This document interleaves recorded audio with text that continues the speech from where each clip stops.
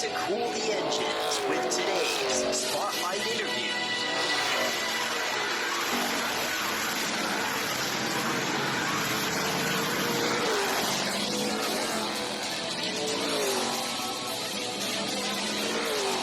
Let's head this side and talk with some of our top competitors as they prepare for today's racing action.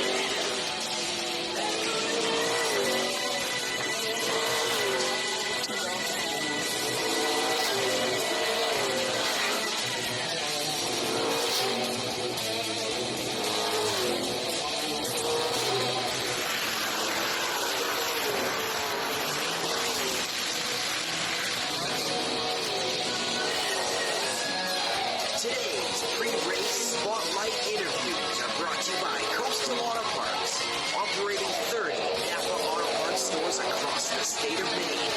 Find a Coastal Auto Parts NAPA near you at capnapa.com.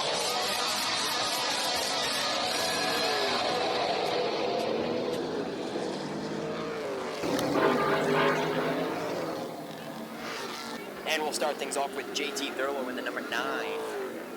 The old family business is supporting this race, so we thank you and your family, JT, for making the Boss Hogg 150 all that it can be. Absolutely, yeah. Me and my dad, we're really happy to do this. We've been preparing all year for this, and I think we got a long-run car. We just need to get in the time trial for the top 20. I think we can do it. We just drew Pill 42, so we're second to last going out. So, What do you think is better, to be the first on the track or last, where there's all kinds of rubber?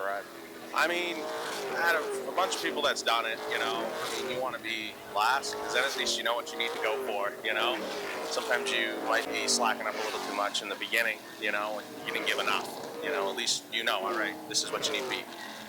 So you think where, you're nearly last, 42 out of 43 cars that are left here.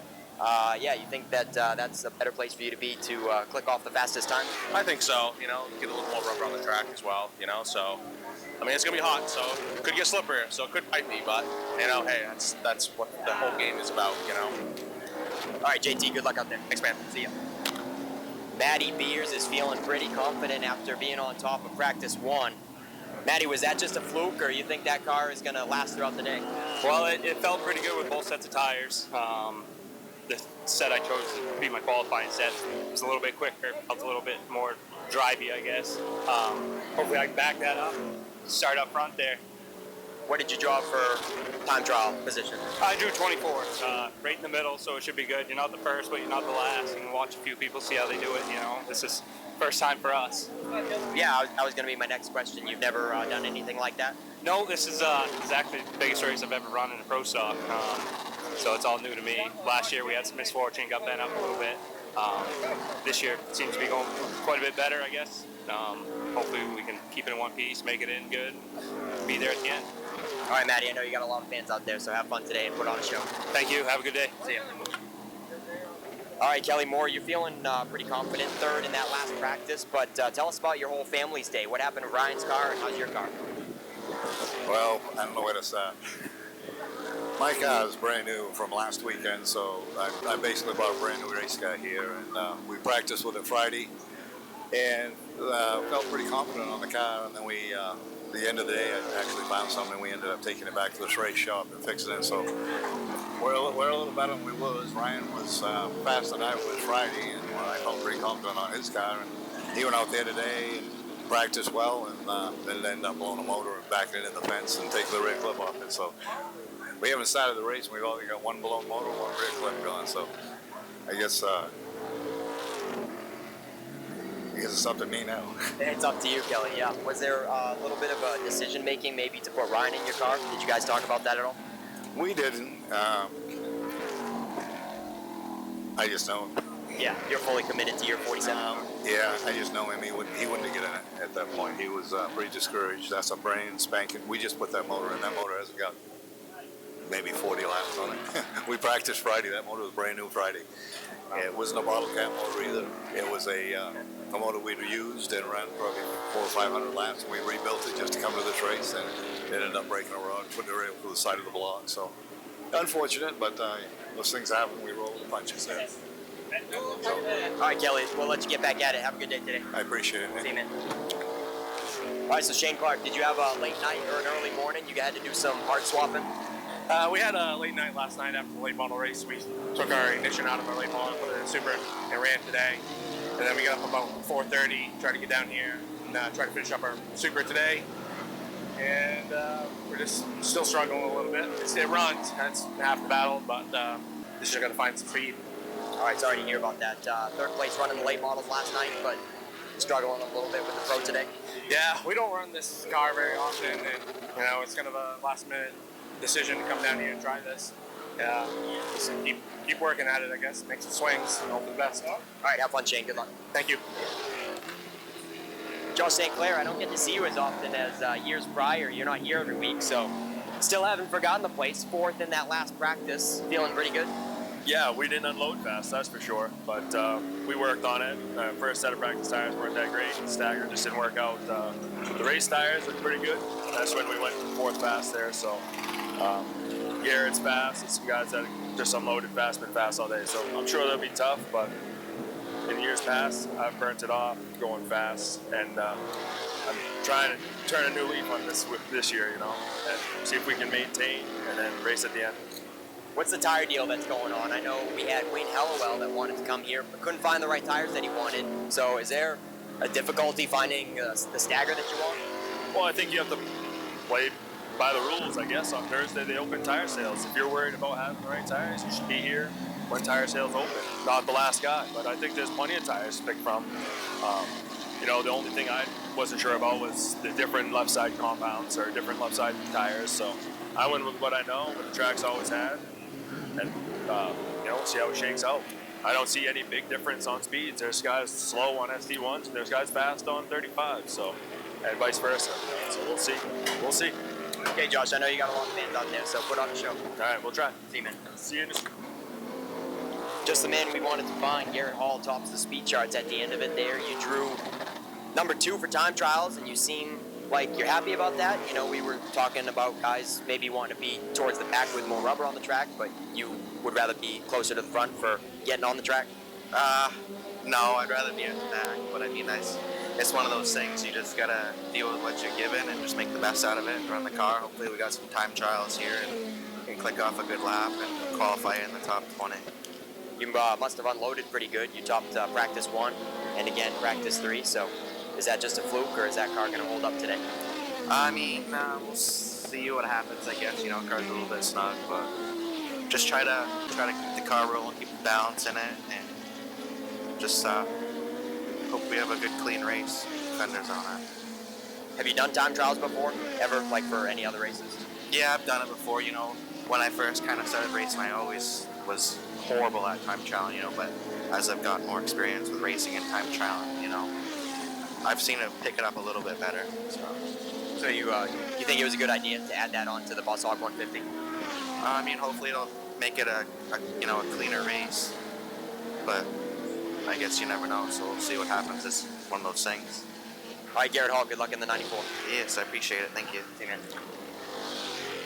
All right, we got Nick Reno back in the 7 Pro Stock, so it's been a while since you've been behind the wheel, right? You've been focused on your boy? Yeah, we did a full season last season with a mod, but this year I've come out a couple times with my own Pro Stock, and this week my father bought a Pro Stock and he wanted to try it, so here we are. Okay, so you usually run 77, and this one is a new one for your dad, you say? Correct, yeah, he bought this one for himself, but he hasn't done a race in it yet this year, so he kind of didn't want this to be the first one he jumped into, so I tested it out for him, and we'll see how it goes today. And not the fastest thing, but it seems to drive well, so we'll see how it works out. You drew 4 for time trials. You looking forward to those? I am not. I've never time trialed in my life, and I've never really paid attention to it, so I'm going to have to watch the first 3 guys go and see what they do. You don't get a whole lot to watch. I mean, you definitely didn't want to be the first one, but at least you get to watch 3 people do it right in front of you. Yeah, just suspense to see if you're going to fall off the top 20 there for a while. All right, Nick Reno, we're wishing you some luck today in the 7. Thanks, I appreciate it. Yeah. Ben Tinker, tell us the story about this number 13 car. It was a car that the Reynolds brothers bought off of Josh and Claire about 2 weeks ago. Got it ready, called me up, see if I wanted to drive it. Told them, of course, a big deal like the Boss Hogg, of course we want to be involved. Is it going all right? It seemed like the beginning of the day you were having some ignition issues. Yeah, a little bit of ignition, fuel issues, but I think we got that stuff ironed out. We're having trouble finding some speed with it. The car appears to be balanced and appears to drive good, but we're just having a little bit of trouble finding the speed. But we got Ford Dr. Feelgoods on it right now, and we'll go for time trials, see if we can lay a lap down. Have you done time trials before in previous races ever? Yeah, many times with the 350 Super. I think at least 3 or 4 times this year we've time trialed. So if there's any advantage to that mentally, I don't know, but I've done it and I've been there, so I feel like that's one bridge I've crossed. But like I say, we'll taper up and hopefully she run a lap. Okay, Ben Tinker in the 13. Have fun out there. Thank you. See you, man. All right, Nick Hinckley in the 15, top in the Pro Stock field this season with 3 wins and the most recent one. So, Nick, you're also in the top 10 in that last practice round, so you must be feeling pretty confident. Yeah, we haven't done a mock run yet, so some of those guys did, and I don't know, the tire compound, we're just a little bit off. We didn't run the new ones like everybody else. Well, I know at least half the people ahead of me did, so we'll see how it works out for the long run, but I guess qualifying is going to be a doozy. What's going on with the tire situation? What was the reasoning? Was there a shortage in the regular tires that the track uses? Yeah, they must continue it next year, but of course down south they've been having issues with them, so it's kind of hard to make that gamble knowing what we run on normally. So kind of just went with what we knew, and I guess we'll see how it goes. So is that something that Hoosier has been pushing on the track, or the track's been wanting to make a change? They did away with, they're no longer making the 30-35, 30-45, so we're going to be on the ST1s, ST2s next year, and yeah, so. And not liking them so far? I don't have long, but I just didn't want to take a gamble for this race, you know, we've been good on the 30-35, so it's just what we decided to go with. Okay, Nick Hinckley, have fun out there. Thank you.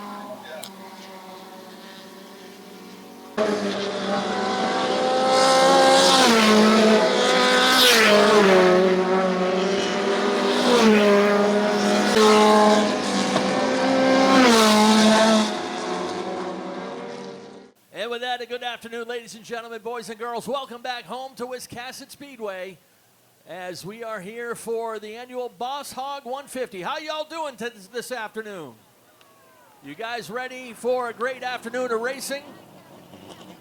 We have got time trials ready to get started here. First and foremost, we want to thank Thurlow Car and Truck Service, John Thurlow and the whole family for being the title sponsor of the Boss Hogg 150.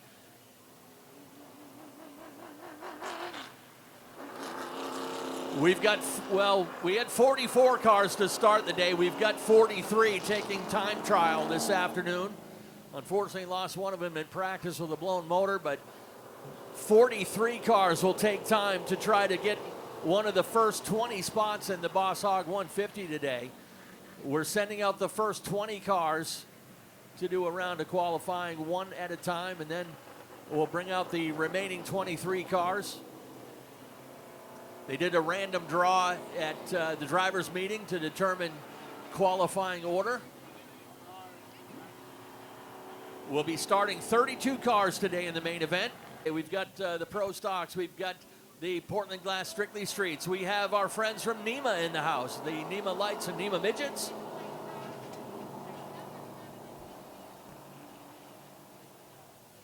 $30 Strictly Streets in the house. Yeah, for the most recent weekly program, we had 30 street stocks as well that night, or maybe 29. But man, the street stocks this season have definitely not disappointed on a weekly basis. First half of the field is in the hot pits, and they are allotted 2 crew members each to maintain tire pressures and whatever else they need to do to prepare for their fastest 2 laps of their lives right now. Time trials about to commence with Dave Getchell in the 88 about to kick it off. A little bit something different, as we said. The drivers have been asking to do time trials. It's been probably 20 years since we've done time trials here at Wiscasset Speedway. Race director Scott Chabuk is down there on the grid and ready to turn our first driver loose out on the track. They'll have 2 laps to put down their best effort. And as I said, the top 20 will go straight to the main event, although the top 10 time trialers will be subject to a redraw at driver introduction time. Those that time trial 21st or worse, they will go to a pair of heat races to try to get the next 8 positions filled. We've got 3 provisionals, and then we'll run a last chance 30-lap last chance qualifier, which will bring one last driver into the fray, and that driver will have a choice: either take $750 and park the car, or get a pair of tires and start last in the Boss Hogg 150. So first out onto the grid to time trial will be David Getchell in the number 88. He's one of our weekly competitors out of Cornville.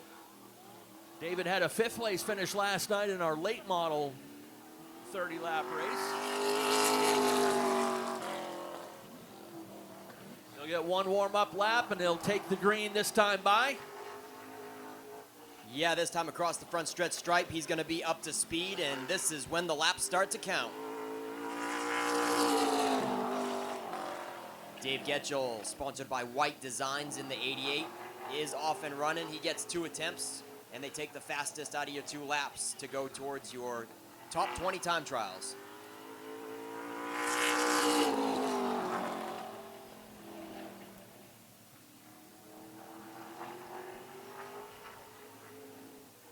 You see his time up on the scoreboard. Slides it over there in turn 4, and some smoke. That first lap will be his best effort with a 15.441. Yeah, that's pretty cool, Ken, that we got the times right up there on the backstretch pylon for the fans to see. Next up on the track will be Garrett Hall out of Scarborough, the Norm's Used Cars and Black Point Motorsports, number 94. Garrett's best finish in the Boss Hogg 150 was a runner-up finish in 2018 to winner Mike Hopkins.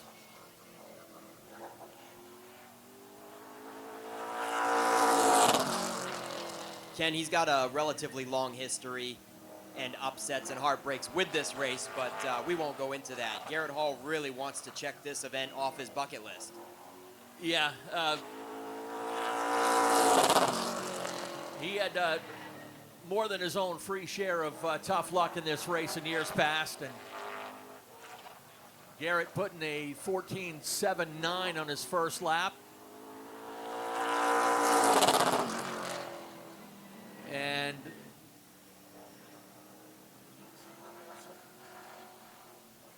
$14.791 is his best lap.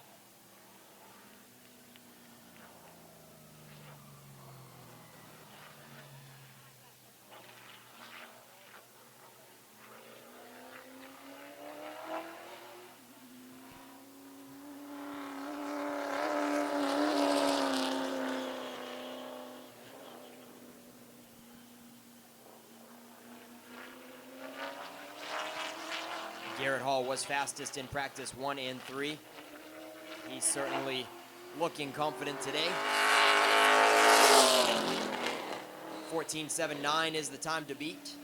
And Ben Tinker is on track in the Knox machine and Reynolds Electric, number 13.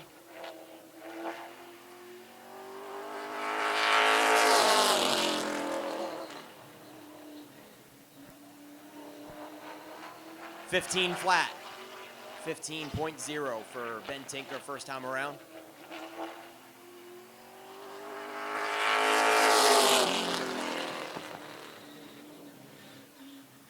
And it's a 14.97 second time around for Ben Tinker.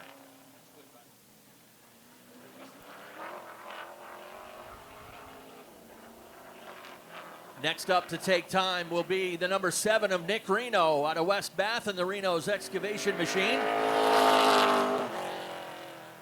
Nick, one of our weekly competitors, actually taking this year off though, the reigning 2023 modified champion here at Wiscasset. 3rd generation of the Reno family, and his son Reed is now running the family car in the modified class here.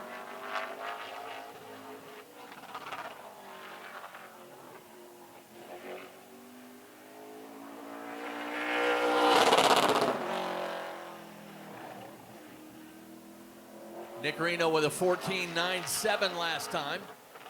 The track record, by the way, for Pro Stocks is 14.58.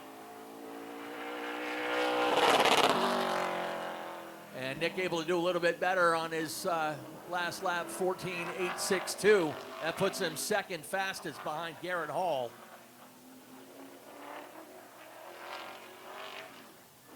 Apologies on the scoreboard, not being able to show the current time, but we'll try to keep you up to date. Next one on the track is the number 4 of Connor Wenners out of Edgecombe, driving the Acewell Service, an after-hours electric sponsored ride. One of our regular late model drivers and runs in the Pro Stocks from time to time. Ran the late model last night, as a matter of fact. Connor with a 15.139 last time by.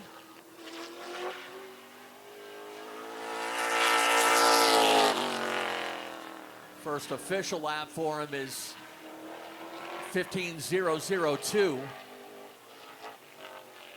And his second official lap right here.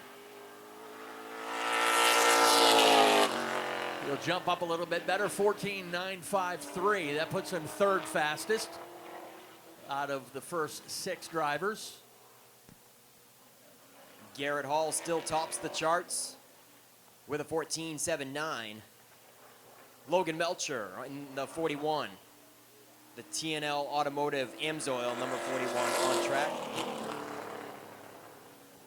TNL Automotive out of J.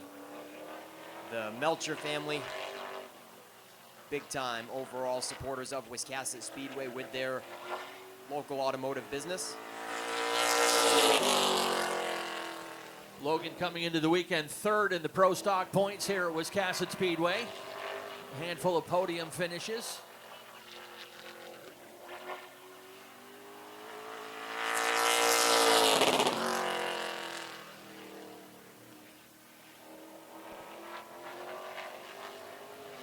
Yeah, first lap for Logan's a good one, 14.727. And that will stand second lap just a little bit slower. So Logan's best lap of 14.727 will put him at the top of the chart, bumps Garrett Hall and the rest of them down. Remember, top 20 out of 43 time trialers will go straight to the main event. Next up is Shane Clark in the number 21, the Wellman Paving sponsored machine out of Winterport. Shane with a podium finish last night in the late model race.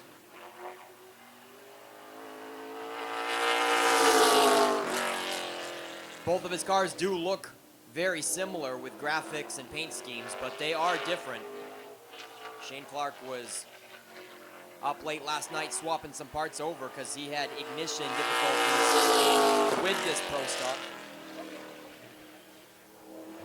So he ran the late model last night with a third place run. And a totally different car for the Pro Stocks right here. 14.876 for Shane Clark puts him fourth in line. Fourth at the moment with a 14.87 for Shane Clark.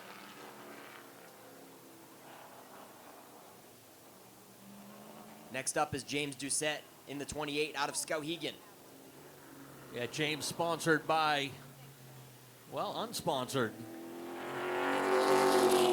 Brand new ride for him. Actually just picked it up this week. James, one of our late model competitors, has moved up to run a couple Pro Stock races this year.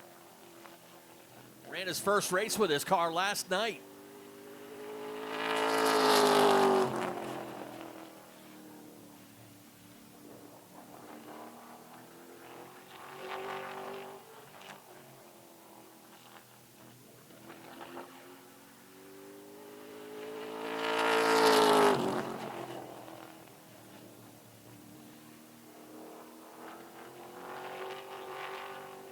James with a 15.366 on his first lap.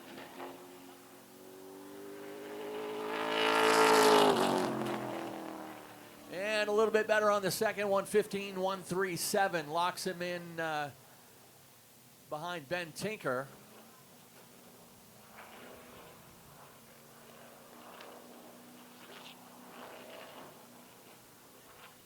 Next up on the track is Ryan Kuhn in the number 72. Ryan, sponsored by Everett's Auto Parts and Cape Cod Central Railroad, coming up to race with us from East Bridgewater, Massachusetts. Ryan was the third place finisher in last year's Boss Hogg 150.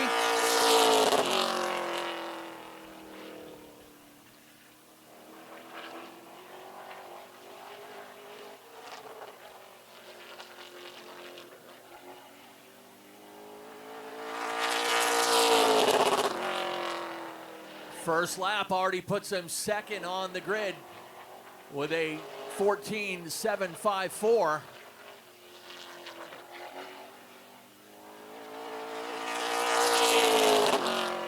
And crosses the stripe with a fast lap of 14.695.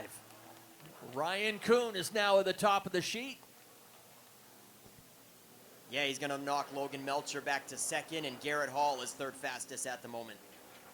Looks like car number 10, or car number 07, but this is the 10th car rolling out onto the raceway, Nick Calvert.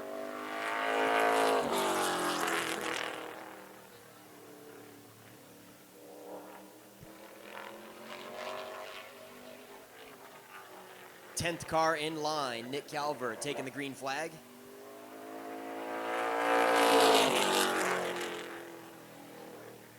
And happy to have Nick Calvert back on a weekly basis with us. He missed the first half of the season trying to venture elsewhere, but he has come back to Wiscasset, where he calls home every Saturday. Nick Calvert in the Ward Water, number 07.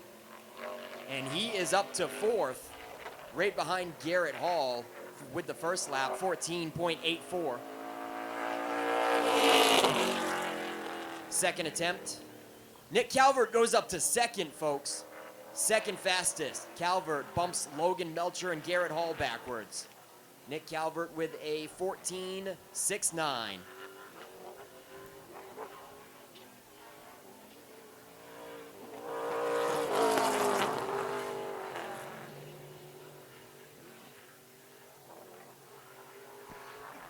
Eleventh car rolls out onto the speedway. Andy Gilbert, number 17, another weekly competitor in the MDG logging. And JT Race Cars, number 17. Yeah, Andy coming down from Jackman to race with us on a weekly basis.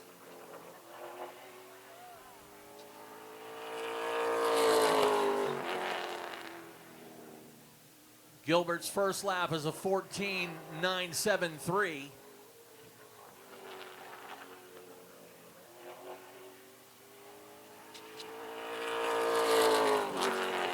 Does just a little bit better, 14.890 that second time for Andy Gilbert. That bumps him up to seventh fastest.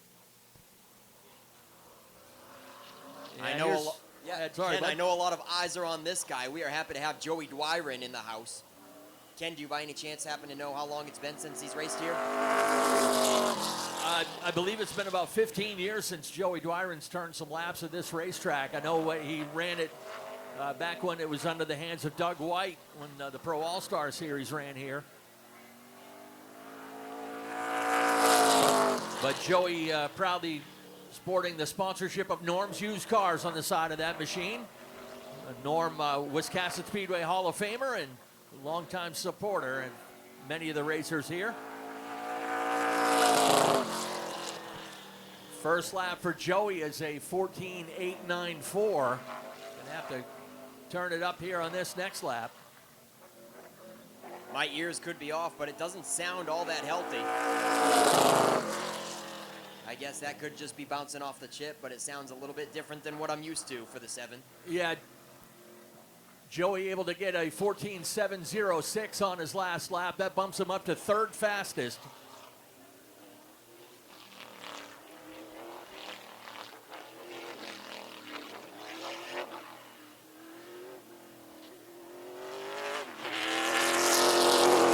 Next driver up on the track is Troy Patterson from Swanville in the Wellman Paving and Patterson Fuel sponsored number 5.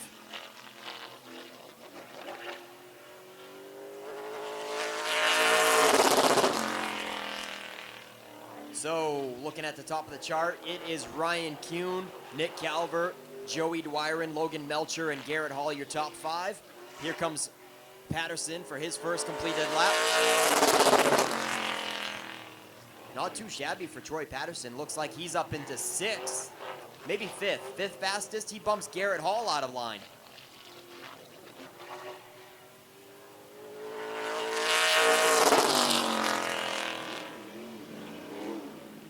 Troy Patterson locks himself in temporarily at 5th fastest with a 14.750. Next up on the track, flying the Ford colors as always, in the number 29, the Cushman competition, number 29 out of Wyndham, that's Austin Teras.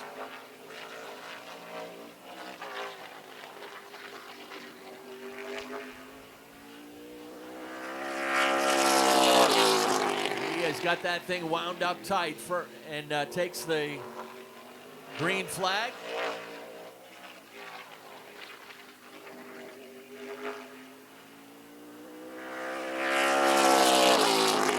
First lap, Teras does a 14.726, 4th fastest already on the first lap.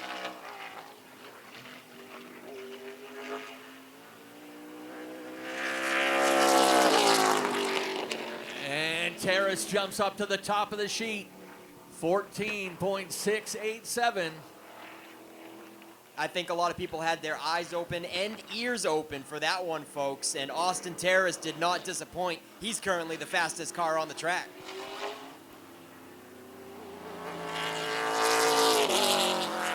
Next out to take time, the number 56, the Hancock Lumber and Brett Davis Real Estate sponsored car for Durham, Maine's Evan Beaulieu.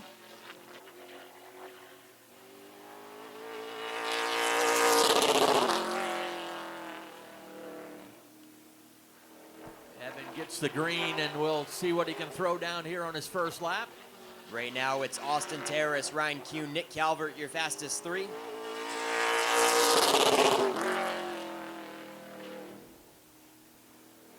$14.9 for Evan Beaulieu, $14.95 the first lap around, coming around to see the checkered for car number 56.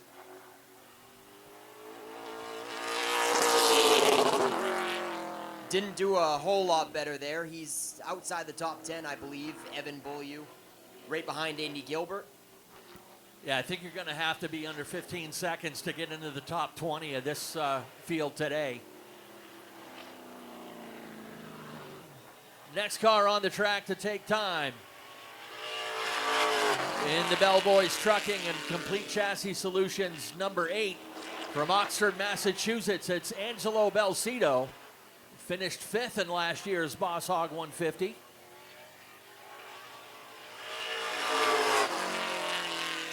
Angelo ran one tune-up race last weekend and finished 5th, but he really lost the handle coming out of turn 2 that time. He'll have to recover in lap 2 here.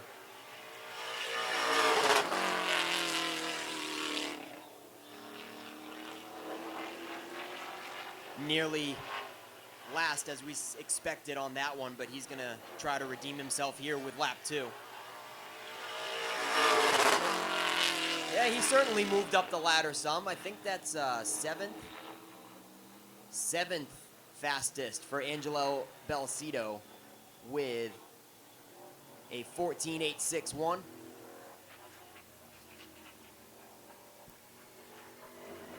Next out on the track to take time. And that number 85, the Wallace Roofing sponsored number 85 out of Durham. That's Kenny Harrison. Kenny jumping into this ride about midway through the season. And this is actually with his long and storied career at Beach Ridge and Oxford and some here at Wiscasset. This is the first extended lap pro stock race Kenny's tried to attempt qualifying for. Longtime limited sportsman ace and former champion.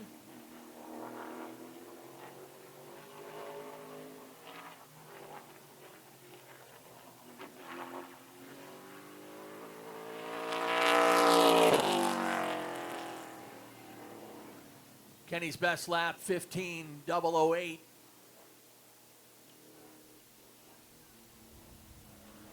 Three more drivers in this group, and then we'll bring out the other half of the field to attempt time. Next on the track, in the Poles Automotive and Rocco's Pizza Bar, number 97 from Hudson, New Hampshire, it's Joey Polwarczyk. Yeah, I'll leave that last name pronunciation to you. Everybody else just likes to call him Joey Pole. Yeah, absolutely. Former Granite State Pro Stock champion, former Hudson champion. Hasn't run a whole lot of races up here at Wiscasset, but always does pretty well. First lap, 14.750. That puts him 7th fastest on the first lap.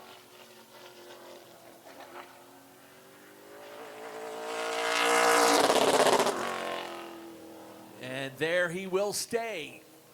That first lap, his best 14.750, nearly identical 14.752 on his second lap. So that leaves him 7th fastest right now.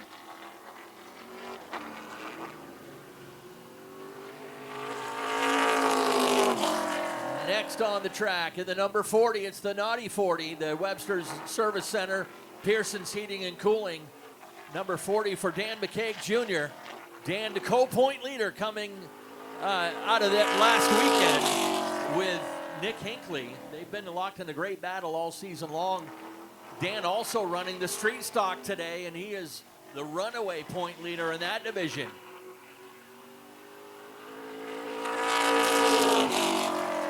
First lap for Dan McCaig of 14.822.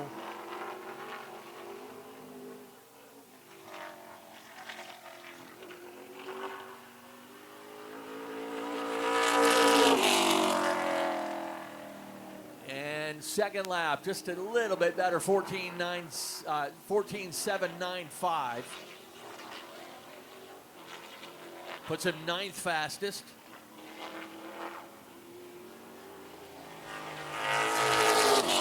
Final driver here in the first group in the Bath Electrical Service and Gilman Electric Supply. Number 84 from Woolwich, it's Jamie Wright. Yeah, he'll wrap up the first 20 cars. And then in the next group, we have 23 more cars coming out after Jamie Wright wraps this one up, coming around to complete his first timed lap. Jamie was third place finisher in the 2022 Boss Hogg 150. 14.78 for the first lap around, coming around to see the checkered for Jamie Wright.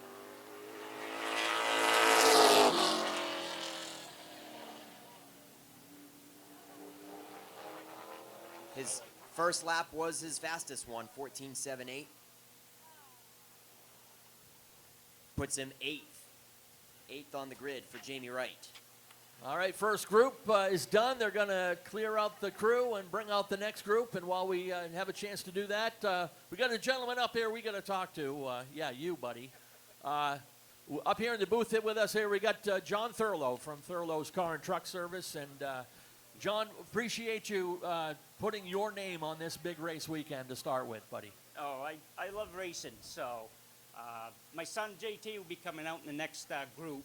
And what I do for business is I do road service for big tractor and trailers that break down on the road, or if they need work done going at their place, and I just go right there and fix them and save them money instead of having them go to the dealership. And what geographic area do you usually cover? I can go anywheres from Kittery all the way up to Bangor. Excellent. You know. Yep. And actually, was it LePage Bakeries that you said you're associated with? Yep, associated with LePage Bakery. I do some of their work and cut back on doing that. And picked up a bunch of accounts in Portland and doing good with those and staying busy. Now, let's jump over to the race side of things. You guys, Thurlow family's kind of relatively new with us. You guys came and raced with us middle of last year, and I know you had a good time. And it didn't take you guys too long to lock into this place as home. And you at the end of last season, you came to us and said, I want to sponsor that race.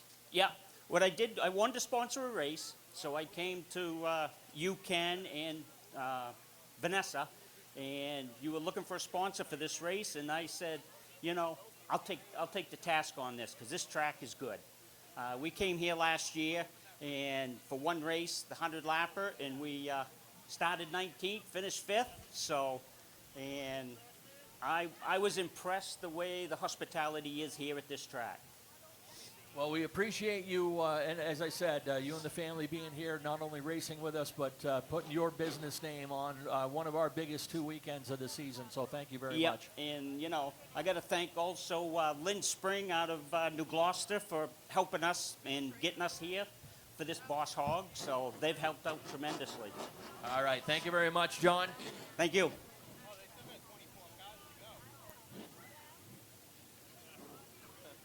All John's friends are out there. Thank you, John. Yeah.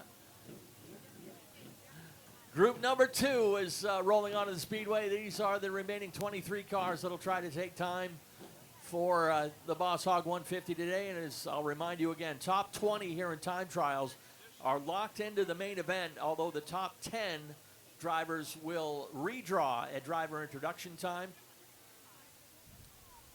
Anybody that time trials 21st or worse will have to go on to the 2 heat races. A pair of 15-lap heat races will take the top 4 out of each of those races. That gets us to 28. Then we've got 3 provisionals. Those provisionals are Wiscasset weekly points.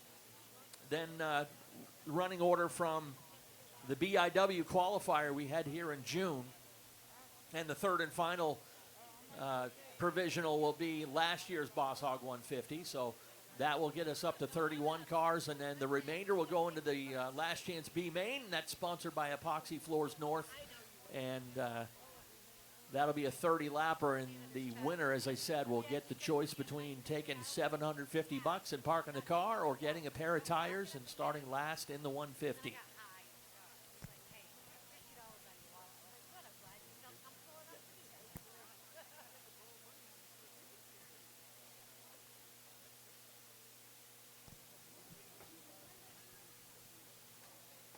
Ken, I might be mistaken, but I don't think we mentioned that there is a little bit of prize money up for grabs for the top 3 of this, brought to you by Davis Erector Group. Yeah, absolutely. Thank you. Davis Erector Group, Dave Davis and his whole crew stepping up to sponsor our time trial awards today. And top 3 time trialers will pocket some bonus money this afternoon. $300 for the best time, $200 for second, $100 for third. Kelly Moore, the Maine State and New England Auto Racing Hall of Famer, first to take time here in group number 2. This is a car that they actually put together down in North Carolina over the beginning of the week and brought it back up here. Wrecked in practice just a week ago in an unfortunate incident.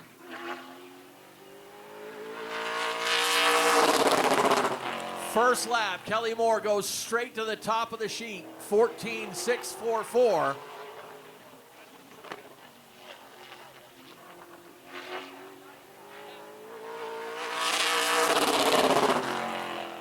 Little bit better, 14.617 is your new best time.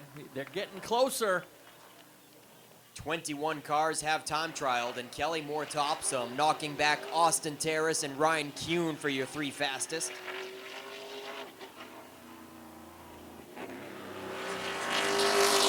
Remember that track record is 14.58 seconds. Jeremy Davis the next up to take time out of Tamworth, New Hampshire, in the Davis Chassis Works and T&D Cleaning Service.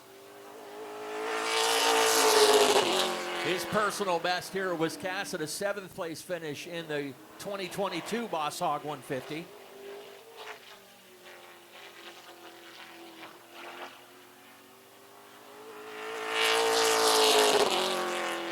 First lap from Jeremy mid-pack with a 14.851.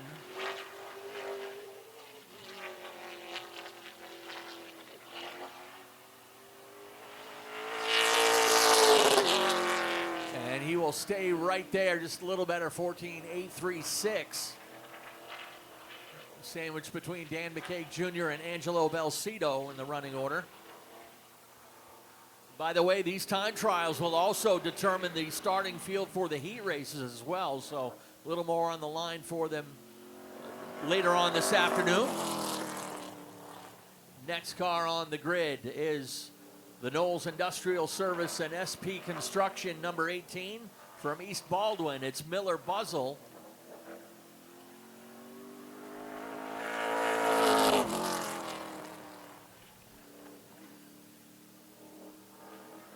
Young man in the 18, third season behind the wheel of a pro stock. He's run some Granite State races as well.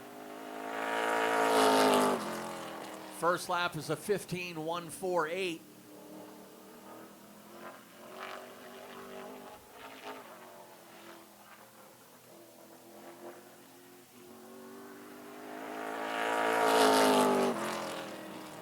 And that will remain his best lap. First lap was a 15.148.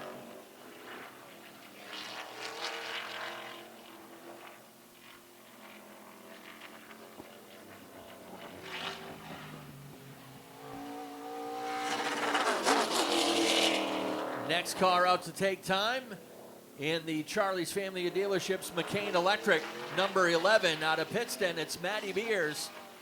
Matty was fastest in second round of practice this afternoon.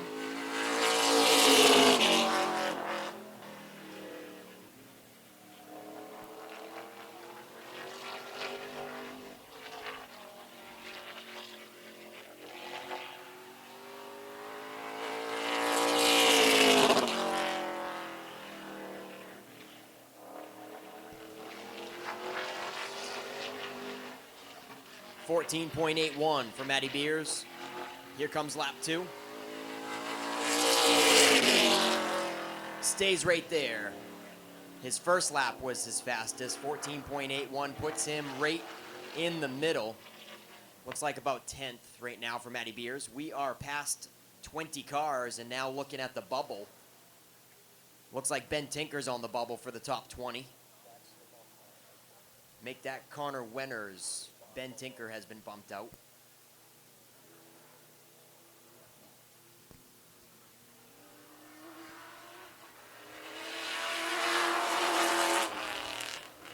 Yeah, so these guys are all shooting to be in the top 20, so they don't have to put any extra time and effort and wear on their tires in qualifying. Top 20, and they're guaranteed to be in.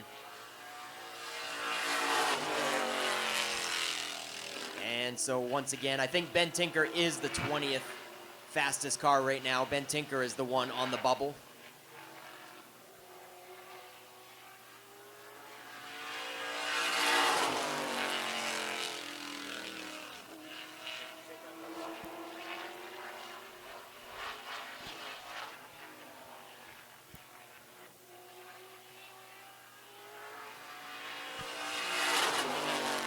All right, the Paul White Designs number 01, Stephen Jacoin.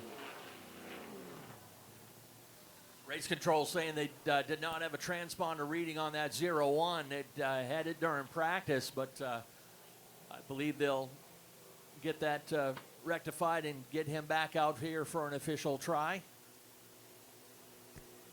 Yeah, so that one was all for nothing for Stephen Jacoin. He's going to go have to check out the transponder issue pit side, and we'll get him back out here. Dave Farrington in the DMD Racing number 23.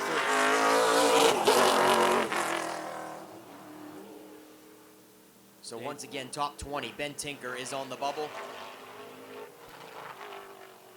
Farrington, the 2015 Coastal 200 winner here at Wiscasset. Also a former super late model champ at Oxford and Beechridge. 15.228 on the first, or actually this is, that was his warm-up lap. I get to catch back up here. 14.715 on his first lap. Ken Minot hasn't done time trials for a long time either, so. Second lap, 14.708. That puts Dave Farrington 7th fastest.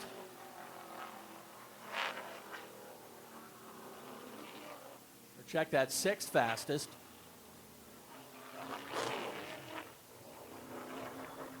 Ben Tinker is going to be knocked out of the top 20, and now it's Connor Wenners. Number 4, Connor Wenners, is in 20th position on the bubble. Charlie Buxton, number 98, out of Biddeford.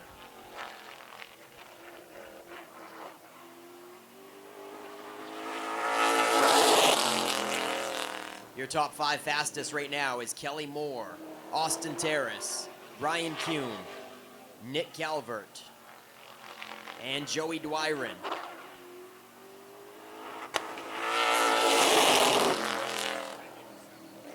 Quite a pop coming out of turn 4. Charlie Buxton giving it everything he has. And it's not quite enough. 15.2 so far. Does a little better with a 14.9. And he goes right behind Connor Wenners. Charlie Buxton in 21st position. Connor Wenners stays in the hunt in the top 20.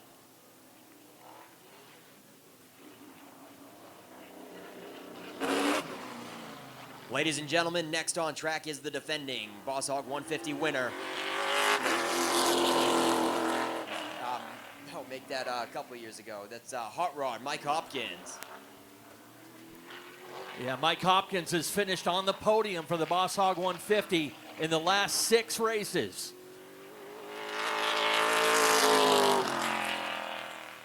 He's won 2 of them over that time in 2018 and 2022, but like I said,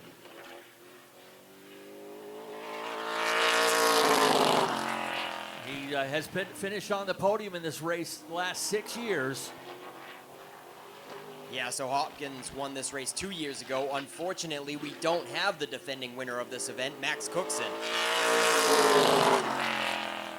Unfortunately, the 39 Max Cookson not returning to defend his title.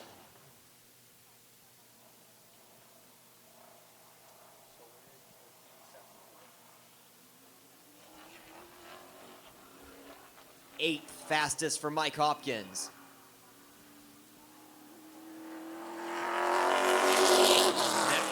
Next on the track is the grandson of Boss Hogg himself. It is Josh St. Clair, 6-time Wiscasset track champion, and the man who holds that track record of 14.58 seconds. Don't mean to put too much pressure on him. He's got a busy day today, too, just like Dan McKeag Jr. He's going to be running a Strictly Street as well. Yeah, Lightning McQueen is back in the house.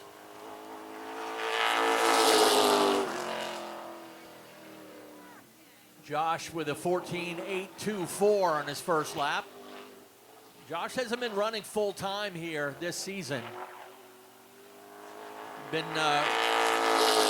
running several pass races and Granite State races. 14.770 puts him 11th fastest.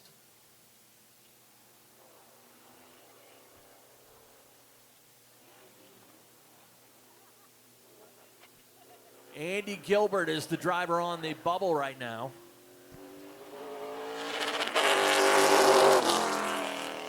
Yeah, we recently just knocked out 2 cars. Evan Beaulieu and Connor Wenners, 21st and 22nd right now. Next on the track to take time in the Richard Moody and Sons in Smokers Haven, number 44 out of Parsonsfield, it's Trevor Sanborn.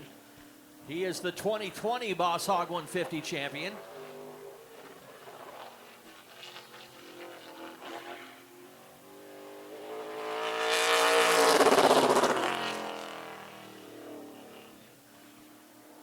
Sanborn's first lap, 14.827. A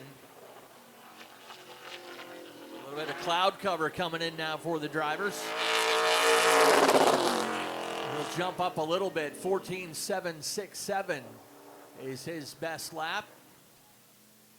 That will put Shane Clark on the bubble, bumps Andy Gilbert out of the top 20. Shane Clark now the driver on the bubble.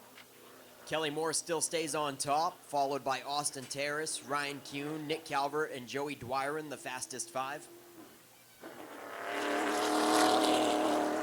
Dave Farrington is 6th fastest. And next is Logan Melcher, Mike Hopkins, Troy Patterson, and Joey Pohl make up your fastest 10. Next on the track, in the Beckett's Towing and LNS Concrete, number 28 for Will Collins out of Waldoboro. Will is our reigning late model champion.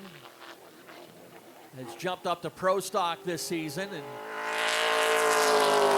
threw a throwback scheme on that one, a number in honor of his dad, Bill Collins, who used to run back here in the day.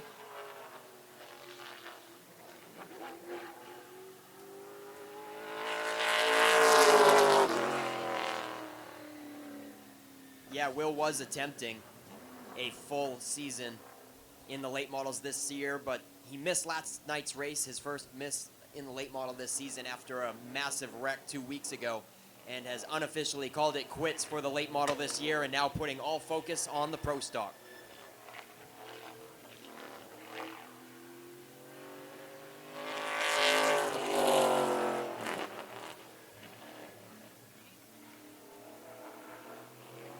Next on the grid, in the 17A MA out of Raleigh, Massachusetts, it's the outlaw, Eddie McDonald.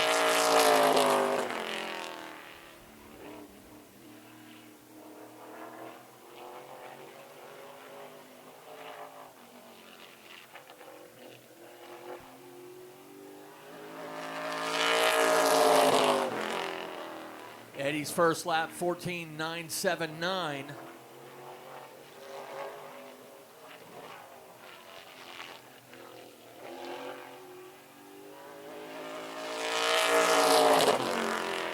Eddie Mack not able to get into the top 20. 14.949 is his best.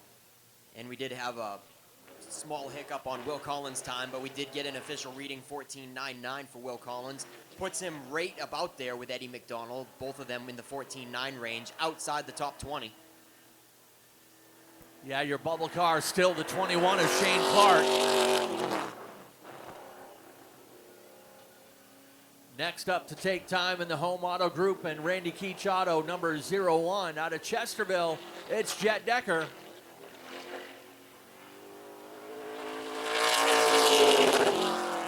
Jet was the runner-up in last year's Coastal 200 in late model competition. He's a former four-cylinder pro champion here just 3 years ago.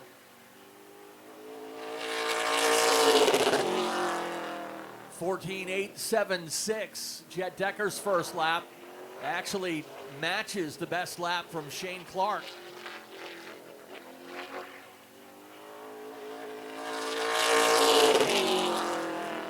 And he will bump Clark out of the top 20. Decker with a 14.865. Yeah, right on the bubble. Jet Decker, 20th fastest at the moment. His second lap was a little faster.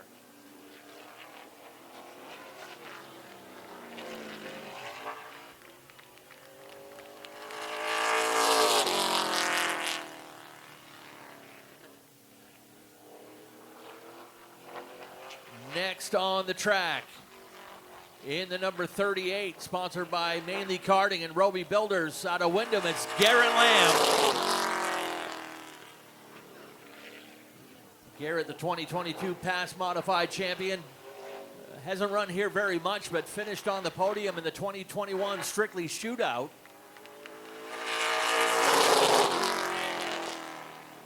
Not enough to get in the top 20 right now. He's about 23rd fastest for Garrett Lamb.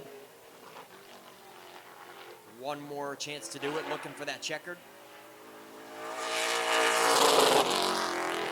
He does jump up into the top 20, 14.792 on Garrett's second lap. That will bump Shane Clark out of line.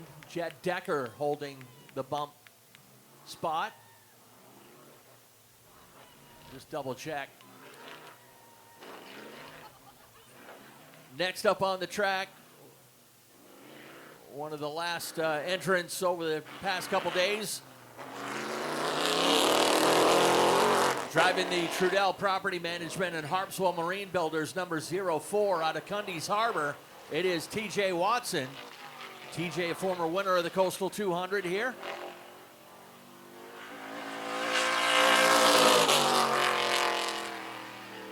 That top 5 has stayed untouched for the second half here. Kelly Moore, Austin Teras, Ryan Kuhn, Nick Calvert, and Joey Dwyer in your fastest 5 still.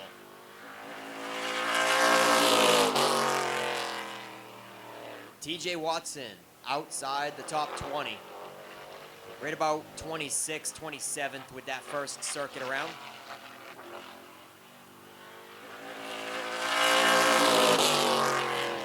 Doesn't do any better with lap 2. TJ Watson with a 14.963, about 26th or 27th on the grid.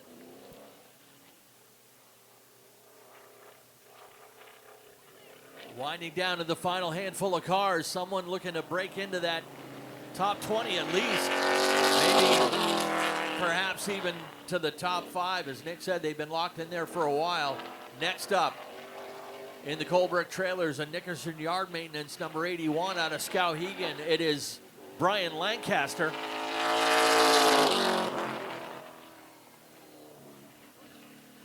Little slip from Lancaster late back into gas in turn 2. Yeah, got into the curb a little bit in the middle of 1 and 2. And drifting up high out of turn 4. He's got his hands full with that Colebrook Trailers number 81. Way outside the top 20 right now. Looking for a better lap 2 right now. A little bit better, but not quite enough to get him in the top 20. He got back under 15 seconds with a 14.941.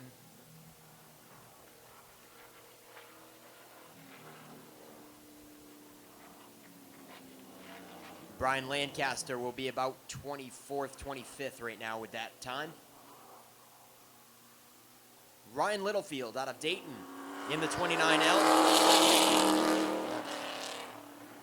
Ryan in the Littlefield Excavation and Paving and Black Magic Seal Coating, sponsored number 29. Ran here in the Boss Hogg last year.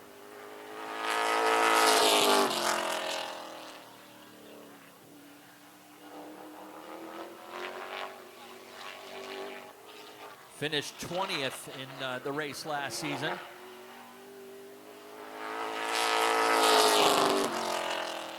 First lap, he gets himself under the top 20, 14.841.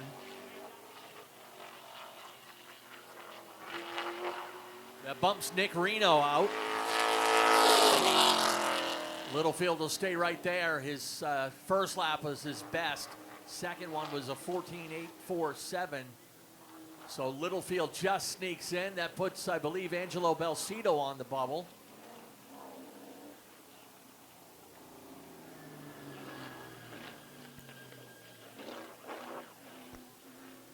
The most recent Pro Stock winner. And 3 feature wins this season in the 15. Nick Hinckley. Yeah, Nick, the co-point leader here in the weekly racing at Wiscasset Speedway with 3 feature wins and the Ideal Portable Toilet, sponsor number 15. Angelo Belcito, the number 8, is the driver on the bubble right now.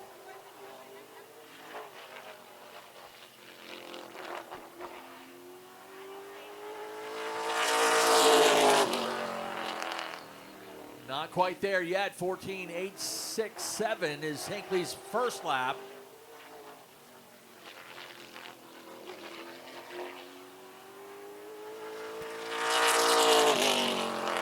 Nick Hinckley not able to crack the top 20. That first lap was his best. Second lap, 15.016. So Hinckley has to hang his hat on that 14.867. Does not get him into the top 20. He's going to have to race his way in. Next on the grid in the number 18.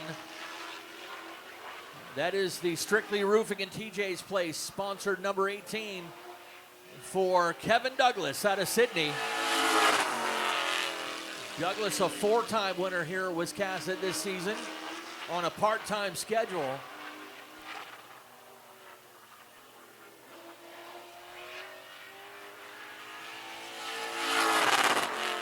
Kevin was the 2021 winner of the Boss Hogg 150, and he's already got himself 6th fastest on his first lap. 14.706. Second lap bumps him up one more. Douglas with a 14.698. That makes him 5th fastest. Hey, we finally got a new face in the top 5. So it is Kelly Moore, Austin Teras, Ryan Kuhn, Nick Calvert, and Kevin Douglas, your fast 5. Yeah, that bumps Angelo Belcito off the top 20. Ryan Littlefield now the driver on the bubble. And another reminder, there is a little bit of prize money up for grabs, brought to you by Davis Erector Group. $300 to the fastest car, which is currently being held down by Kelly Moore. $200 for second and $100 for third. Next on the grid is the statewide foam coatings number 32 out of Brownville for Nick Jenkins. Nick is the 2017 Boss Hogg 150 champion.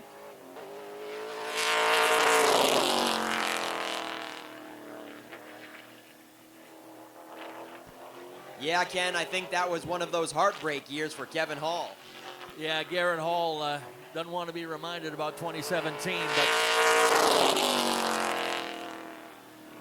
Jenkins' best lap is a 14.878, not enough to crack the top 20. Right about 25th fastest for Nick Jenkins. Next on the track is the Window World of Maine and New Hampshire and Winter Pit Products number 81 out of Deerfield, New Hampshire for Dan Winter.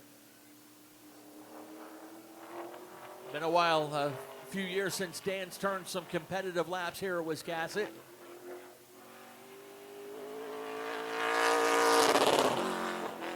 Dan's business these days, building amazing pit boxes and war wagons for these race teams. And we're utilizing the hot pits today and probably going to see some of them.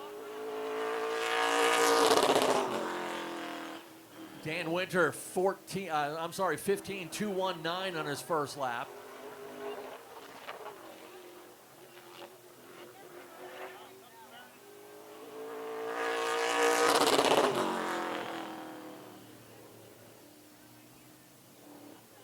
And a little bit better with a 15.006, but not enough to get him in the top 20.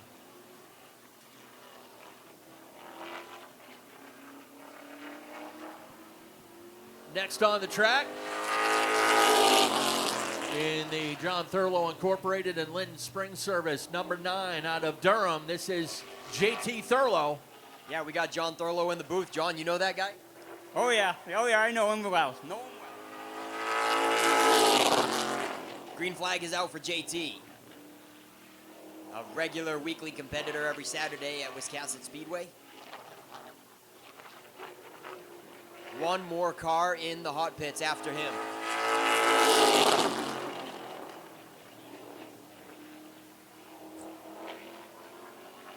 Car 42 on track now. Silas Ripley will fill the time trials with the 43rd car.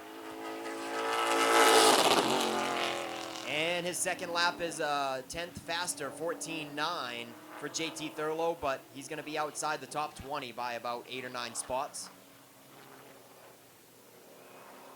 JT Thurlow out of Durham, 14.9 for the 9 car. The 9 followed by the 09.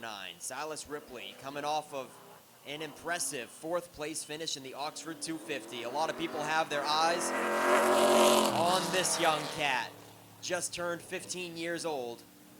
Silas Ripley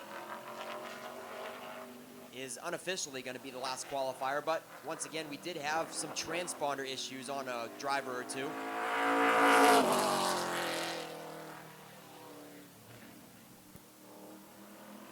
Ripley in the Manly Concrete Pumping number 09.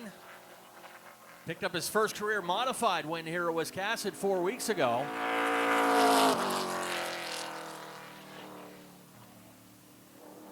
Last year's late model rookie of the year here at Wiscasset as well. First lap 14.867. Second lap, good enough to get him into the top 20. That's 14.781. And that bumps Ryan Littlefield out. And that'll do it for time trials, ladies and gentlemen. Your top 20, Kelly Moore, Austin Teras, Ryan Kuhn, Nick Calvert, Kevin Douglas, Joey Dwyron, Dave Farrington, Logan Melcher, Mike Hopkins.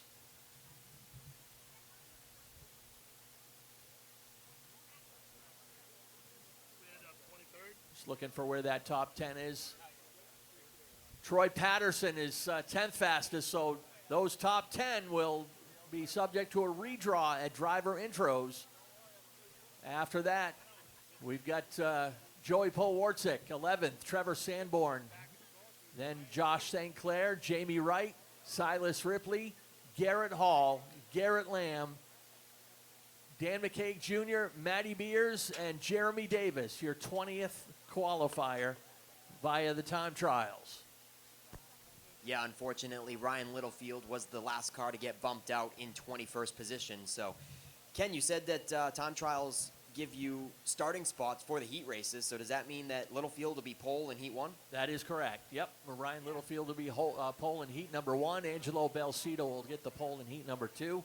That'll be coming up in a little bit. But right now, we're going to turn the track over for a moment to our friends from Nema. For the Nema Midgets. Ready to go 10 laps and decide their starting order for the feature. Green flag. Down through the first and second turn. Big jump from Mike Horn out of turn number 2. And Horn leaps to the lead in the number 93. Here's Paul Scally up on the outside of Doug Cleveland. And Scally gets around Cleveland to go to second. Randy Cabral will use the low line again to get around Cleveland's number 87, and he does. Randy Cabral goes to third in the number 74. Mike Horn out in front in the number 93. Paul Scally trying to catch him. And already clicking off some fast laps.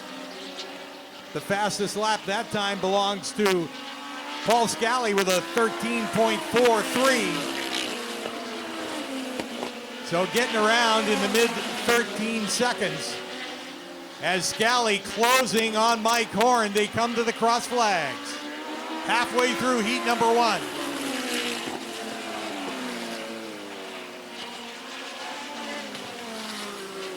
Big trouble for Paul Scally. In the wall hard up in the first and second turn. Could hear something with that car as he came down the straightaway. And ends up. Right front wheel came right off down the front stretch there, Pete. And he did a really good job getting on the brakes and slowing it up as best he could. He could have really gone into that wall a lot harder with no right front wheel. Yeah, I wasn't sure whether that wheel came off when he hit the wall or before that. So thanks for pointing that out, Nick, that Paul Scally takes a pretty wild ride. He's okay. He's out of the car, walking around to survey the damage on the number 30. Set for the restart. Green flag. And Mike Horn leaps to the lead right at the start over Randy Cabral by 4 car lengths on the backstretch.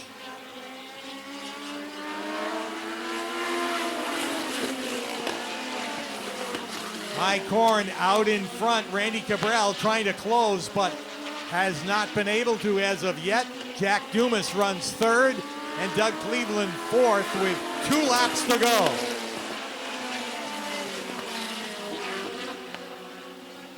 Mike Horn out in front and in charge of this one as he has led every lap, and he's got one more to win it. White flag on the field. Now the checkered flag goes in the air. Mike Horn wins it. Randy Cabral for second. Jack Dumas is third. And Doug Cleveland will finish fourth in the number 87. So a little delay right in the middle of it as we had to take Paul Scally's car off on the ramp truck, but that did not deter Mike Horn from Ashland, Massachusetts. Horn, the winner of heat number 1. Randy Cabral settles for second. Jack Dumas third in the number 77. So Derek Robbie and Matt O'Brien in the front row, Dylan Rock and Avery Storr in row number 2. Green flag.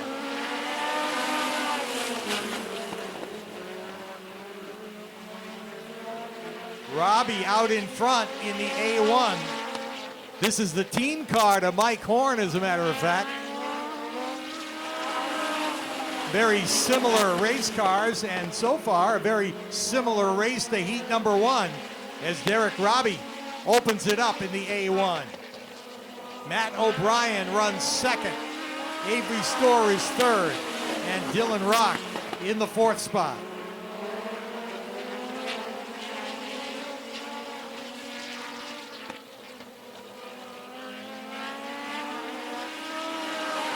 Comfortable lead for Derek Robbie, who last time out for the Midgets, Robbie got a podium finish, his first one with Nema, and now he's leading heat number 2. But Avery Storr is on the move. Here's Storr working the outside of Matt O'Brien and goes to second. Already halfway through. Derek Robbie has led it all the way, but Avery Storr now closing that gap. Storr in the powerful number 39, ducks to the outside, makes the pass at the line, and Avery Storr is the new leader.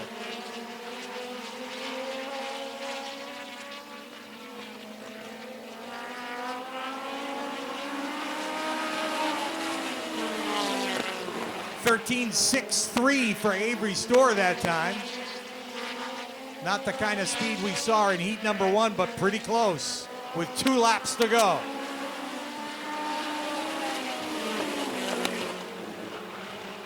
Big lead for Avery Storr. Almost a straightaway for the 39, the defending champion of the Nema Midgets. Gets the white flag. 1 more lap to go. And Avery Storr has found the right combination today as he runs away with the 10-lap qualifying heat. Second will be Derek Robbie. Matt O'Brien will be third, and Dylan Rock finishes fourth in the repeat motorsports number 49. So that's the way they run in heat number 2. These cars are now qualified for their 25-lap feature event a little later on in the program. Also coming up in just a bit, we'll get to see the Nema Lights in their qualifying heats. Barry Morris back behind the wheel of the pace car and ready to turn him loose here for heat number 1 of 3 for the Portland Glass Strictly Streets. And there's already a little bit of a smoke trail behind the 8X of Ethan Dinsmore. Let's hope that thing holds together.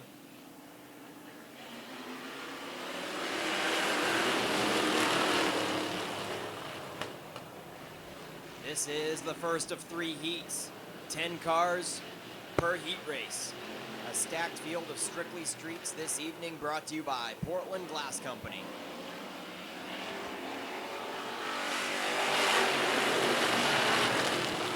Ethan Dinsmore on the inside, Brady Romano on the outside, and right up tight in the 58, it's David Greenleaf. Top 3 have singled out, and they are still double file from 4th on back. Wiggin having trouble in the 26. Scott Wiggin has his hands full as Lawrence got into the back of him coming out of turn 4. Wiggin is throwing anchor, and everybody is freight training around the top side. Lawrence gets around after losing a couple spots, being dragged backwards by the 26.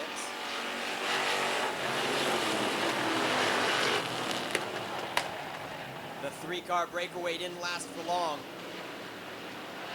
Here comes Chuck Wagstaff in the 31 looking to the inside of Speedleaf if he can't make that topside work around Romano.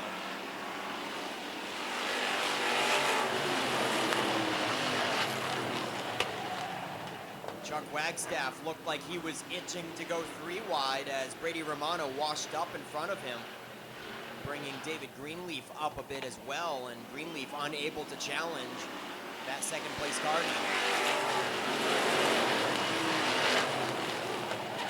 Greenleaf gets to the bottom. They are single file for the top 3 once again, but he's drifting down the backstretch. David Greenleaf with his hands full. Chuck Wagstaff capitalizes and finally takes over third. David Greenleaf was sideways all the way through turn 2 and down the backstretch. He is starting to lose some spots now as the handling goes away. Wagstaff and Landon Tapley now taking 3rd and 4th. Oh man, David Greenleaf is really fighting an ill-handling car now. They go 3 wide to dispose of him. Greenleaf is way outside the top 5 now as Lawrence and Cromwell take over those spots for 5th and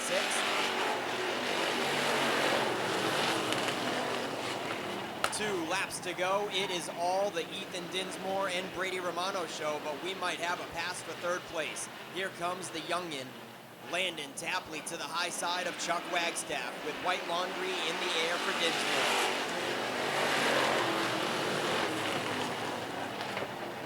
One lap to go and Tapley is all set with Chuck Wagstaff. Look at how fast he is reeling in Brady Romano.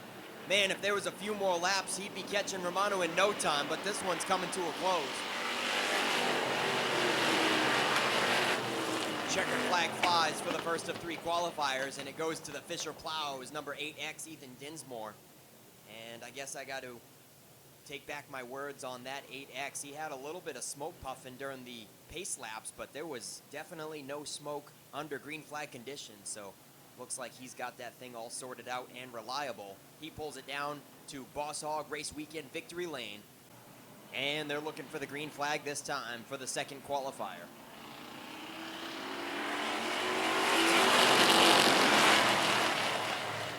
And a nice jump on the outside line.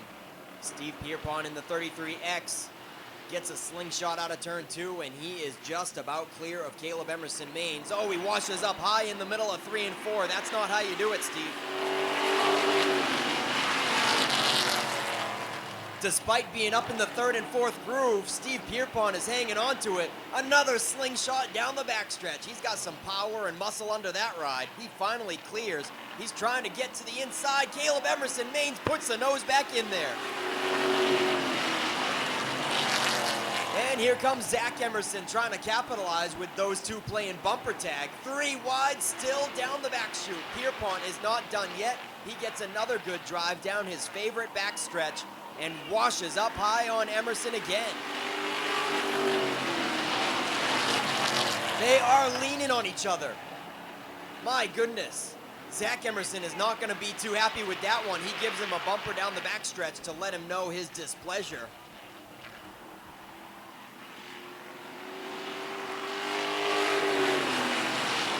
Steve Pierpont gets shuffled back to make up your top 5, and he is now out of the picture. Now Joe Harriman going for the top spot, pulling up alongside Caleb Emerson Maines with the halfway flags out. 5 to go.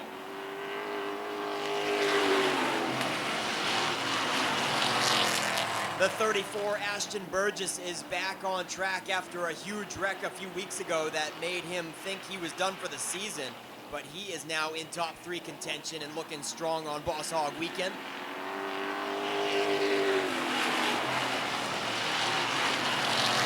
Zach Emerson in the 23 locks and reloads around the high side and takes over 2nd.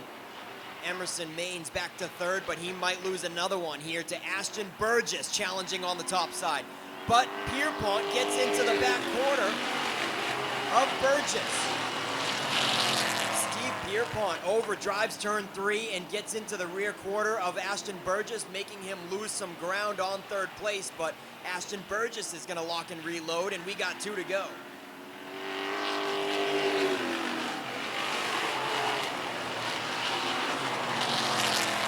Joe Harriman trying to drive away, but Zach Emerson looks to be the fastest car on the track. He has closed the gap and now looking to the top side with only 1 lap to go.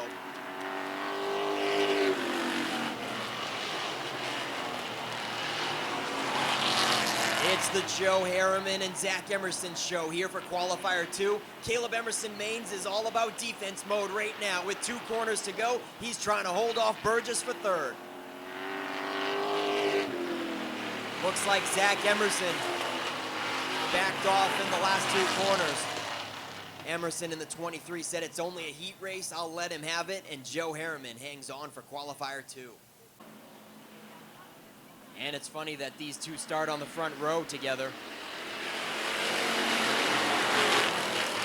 Dan McKeag Jr. and Josh St. Clair are the only 2 doing double duty today in the Pro Stock and Street Stock as well.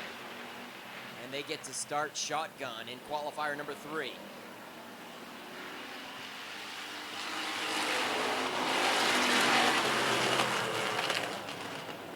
Mac Hannon Jr. not letting them get out of sight, and also look who's there, Mr. Excitement, Zach Audette is running away with the top 4. Still going at it for the top spot. McKeag Jr. is not giving up. Slowly and methodically working that top side. McKeag Jr. keeping his composure and trying to pick away at Josh St. Clair. He's giving him plenty of room out of turn 4.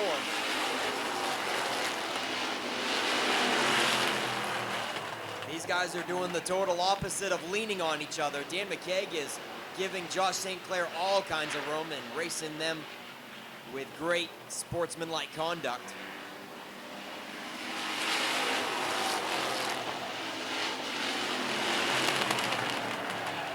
Making up your top 5. Oh, we've got almost a spin going into 1. Dan Morton in the 0-0. Gets a little help and hits the dirt, but regathers it back up.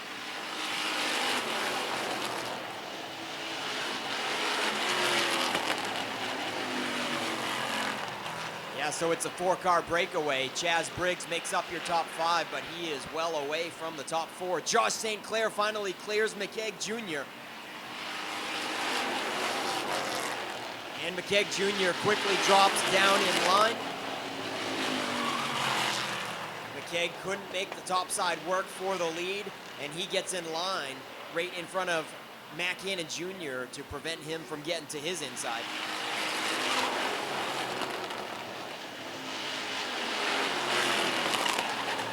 A little slip up out of turn 2. Josh St. Clair sideways. Almost opens up the inside. McKeag Jr., though, being real nice to him about it, going back to the top.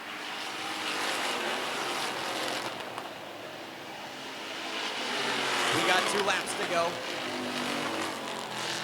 And it's still a battle at the front. Dan McKeag Jr. has hit the reset button, and he's trying the top side once again with 1 lap left.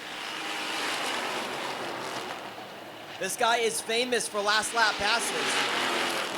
Most of the time it is in the features, but he's looking to put on a show here for the 3rd qualifier. 2 more corners to go. Can Josh St. Clair hold him off? It looks like he's going to. Checkered flag is out. Dan McKeag Jr. almost lost the spot to Matt Hannon Jr. Set to go green for 10 laps. Green flag. 3 wide at the start. Look at the move by Joey Bailey. Down on the inside, and Bailey comes out of turn 2 with the lead. Bailey in front. Braden Egan runs 2nd. 3rd is the 29 of Jake Traynor. And 4th, the 16 of Ryan Locke.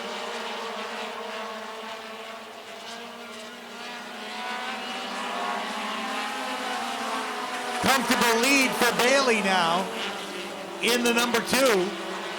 Down the backstretch. Braden Egan in a comfortable 2nd. Jake Traynor runs 3rd. Ryan Locke is 4th. And Paul Scally round out the top 5.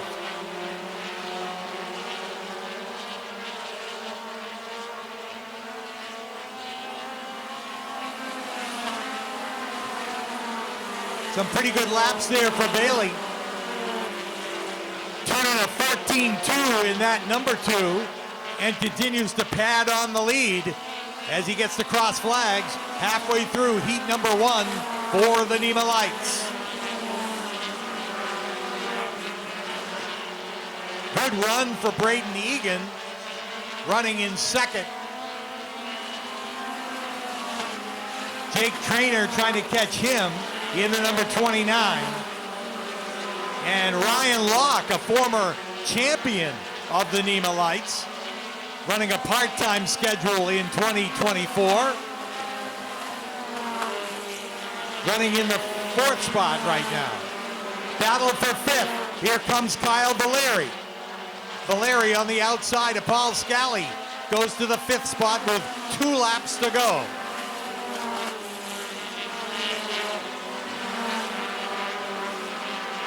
But it's been all Joey Bailey from lap number 1. And he'll see the white flag. 1 more lap to go.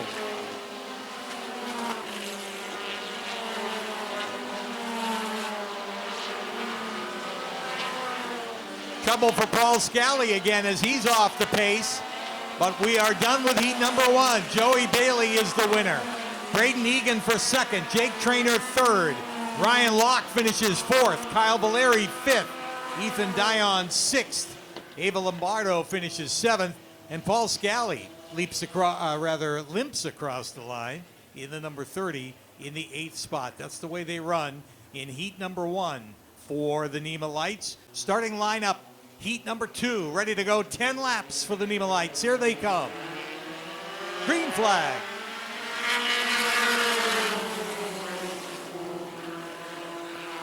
Off the 2nd turn and down the backstretch. Tiana Kibbe out in front from the pole position in the number 94. Perniciglio runs 2nd. Dylan Kutu is 3rd. Chase Locke in the number 1.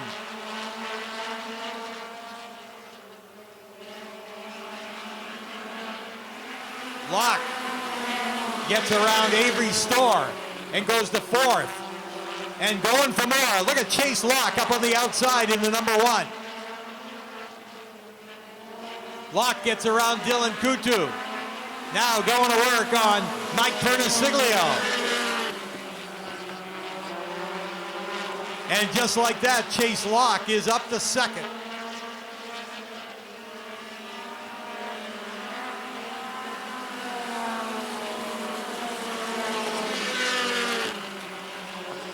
Chase Locke in 2nd, trying to chase down Tiana Kibbe, who is the leader at the cross flags. Locke in 2nd in a battle for 3rd. Dylan Kutu dives down deep into turn number 1 and makes the pass on Mike Perniciglio. Dylan Kutu goes to 3rd, Perniciglio back to 4th, and Randy Cabral rounds out the top 5. But a battle for the lead now in 1 and 2.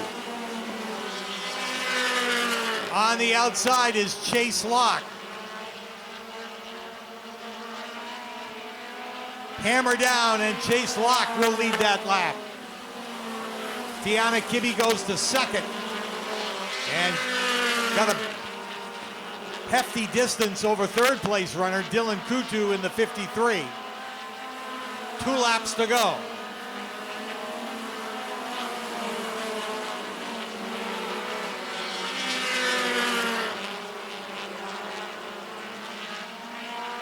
White flag, 1 more lap for Chase Locke.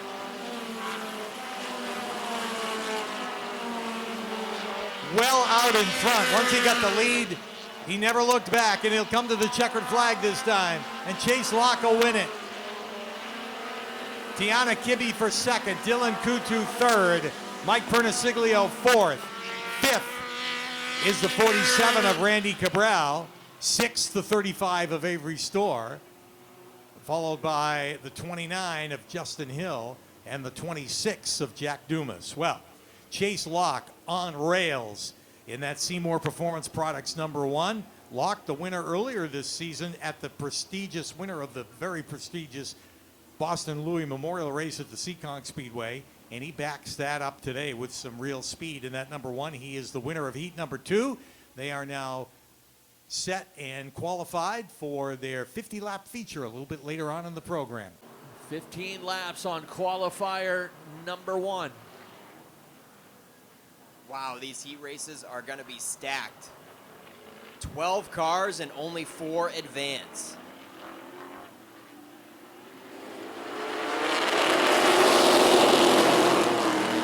And TJ Watson immediately comes up out of line. Kenny Harrison almost fills the middle, going 3 wide, but wisely backs out of it. TJ Watson gets a good run down the back stretch and gets down in the inside.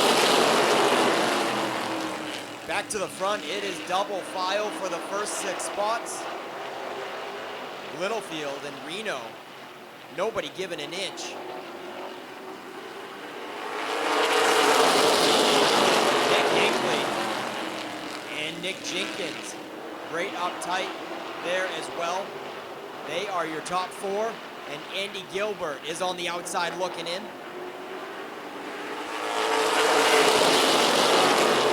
Nick Reno arcs the front stretch way high, and Littlefield at the last minute, halfway down the front stretch, looked like he wanted to move up there as well if Nick was going to give him that room. They are slamming. Out of turn 4, Ryan Littlefield and Nick Reno slamming doors down the front stretch. Still door handle to door handle. We've got tire rubbing down the back stretch with Gilbert and Watson for 6th and 7th.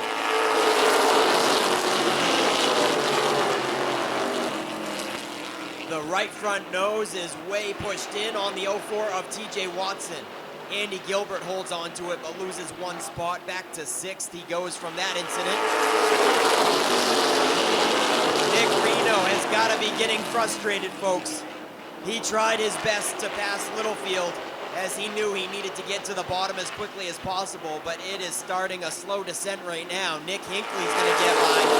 Nick Jenkins is going to be uptight on the back bumper of Hinckley as well, and he gets to the inside of Reno, but it is a ways back to the 5th place car of Brian Lancaster, so if Reno has to pull in line in 4th, he'll still be in the show.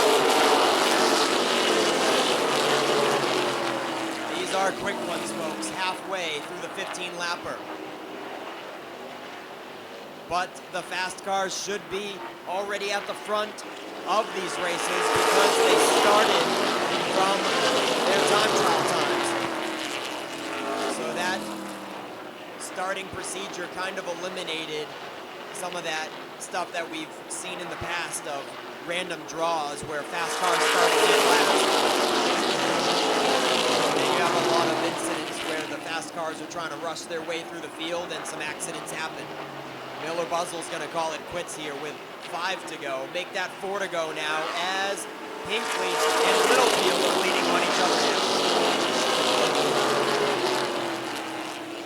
Nick Hinckley could have settled for 2nd and been guaranteed in the show, but he did not want to stop right there. He's going for the lead, and he does it. Ryan Littlefield across the nose of Nick Jenkins. Close quarters there as Jenkins continues to look to the inside with 2 laps to go. Hinckley's pulling away. A tap by Jenkins to the back of Ryan Littlefield. Littlefield sideways out of 4 and hangs on to it. He loses the spot. Nick Jenkins moves up to 2nd, and they are back at it with Littlefield and Reno now. 2 cars that battled for the first half are now almost bumper to bumper again. Littlefield and Reno for 3rd and 4th. They look like they'll hold on to it at the checkers.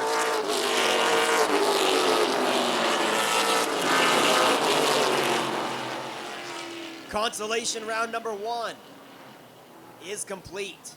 Nick Hinckley, Nick Jenkins, Ryan Littlefield, and Nick Reno. Lots of Nicks in that one make it in the show unofficially. Those are your top 4. The rest of them, from 5th on back, will go to the LCQ. There is no Consi number 3. This is the rest of them that were outside the top 20 from time trials. 15 laps. Angelo Belcito and Jet Decker gonna see the green flag and set the pace this time.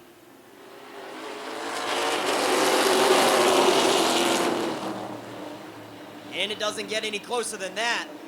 Through 1 and 2, they are dead even, but Jet Decker gets a nice slingshot down the backstretch. Belcito keeping him honest with a nose to the inside, but it looks like Jet Decker is so close to clearing there. Man, oh man, close quarters. Jet Decker trying to clear Belcito to get to the bottom and solidify his qualifying position. Shane Clark and Evan And we got a huge slam from the leaders. Belcito gets into the left door of Jet Decker. Sideways they were, but we are gathered back up and still a dead even match.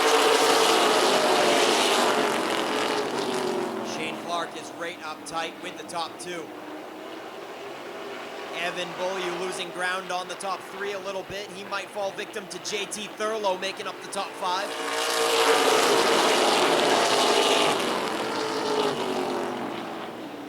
Fender to fender, door handle to door handle. Belcito and Jet Decker so evenly matched, nobody can commit to this top position. They are leaning on each other.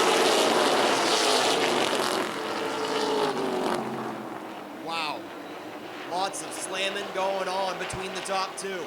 And Shane Clark has a bird's eye view of the show.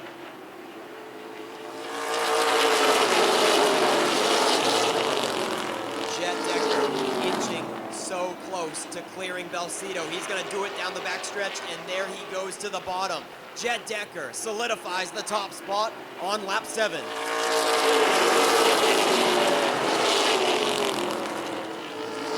Look at the number 9. He is bumping on the back bumper of Beaulieu for the qualifying spot.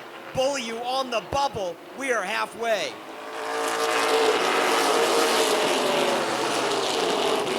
JT Thurlow is now in the top 4. Beaulieu on the outside looking in, and Eddie McDonald right there ready to pounce in the 17.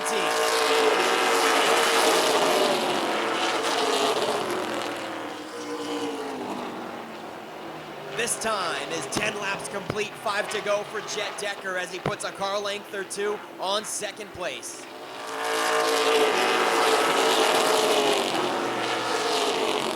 Jet Decker, Angelo Belcito, Shane Clark, and JT Thurlow. They are running away from 5th on back. Now it's between Evan Beaulieu and Eddie McDonald for 5th place. Eddie McDonald shakes Beaulieu up out of line. He gets the 17 underneath, and Eddie McDonald is now going to crack the top 5 going into turn 3. JT Thurlow could settle into 4th and be guaranteed in the show, but he doesn't look like he's done yet. He is uptight and putting the pressure on Shane Clark for 3rd place. Giving him a little tap there. 2 to go. Angelo Belcito looks like he's got a second wind here in the late running. He's closing the gap back up on Jet Decker now, looking at that white flag. Thurlow to the top side of Shane Clark. Here we go, white flag, and JT Thurlow is looking for a top 3 position. This one looks to be all Jet Decker with his eyes on the checkered flag.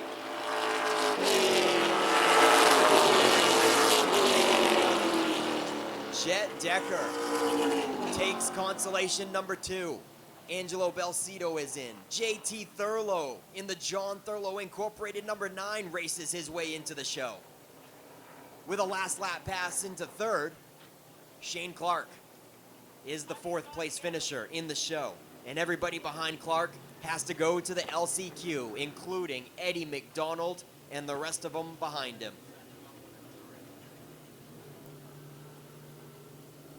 All right, folks, that's it for our qualifying, except we do have the B Main coming up a little bit later to get one more spot in the Boss Hogg 150. It is break time, a chance for you to get up and stretch for a moment. If you are a Subaru enthusiast and you haven't shopped Norm's Used Cars in Wiscasset, you are missing out.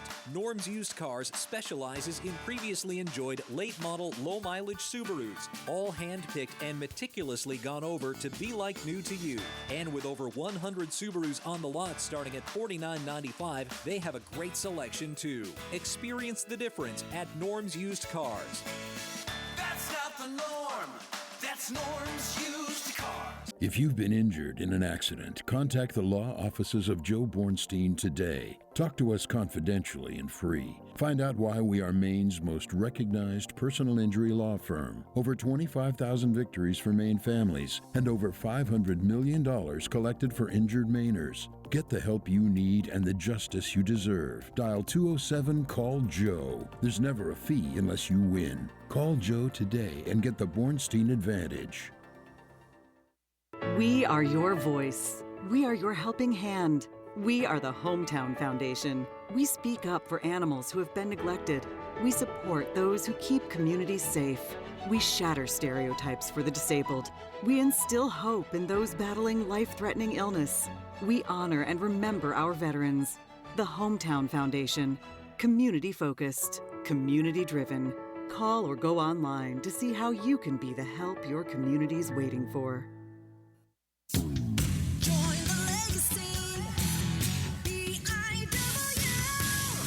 Time to consider your future begins today. Entry-level trade positions now starting at $23.50 an hour and up to $28.19 an hour with experience. Same incredible benefits and career growth opportunities from high school graduation to an exciting career change. This is your time. Join the legacy.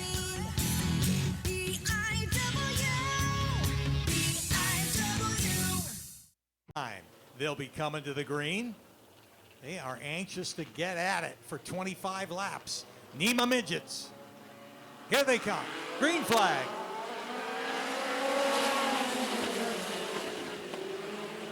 Doug Cleveland leads him off of turn 2 and down the backstretch. Side by side with Derek Robbie. Robbie battling Cleveland up front. Doug Cleveland will lead lap number 1.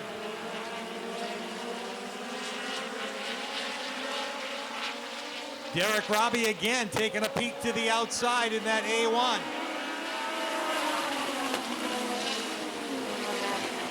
Trying to get alongside the KG veteran, Doug Cleveland. Here they are side by side at the line. Cleveland will lead another lap. This time, Robbie will tuck it down behind him. Just behind Robbie, his teammate, the number 93 of Mike Horn, runs third, and quickly, all the way from the back, Avery Storr up there in the 39. Here's Robbie with a pass on Doug Cleveland. And Derek Robbie goes to the lead in the number A1. But Avery Storr tearing it up in the number 39. Storr goes to second. Here's Doug Cleveland being passed by Jeff Horn. Horn gets around to go to third.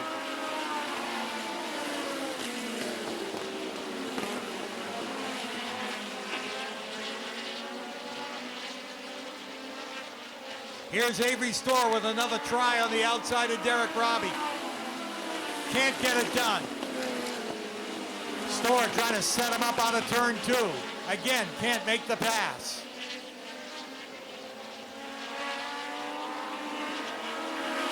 This time, Avery Storr hangs tough up on the outside of Derek Robbie and is able to make the pass out of turn 2. Avery Storr is the new leader.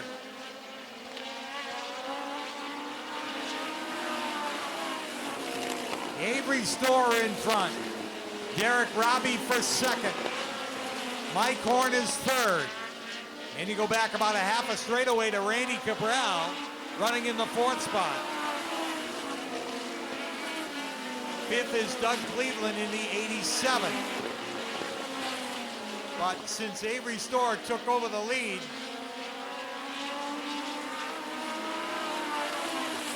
he is starting to pull away.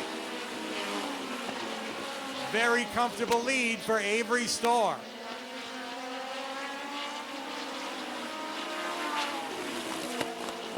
just past halfway in the Nema feature.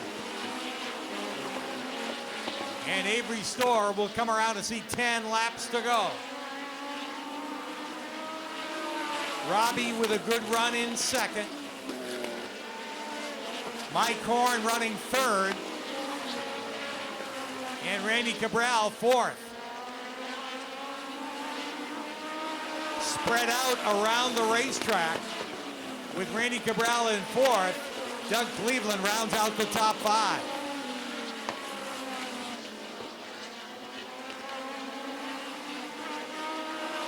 It's all Avery Storr. Avery got down into the low 13-second bracket. But now that he's got such a big lead, about a straightaway lead, doesn't need the speed at this point. As Derek Robbie runs second by himself, and Mike Horn running third. Randy Cabral fourth, Doug Cleveland fifth, Matt O'Brien is sixth, Dylan Rock is seventh, Jack Dumas is eighth. 5 laps to go. Trouble.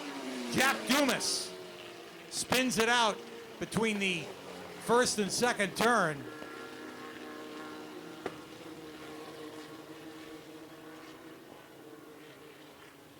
And a cloud of smoke with that number 77. And we get a caution flag.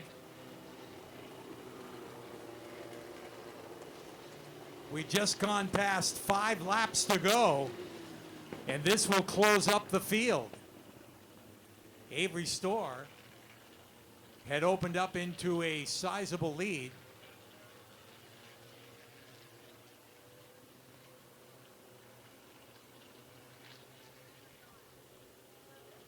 And that lead will be negated now for the restart. Derek Robbie with another strong run in the A1 was running a comfortable second. Mike Horn for third. The red flag is out.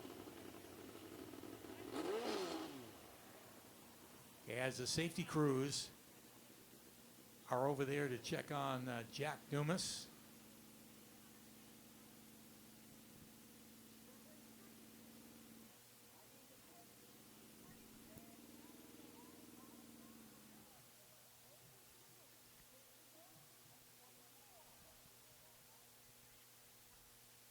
So the safety crews with the driver of the 77, the Mike Legel entry, driven by Jack Dumas, who's doing double duty here today in both the Nema Midgets and the Nema Lites. As are a number of the drivers who run, take the opportunity to run both divisions. This is the 5th race for these Nema Midgets in 2024. Nema Lites are running their 11th this weekend here at Wiscasset.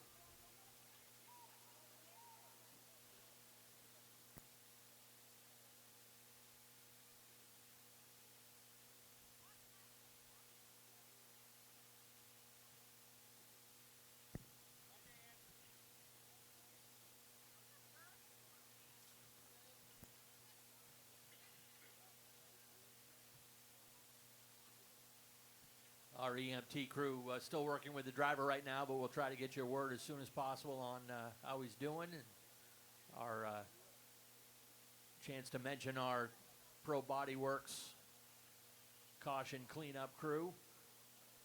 I want to thank Todd Farron and the crew over at Pro Body Works for supporting our cleanup and safety crew here at Wiscasset. Drivers up out of the car now, folks. No doubt shaken up, and we'll get a ride back to the pits with the ambulance crew. Want to thank Tanya Bailey and Colby Robbins, our great EMT crew here at Wiscasset Speedway. Set for the restart. Here they come. Green flag.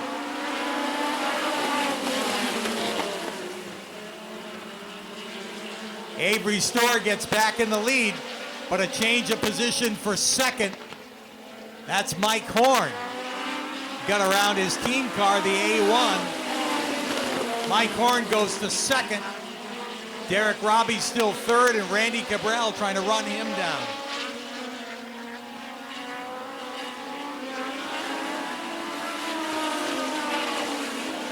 Just like that, a big lead for Avery Storr. Mike Horno by himself in second, and Randy Cabral able to make the pass on Derek Robbie. And Cabral goes to the third spot. White flag, one more lap. One more for Avery Storr, trying to pick up his second win of 2024. And he will win. Avery Storr in the 39. Second goes to Mike Horn. Third to Randy Cabral. Fourth to Derek Robbie. Fifth to Dylan Rock, followed by Doug Cleveland and Matt O'Brien. Well, that's the way they run in the NEMA feature. Defending champion Avery Storr picks up the win with a strong run here this afternoon. We'll talk to them trackside. Here is your NEMA feature winner, Avery Storr, back in victory lane, and a stout run today. Oh, that car was really good. There's no question about that. I could, just anywhere I put it, it was great. Really glad to be back at Wiscasset Speedway. You know, a bunch of fans out here tonight, and I hope you guys enjoyed the show.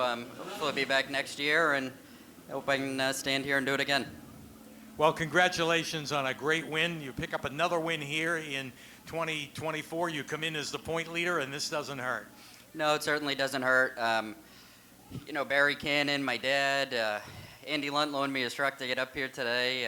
Randy Cabral gave me a ride in his Lights car. I'm just very fortunate to be here and doing what I love to do. Congratulations. Thank you very much. Avery Storr is in victory lane for the NEMA Midgets. A very strong win in the NEMA Midgets. And here's the guy that finished second. Great run today for Mike Horn. Oh, man, it's been a terrible season for me. I bet on the tow truck twice, so this feels like a win almost. This is such a nice track to come visit. The fans are great here. It's a treat to be here. Thank you for coming out. Well, congratulations to you, Mike, on second place. Good run for the 93 today. Thank you. Mike Horn is our second place finisher. And all the way around here is our third place finisher. And that's Randy Cabral, who I'm sure you were kind of pleased to see that caution turned into a red flag come out. So I was real pleased to see the caution, but I wasn't pleased to see why we had a caution. Obviously, we never want to see wrecked cars. I rather would see a precaution. Maybe, you know, in the old days we threw a neck brace out the side of the car or something, but not a caution with an accident. I hate that. I'd rather finish, you know, 5th or 10th or wherever I was, because I was doing awful that race. But I love coming here. I love the fans. I love putting on a show for you guys. I'm sorry I didn't get to do that today. Hopefully I'll be in the 47 with Nema Lite starting in the back. I don't have a great car there either, but I'm going to try to put a show on for everybody because this is a packed house. You guys are awesome. I'm so glad we're here for the Boss Hogg. Thank you guys for all coming out. You know, I got to thank my crew, my dad. My dad busts his butt on these cars. We went with a whole new setup this week. It just didn't work for us. So we're going to go back to the drawing board when we go home. We're gonna redo everything. But I want to thank Mike, Sue, and Charles McCumber for coming out and helping me out every week. Those guys, if it wasn't for them, would be struggling real bad. I got to thank my wife and my kids for putting up with me all week long, leaving last night late. We're going to be coming home tomorrow. You know, I just got to thank my family, my mother for all the stuff she does in the car. It's a whole family effort over here. And, you know, we're doing the best that we can. Today third was better than we should have been. A podium finish. Congratulations on third. Thank you. Randy Cabral comes home third. Thank you very much, Pete. We will get you back here for the 50-lapper for the NEMA Lights in just a moment. But thank you to the NEMA Midgets. Great job as always. You got to have Maine's fastest track. You have to have the fastest asphalt sprint cars out here on this track on a day like this. What do you say we go street stock racing now? Dave Sturgis up on the flag stand ready to turn them loose. 30 laps for the Portland Glass Strictly Streets.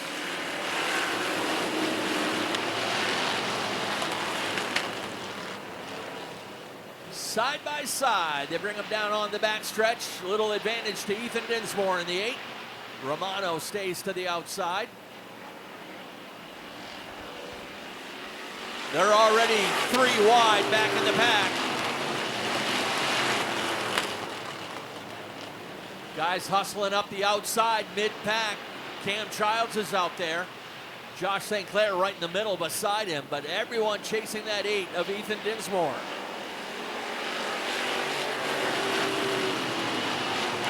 Dale Lawrence in the 2. We got a couple cars coming around up there in turn number 1.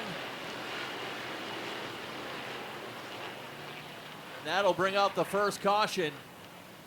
And one of the cars down there, your point leader, the 40 of McCaig. Yeah, the Pro Stock Last Chance Qualifier, also known as the B-Main. Coming up next is sponsored by Epoxy Floors North. Pace car in, and green flag is out. Here we go.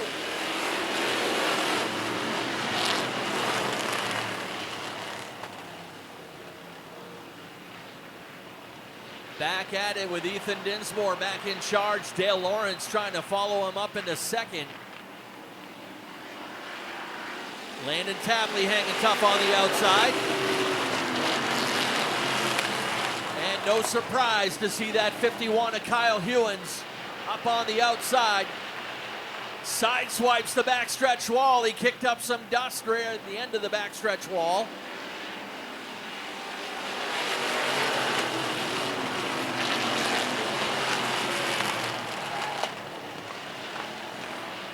Dale Lawrence is in charge. Dinsmore got kicked up out of line, so now it's Dale Lawrence and Landon Tapley 1-2.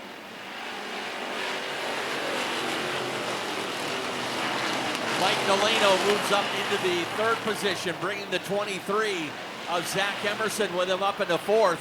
Dinsmore starting to slide back into 5th and in danger of dropping out of the top 5 now.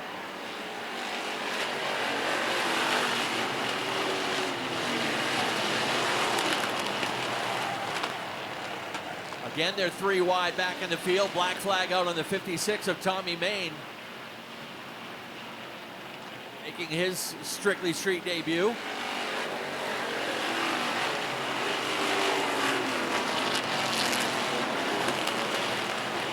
Dinsmore has slid back to 7th now. Everybody chasing Dale Lawrence in the 2.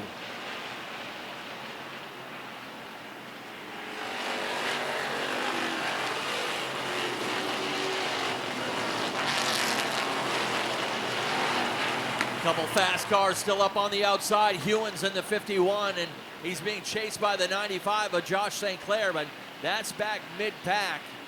They're racing in 14th and 15th right now.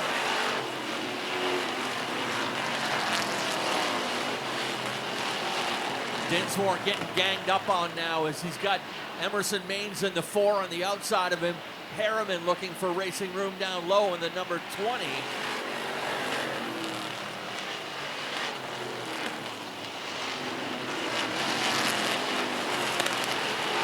These guys normally run 25 lap races. Today they get an extra 5 for a 30 lap feature.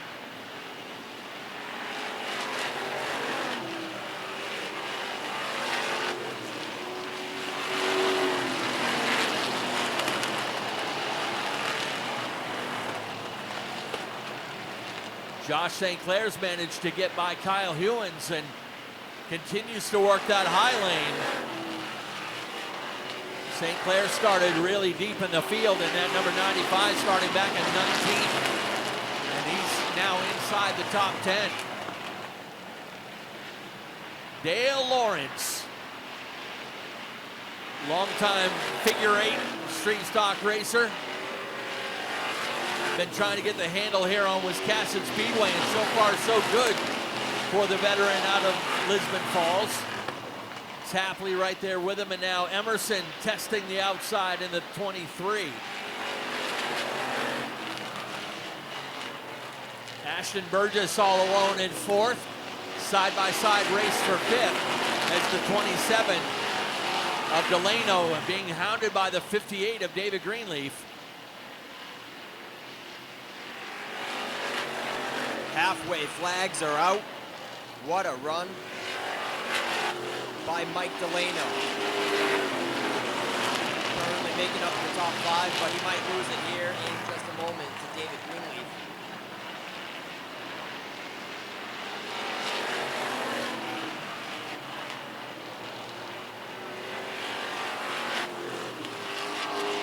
We got a spin in turn 4. Caleb Emerson Maines in car number 4. Unfortunately, didn't see what happened there. Don't know if he had any help. Now they are all bunched back up. And we'll see if anybody has anything for that 2 car. Dale Lawrence coming to the green flag.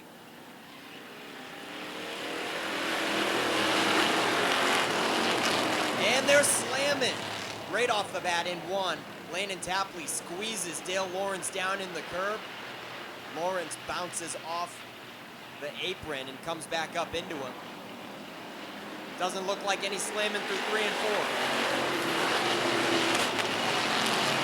Oh, we've got a couple going up there. Ethan Dinsmore hard into the tire pile with James Goodman in the 15.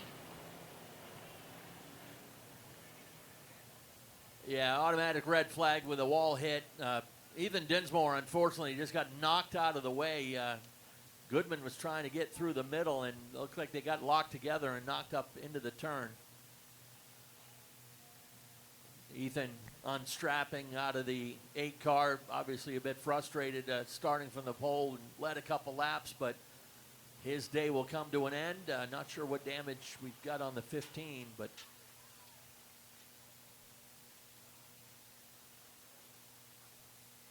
He did everything he could, getting on the brakes immediately. You can see the dark black tire marks where he started locking them up, and there was just no stopping it. Luckily, maybe it's a lucky thing, he did hit tires before concrete. If it was just a few more feet to the left, it would have been pure concrete. yeah, Ethan up out of the car, and as I said, a bit frustrated, but otherwise okay. Got the thumbs up from our EMT crew.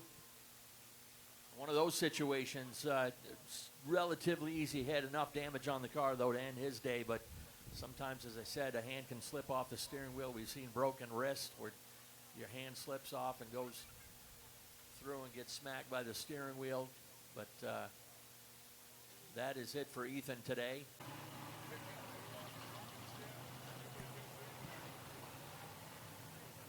And I guess I didn't realize how much damage was on the 15.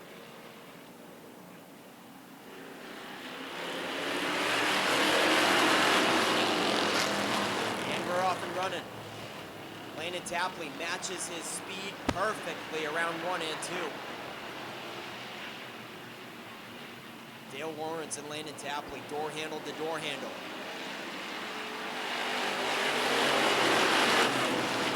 Dale Lawrence rides up off the inside just a little bit out of 4.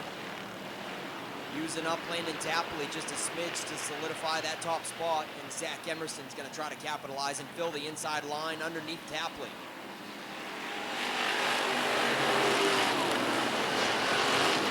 Zach Emerson is going to complete the pass, and Ashton Burgess is trying to fill the hole as well, but there is an opening. Will Tapley get down? He stays to the outside of Zach Emerson for the meantime. Here goes Tapley. Ashton Burgess not quite close enough to keep Tapley at bay. And now they run single file as Tapley finds a hole to get into 3rd in front of Ashton Burgess as Zach Emerson takes a peek to the top side.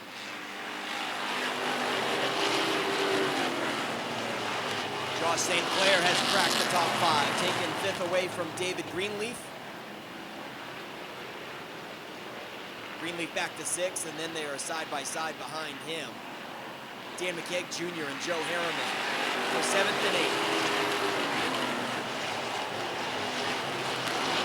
Ashton Burgess washes up right in front of Josh St. Clair, and Lightning McQueen is trying to fill the inside underneath the 34 right now. That is for 4th and 5th. A little love tap out of turn 4. Josh St. Clair gets into the back of Ashton Burgess. Burgess a bobble through 1 and 2. Side by side for 4th and 5th with bumper to bumper action with the top 3. Dale Lawrence, Zach Emerson, and Landon Tapley.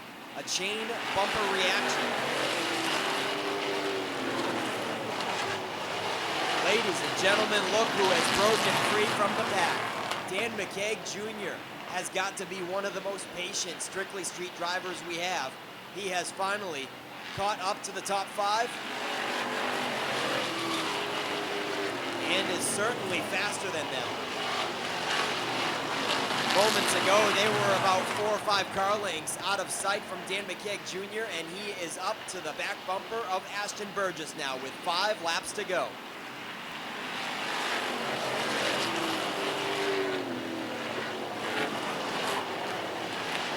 Five laps to go around this track with Dale Lawrence still leading the way. Emerson's been testing that outside, but to no avail. Now tries to protect the bottom from Landon Tapley. But here comes the 95 and the 40. St. Clair working the high side. McKeag's right behind him. And Kyle Hewins has trouble in the 51. And he is in the wall along with the 96. Another red flag as we got a couple cars up on the wall. And yeah, once again, the red flag's out, and the last guy to notice is the guy who hit the wall. But the 96 of Alex Cromwell took a solid hit up there as well. And it started coming out of 2. Not sure what was up with the 51. He got sideways. And Ken, I didn't have eyes on it, but I heard a loud pop. One of them guys blew a tire. And by my guess, it was whoever was on the inside and took up the outside car with him. But I'm not sure who was on the inside between Alex Cromwell and Kyle Hewins.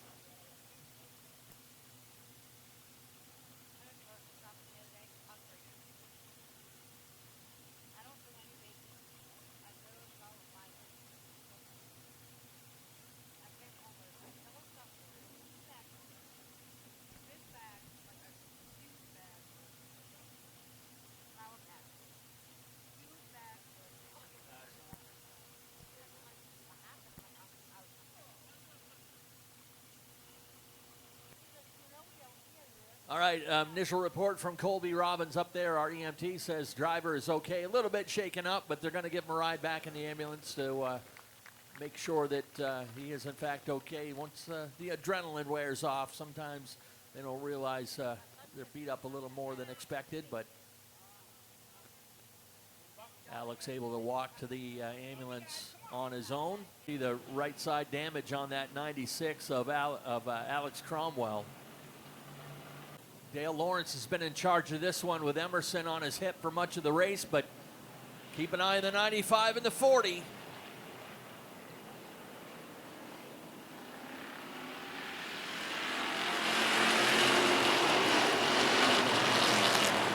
Green flag and back underway.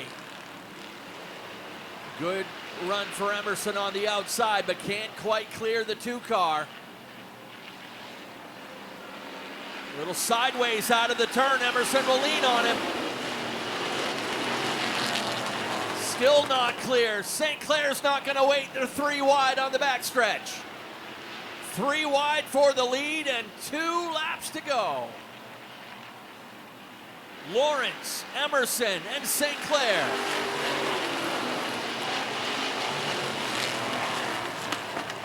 Zach Emerson threads the needle right through the middle.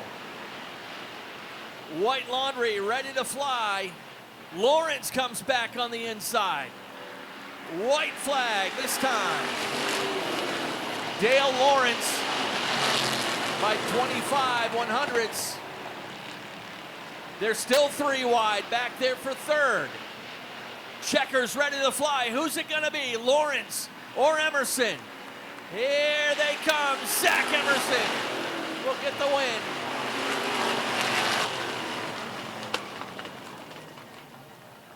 Zach Emerson gets the win with a great drive on the outside. The margin of victory, 2 100ths of a second. Dale Lawrence finishes 2nd. Josh St. Clair left it out there 3 wide for the closing laps. Comes home in 3rd. Ashton Burgess 4th. Landon Tapley, good run for the 25. He finishes in 5th. Harriman is 6th. Dan McKeag Jr. finishes in 6th. McCaig, that is 7th in the Naughty 40. Just his second finish outside the top 3 all year.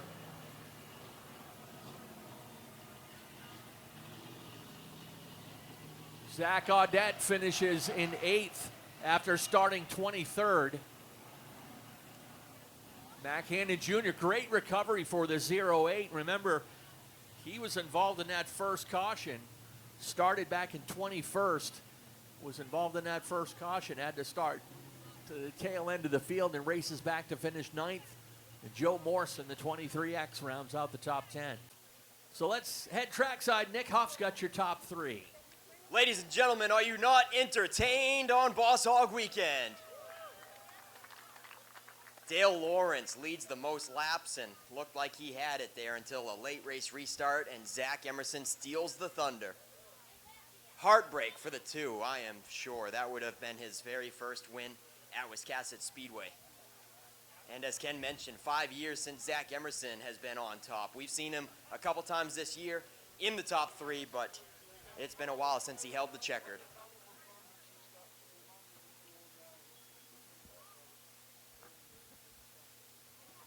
Let him hear it, folks. Zach Emerson climbs out.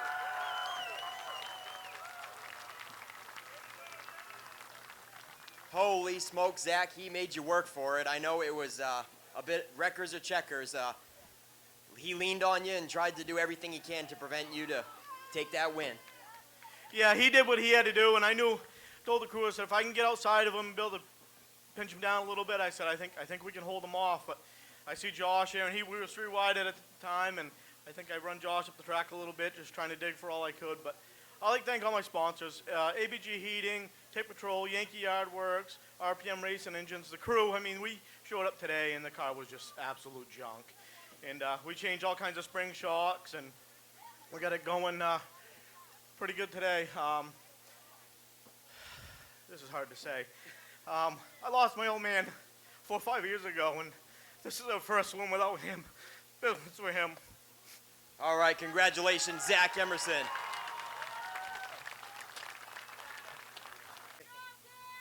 Dale Lawrence, we are happy to have you call Wiscasset Speedway home now. And what a show. Definitely putting on a show for the fans. It's hot out there. It's slick. I got so many people to thank, I know I'm going to screw it up. I got Jojo Eck, Scotty Eck, teammates, Mac, my brother, holy smoke, Ryan Karkas for K&E Electric, Ed Trask Drywall, O'Connor GMC, Sharon Lawrence Realty, Viking Floor Coating, everybody that supported me, my daughter and my 2 grandkids are here. My fans, new fans too. This is awesome. It's my new home track. I love it here. This car's bad fast. It's just been bad luck. I'm gonna take it. Fun race. Good job to Zach. That was a hard run, man. I ran him hard. I ran the hell out of him, but we're both here. Great job, Thank Dale. you. Definitely wheeled that thing for sure. Hey, Joshua. Yeah, going 3 wide there at the end. Had to make Zach look on both sides of his shoulders, huh? Yeah, I mean, we won the shootout last year kind of like that. The leaders got beaten and banged a little bit, racing hard, and I took advantage of it. And I had a feeling it might get a little bumpy and grindy there for it. So congratulations to Zach, well-deserved. He's put in a lot of time here. And yeah, the old Rusty's car was pretty quick. It just back to front, a lot of dicing and darting, and it just tears them up. When you get to the front, you're about done. So we'll see what we got in the 150. Car's pretty good. Didn't have big raw speed for the time trials, but I think it's going to drive all right, and we'll see. All right, Josh St. Clair, folks, wraps up your Strictly Street top 3. Josh St. Clair, Dale Lawrence, up here in front of Zach Emerson's winning number 23 on Boss Hogg 150 weekend for some top 3 victory lane photos presented by Coastal Auto Parts with 30 NAPA locations across the state of Maine. You can find the closest Coastal Auto Parts NAPA near you by going on the web at capnapa.com. Here for our last chance, B-Maine.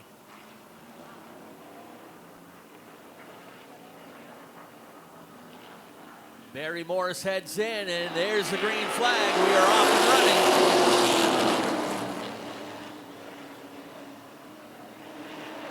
Charlie Buxton with a good run on the outside of Brian Lancaster will take the lead on the first lap. Leaves the outside open to the 81 of Van Winter. Connor Wenners under the deck lid of the 81. Nearly got Lancaster's rear tires off the ground.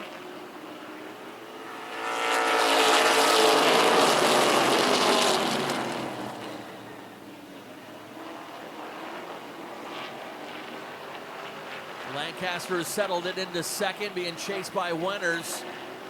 TJ Watson in the 04 holds down fourth. Able to get a fender underneath the 4, but Wenners now starting to make some progress on the outside. Lancaster was taking up a little too much room.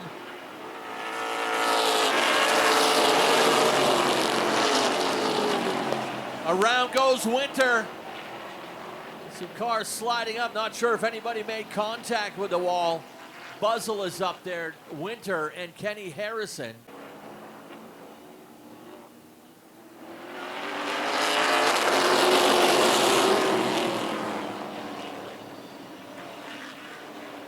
Charlie Buxton back in charge. Watson had a good run in behind Lancaster, and they made some contact in turn 2. Eddie McDonald making progress up on the back of the field. The 17, the Outlaw starting to make some way in that red number 17. Racing with Lancaster now for third.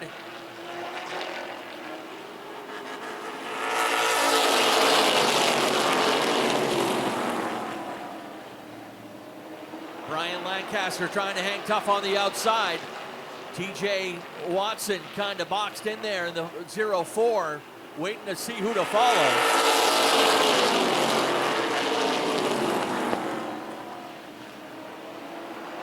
Now that 81 starting to come to life. He was fading back a little bit. Now holding an edge over McDonald on the outside.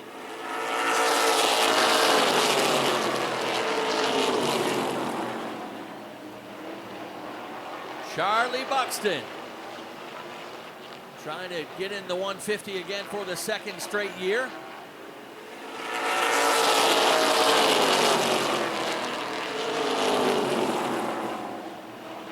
McDonald nearly had Lancaster cleared. Again, TJ Watson really nowhere to go in the 04. He runs in fifth right now. Now Eddie Mack finally able to secure that third spot for himself. Leaves Lancaster and Watson to go after it for fourth. Is everybody chasing that number 99?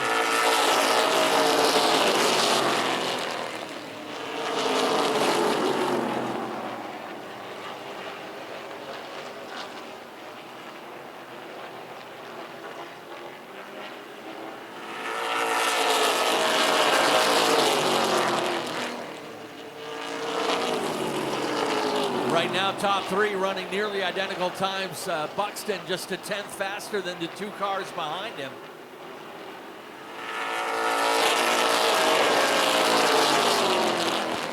Again, Buxton a 10th faster. Starting to separate himself from the second place car of Wenners and the 17 of McDonald.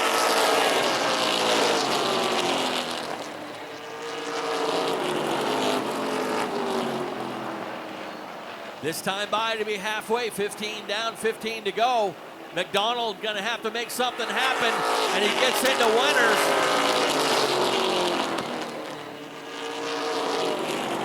Connor with a good save, holds on to third, but Eddie Mack now trying to chase down the leader.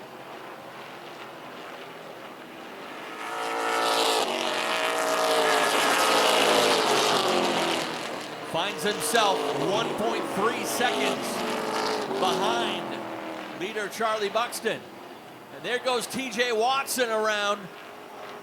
And it's going to kick up some dirt down there in turn 3.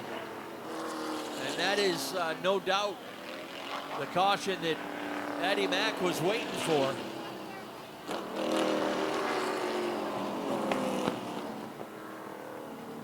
hard-fought battle for third place as Connor Wenners tapped the inside apron. It loosened the car up, and he accidentally got up into TJ Watson.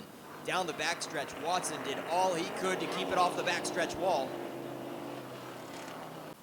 Charlie Buxton did not want to see that yellow. He was all by himself. Eddie Mack wasn't making any progress to chase him down, but here we go with them starting side by side, looking for that green flag now.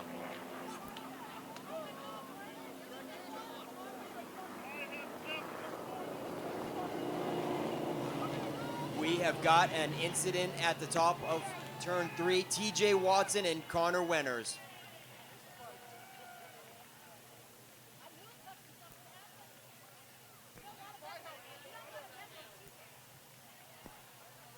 We were looking for the green flag, but those guys weren't done messing around with each other.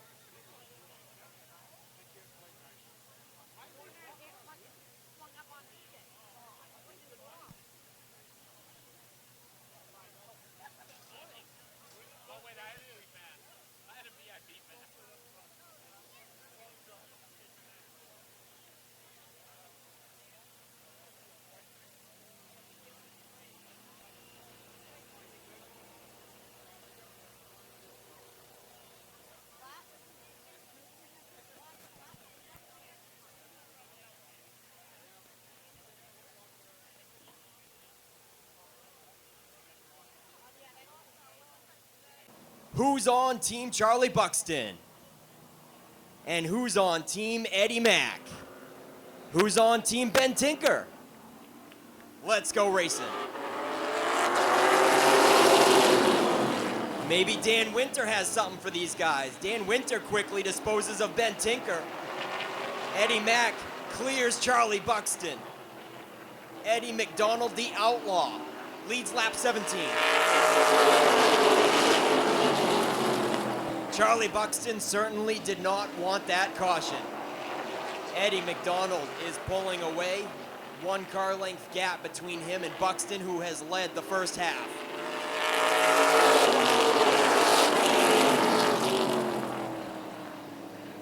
Buxton not getting too far out of sight. The 99 keeping Eddie Mack at bay, but can't surmount a challenge as of yet.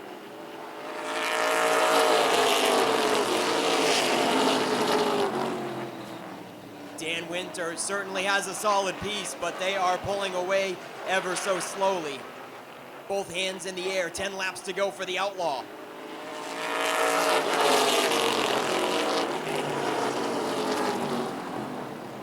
Charlie Buxton puts the 99 just about up tight on the back bumper once again on Eddie McDonald. This one is not over yet.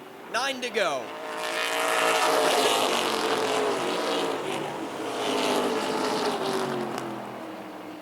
A good run off of turn 2. Charlie Buxton still has a stout piece up tight on the rear bumper of Eddie McDonald.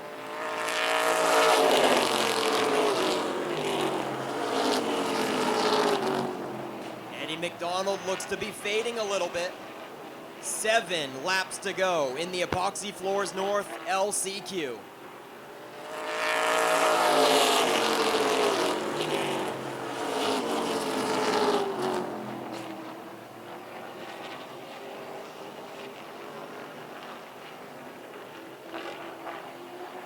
Eddie McDonald dropping the pace by 2/10. Eddie McDonald was able to click off a 15.3 early on, but now he's down to 15.6, dropping 0.3 for the 17 car now.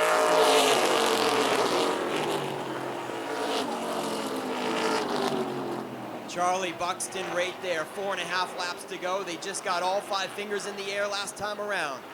4 to go for the outlaw, and he gets shaken up out of 4.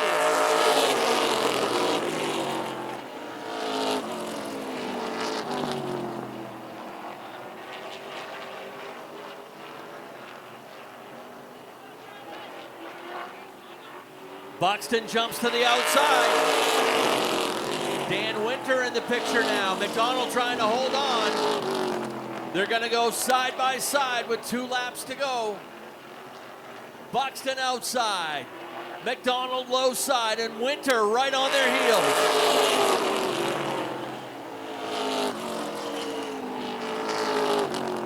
Just a little bit of a slip. Buxton's going to reload and try it one more time. White flag is ready to fly.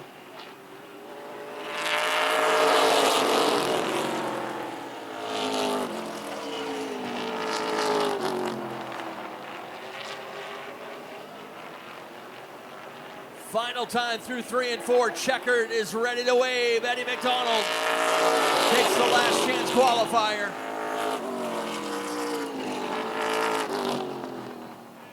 Eddie Mack takes the last chance qualifier over Charlie Buxton. A great race between those two. Dan Winter made it close as well, but ran out of time. Starting lineup, 50 laps. Nema lights. Set to go green. Green flag.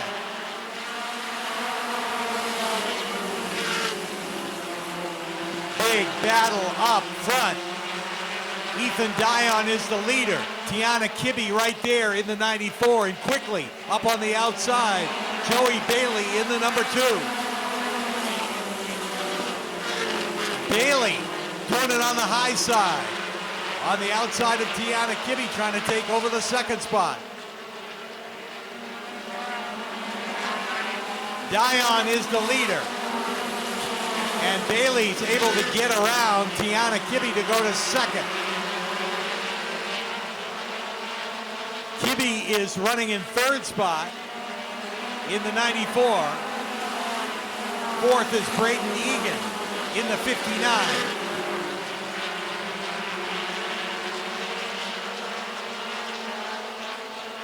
Tyson Adamick pulls out in the number 88.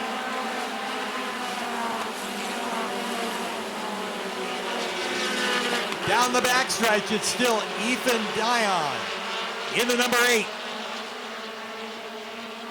Joey Bailey runs a strong second. Tiana Kibbe third. Braden Egan fourth. Under attack from Jake Bailey in the number 29.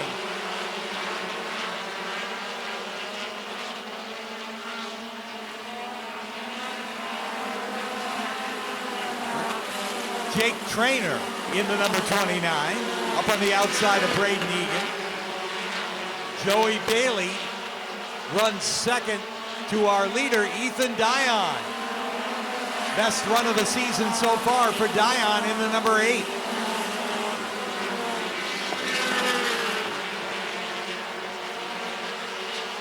Dylan Kutu, the winner of this race last year, has broken out of the pack, runs 6th. Randy Cabral 7th. Chase Locke is 8th in the number 1.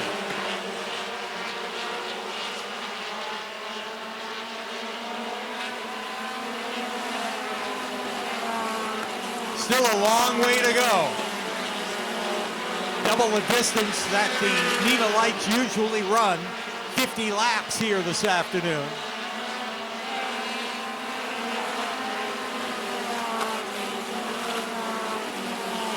And Ethan Dion continues to lead. Joey Bailey right in his tire tracks in the number 2. Then Tiana Kibbe for third, and a side-by-side battle for fourth. Jake Trainer in the 29 and Braden Egan in the 59.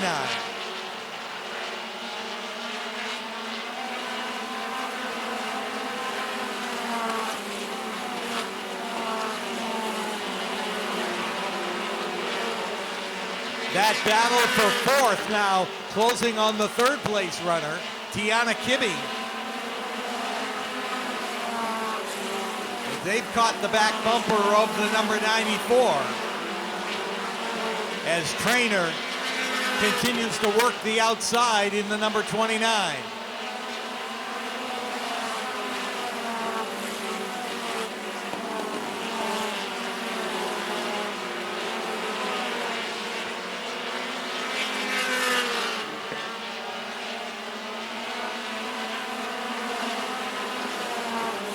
continues to be Dion out in front of the 8. Joey Bailey continues to run second in the 2. The 94 of Tiana Kibbe is third. And here's that battle for fourth, with Jake Trainer going to the inside to get around Braden Egan. Oh, Bailey in trouble in the number 2. Gathers it back up, but he's got plenty of company. Bailey with a misstep in the first and second turn. And that stacks up the rest of the top 5 behind him. Here comes Jake Trainer. Trainer in the 29. Ducks to the bottom of Joey Bailey. And Trainer makes the pass for second. Bailey back to third. Tiana Kibbe fourth. And Braden Egan rounds out the top 5. Trouble for the 29 New Hampshire of Justin Hill. Retires to the pit area. Here's your leader across the stripe. Ethan Dion has led it from the start. Jake Trainer trying to reel him in. Joey Bailey, third all by himself. Paul Scally is out. Add more woes to his rough day. Scally pulls out in the number 30. Retires to the infield.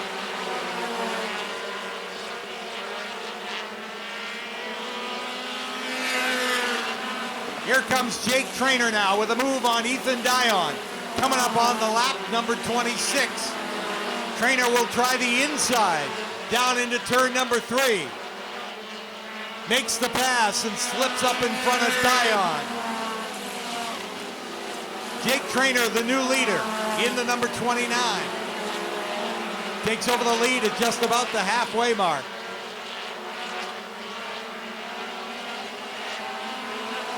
Dion for second, Joey Bailey third, and a battle for fourth between Tiana Kibbe and Braden Egan in the 59 as they'll come to the cross flags now, halfway through the 50-lap feature.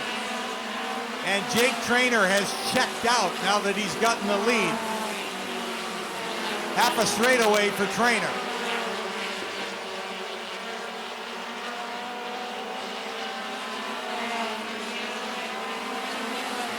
Dion continues to run a strong second. Joey Bailey third, Tiana Kibbe fourth, and Braden Egan rounds out the top 5.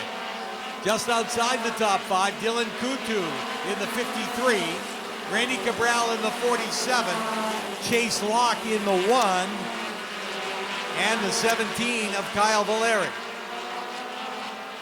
Ryan Locke is out in the O'Brien and Sons number 16.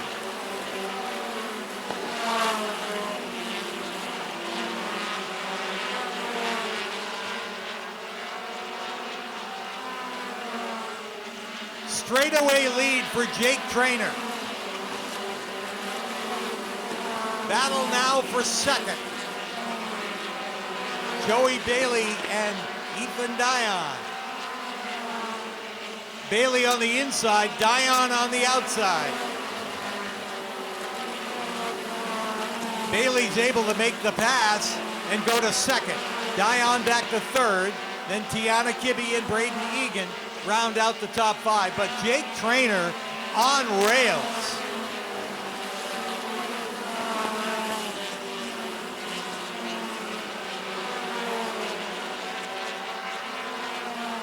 Well out in front in that number 29.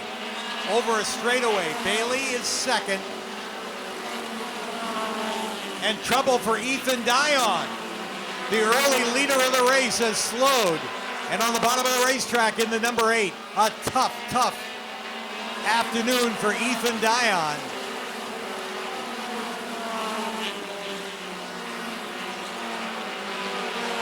Dion retires to the infield in the number 8. Tough break.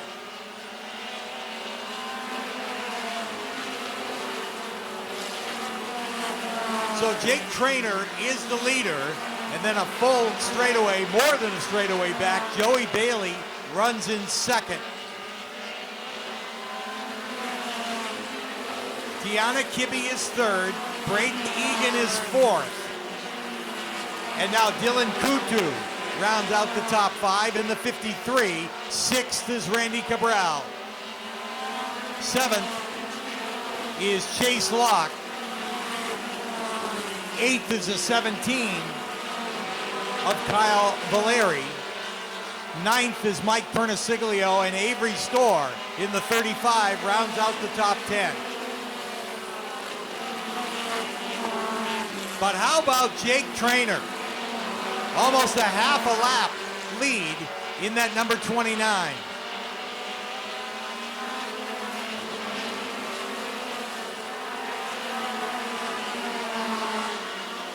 Joey Bailey all by himself in 2nd in the number 2. Deanna Kibbe with a strong run in 3rd. Braden Egan 4th, and Dylan Kutu rides in 5th, rounding out the top 5 with just 10 laps to go.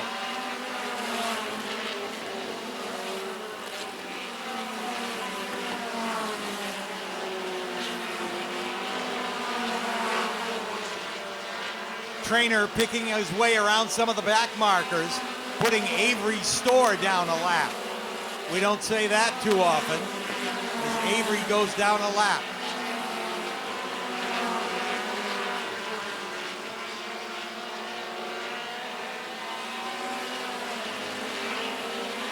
The number 2 continues to run 2nd. Joey Bailey. Deanna Kibbe in the 94 is 3rd. Braden Egan is 4th in the 59. And Dylan Kutu in the 53 runs 5th. Randy Cabral closing on him, though, if ever so slightly.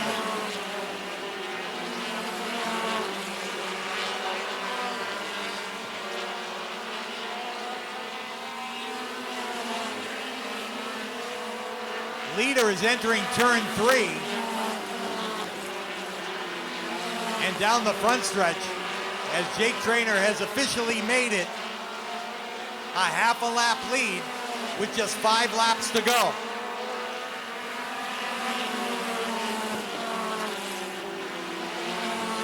Traynor underneath Mike Pernasiglio to put him down a lap.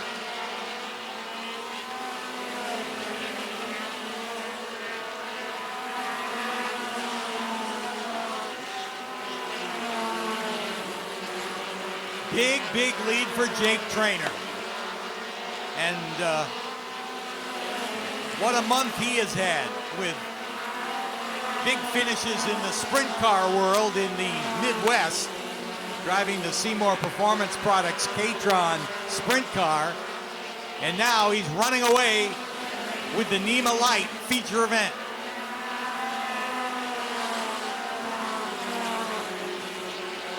Less than a lap to go now for Traynor, the 2-time champ of the Nema Lites.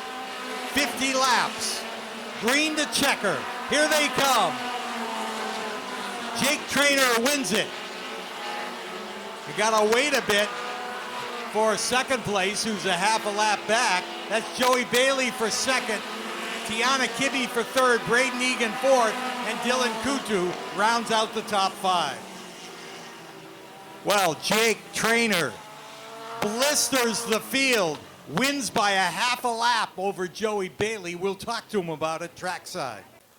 Jake Traynor climbs from the number 29, puts on his Hoosier Racing Tire hat in Victory Lane,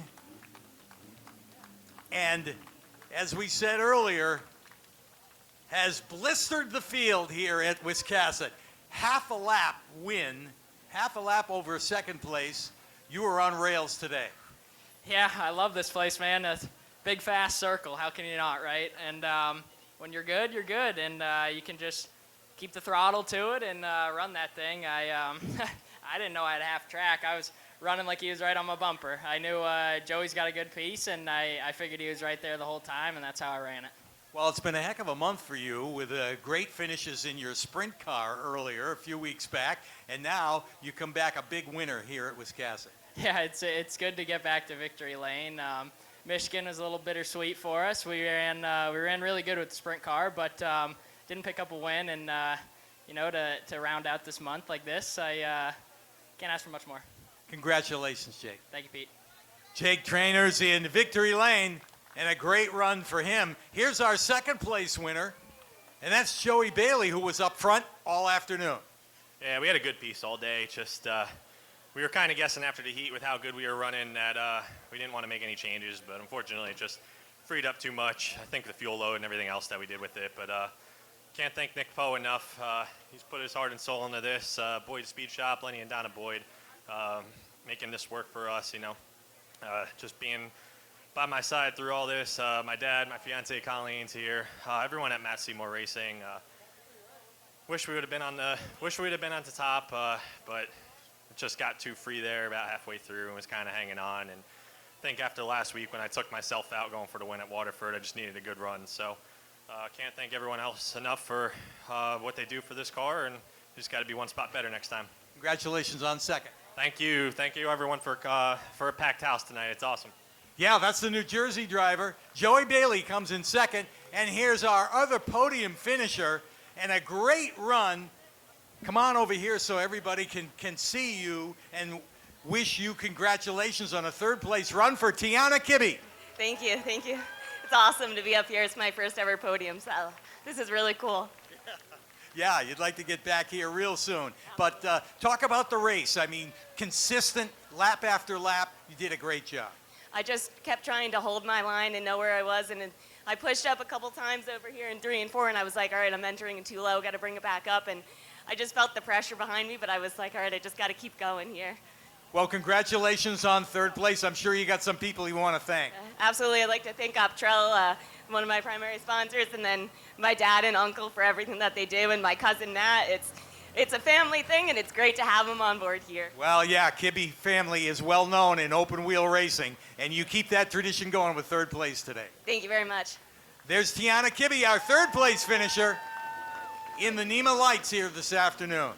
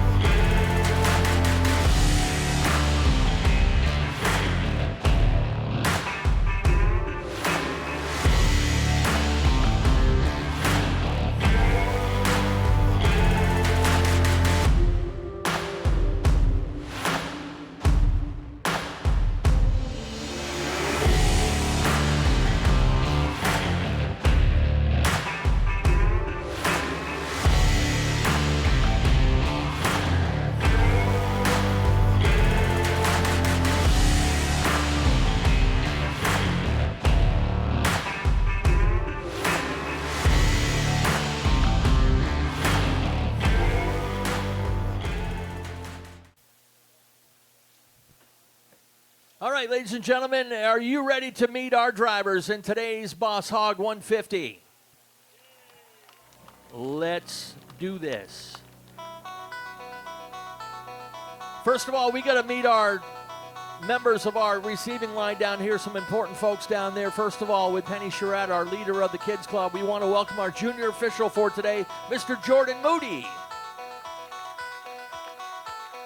Next to him, we have tonight's race sponsor, the man who put his name on this race, the Thurlow Incorporated, Thurlow Car and Truck Service, Mr. John Thurlow. From Racing with Jesus Ministries, we have Mr. Brian Roy. Our chief starter and flagman is Dave Sturgis. And we couldn't do this without these two folks there at the end of the line. Ladies and gentlemen, nice round of applause for Richard and Vanessa Jordan.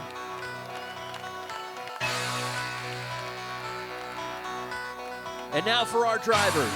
Starting in the 32nd position, driving the on-level construction and Lemieux Builders, number 17 MA from Raleigh, Massachusetts, it's the outlaw, Eddie McDonald.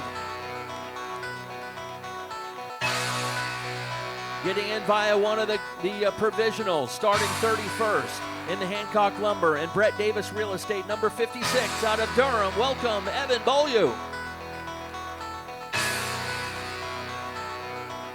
Another provisional starter today is in the 01X, starting 30th today in the HF Motorsports and Paul White Company 01X out of Windsor. Welcome, Stephen Chicoine.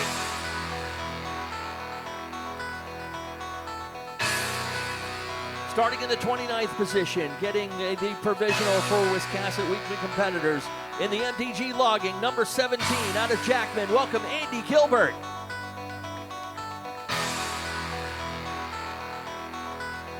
To the 28th starting driver in car number 21, the Wellman Paving sponsored ride out of Winterport. Welcome, Shane Clark.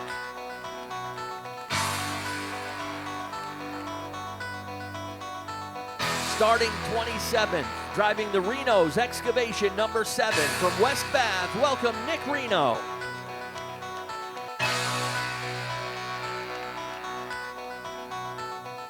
Starting in 26th and carrying tonight's race sponsors on his car as well, the John Thurlow Incorporated and Linden Spring Service number 9 from Durham. Welcome, JT Thurlow.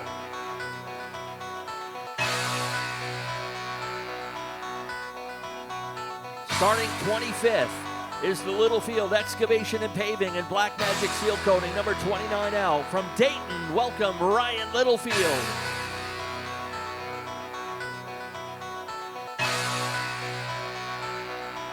Starting in the 24th position, he finished 5th in this race last year in the Bellboys Trucking and Complete Chassis Solutions, number 8 from Oxford, Massachusetts. Welcome, Angelo Belcito.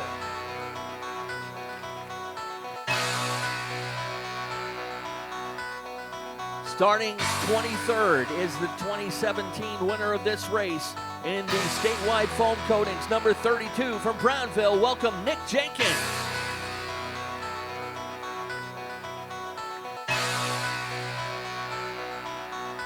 Starting 22nd in the Home Auto Group and Randy Keach Auto, sponsor number 01 from Chesterville. Welcome, Jet Decker.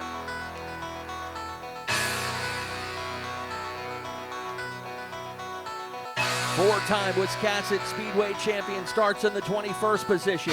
Driving the Ideal Portable Toilets, number 15 from Wiscasset. Welcome, Nick Hinckley.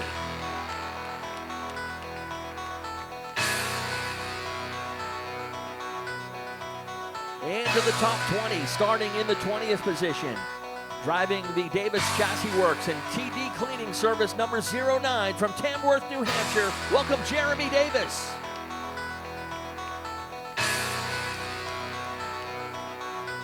Starting 19th is the Charlie's family of dealerships and McCain Electric, sponsor number 11 from Pittston. Welcome, Matty Beers.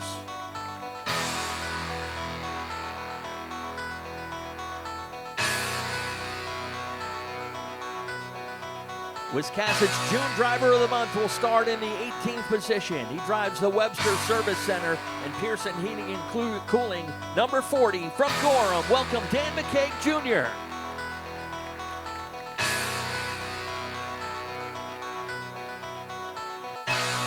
in the 17th starting position. He drives the Mainly Karting and Roby Builders, number 38 from Wyndham. Welcome, Garrett Lamb.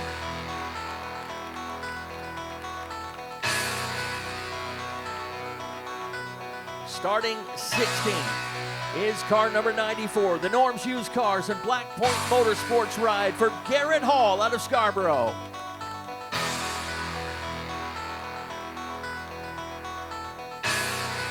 This young driver's getting people's attention already. He is in the Mainly Concrete Pumping, number 09. Starting 15th tonight from Warren, welcome Silas Ripley.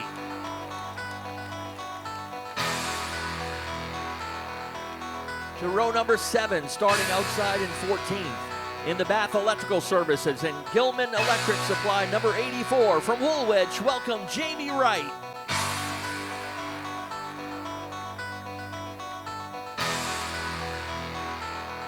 Starting in the 13th position is the man who his grandfather this race is named after. He is a former winner of the Coastal 200 as well. He drives the Dave's World and M&S Painting, number 14 from Liberty. Welcome Josh St. Clair. To row number 6 on the outside, starting in 12th, is the 2020 winner of the Boss Hogg 150. He drives the Richard Moody & Sons and Smokers Haven number 44 from Parsonsfield. Welcome Trevor Sanborn.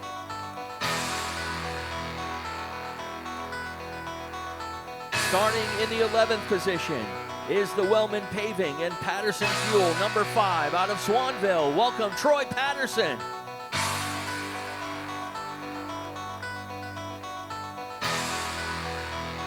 And now to the top 10. After we introduce them, they are going to stay in victory lane and redraw for a starting position. In the 10th qualifier is in the Poles Automotive and Rocco's Pizza Bar, number 97 from Hudson, New Hampshire. Welcome Joey Polwarczyk.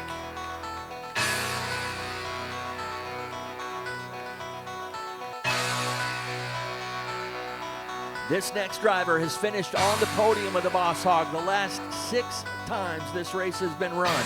He is a 2-time winner in the Colebrook Trailer and Equipment and Thayer Competition Engines, number 15 from Herman. It's Hot Rod Mike Hopkins.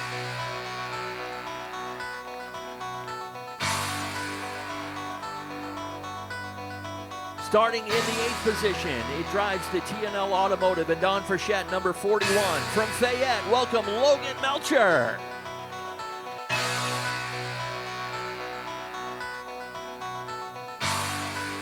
To the 7th starting position is the Norms Used Cars and Renegade Performance Lubricants, number 23. From Jay, welcome Dave Farrington Jr.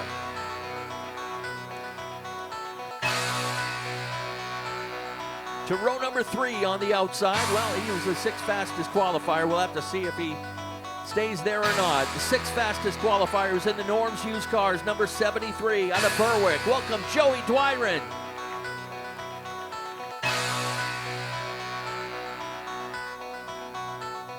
Starting, qualifying 5th fastest is the Strictly Roofing and TJ's Place, number 18 from Sydney. Welcome, Kevin Douglas.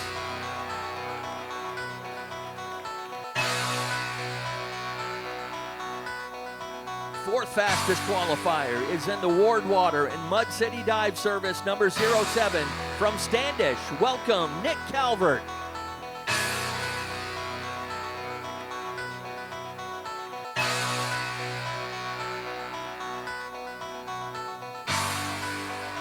Third fastest qualifier is in the Everett's Auto Parts and Cape Cod Central Railroad, number 72. He finished 3rd in this race last year from East Bridgewater, Mass. Welcome, Ryan Kuhn.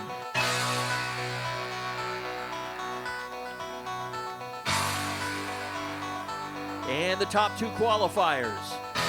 2nd fastest in qualifying in the Cushman Competition Ford, number 29 out of Wyndham. Welcome, Austin Teras.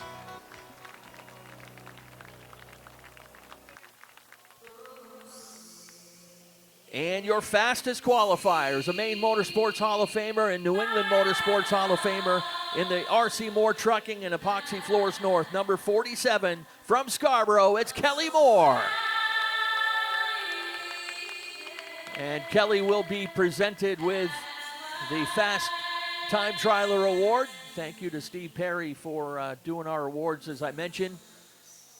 And we've got our top 10 down there. And in honor of the man that this race is named after, Dave St. Clair, Boss Hogg. And if you know Boss Hogg, you know he even used to race with a stogie in his mouth back in the day. So we've got 10 numbered cigars in the Smiley Face Cup tonight. Nick, take it away. Where do you want me to start? With number Let's 10 or start number with 1? the number 1 qualifier, Number 1. Kelly Moore. Kelly Moore, pick out a cigar.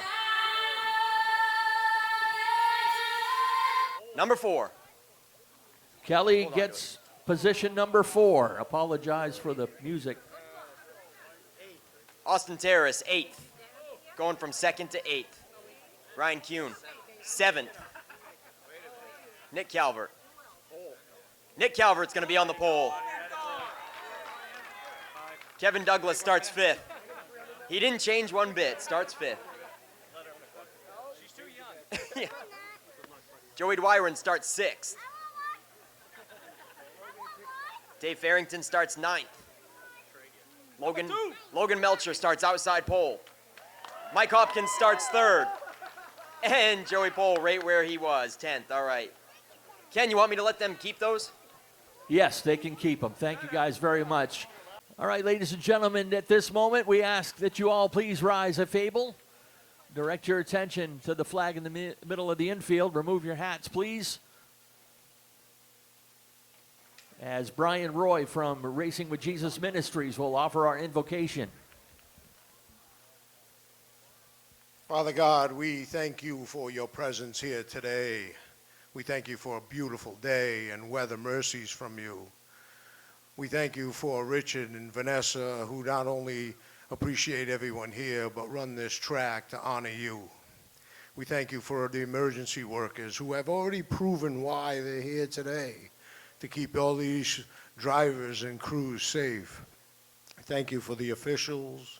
And Lord, we ask that you bless each driver with protection and safety as they go around this track tonight. In Christ's name, amen.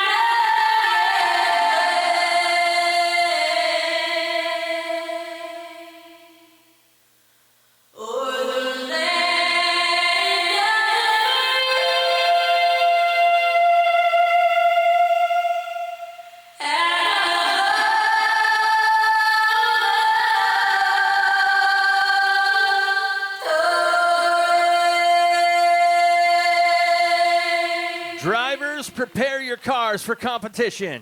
Drivers are ready. Are you guys ready? Nick, take it away. And for the most famous words in motorsports, take it away, Jordan. Drivers, start your engine!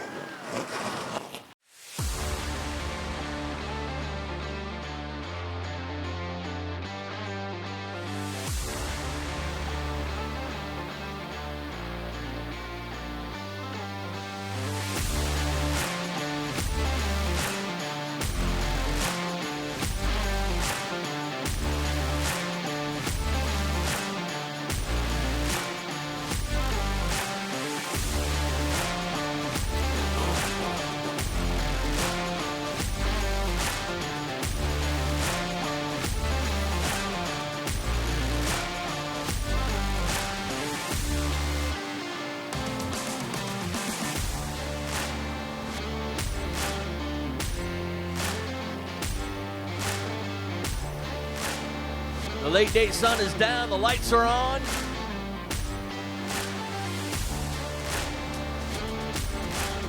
And folks, I'm gonna ask one more favor of you. If you've got a little more energy in your legs, get back up on your feet one more time. Salute our drivers as they salute you. When they see you guys standing up, they know you're ready for a race. 150 laps in the Boss Hogg 150 coming at you next.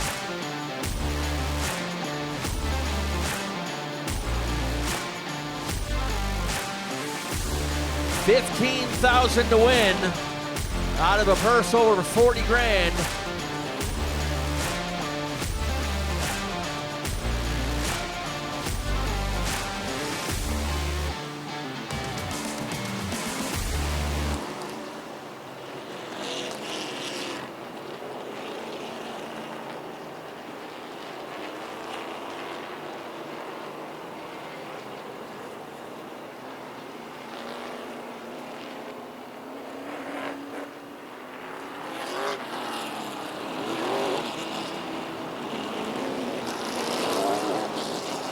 Couple of Wiscasset weekly racers up on the front row.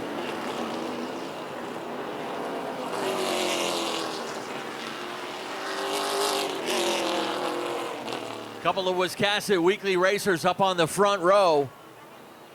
And some heavy hitters right there with them. Nick Calvert and Logan Melcher will get this one underway.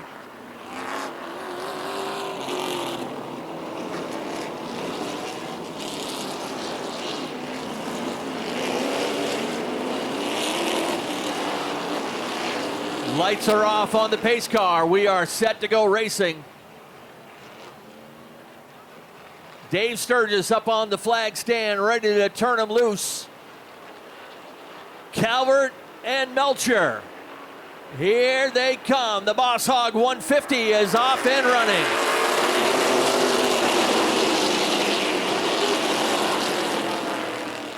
Logan Melcher gets a good jump on the outside. Pulls down in front of Nick Calvert, and the 41 will lead him first time around.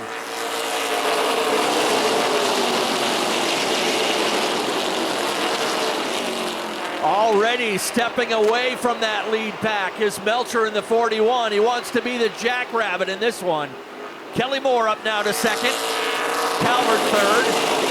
He's got Hawkins behind him and Dwyron in the 7. Those are a couple of guys who know to save their tires for the full 150. This is just a 4-tire race. The only way they can change one is if they get a flat.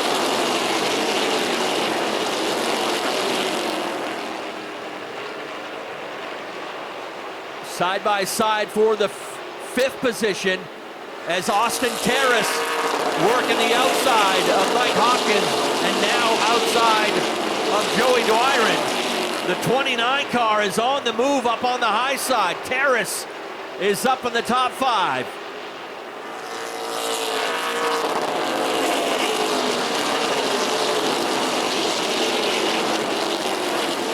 Teras already up to challenge Calvert for 3rd. And he quickly disposes of the 07.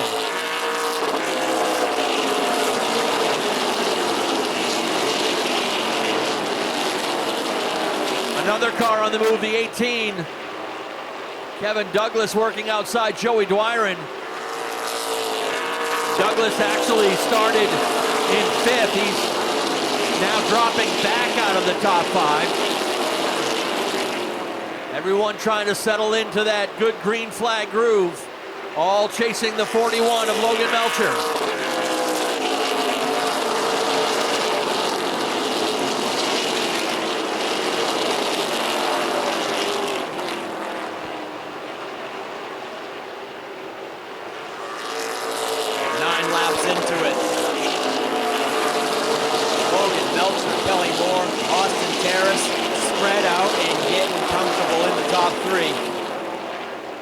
Then it's Nick Calvert and Kevin Douglas challenging for 4th, side by side out of 4. Kevin Douglas, the man on the move on the top side, and he does does it. Out of turn 3, Kevin Douglas puts the 18 up to 4th. Nick Calvert will make up your top 5. And then they're side by side for 6th and 7th. Mike Hopkins in the 15, Joey Dwyron in the 7. Hopkins takes the spot away for 6th. Joey Dwyron settles into single file for 7th.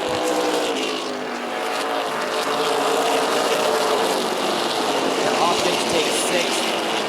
Joey Dwyron takes 7th. Joey Pohl in 8th. Dave Farrington 9th. And Trevor Sanborn up into the top 10. Car number 44.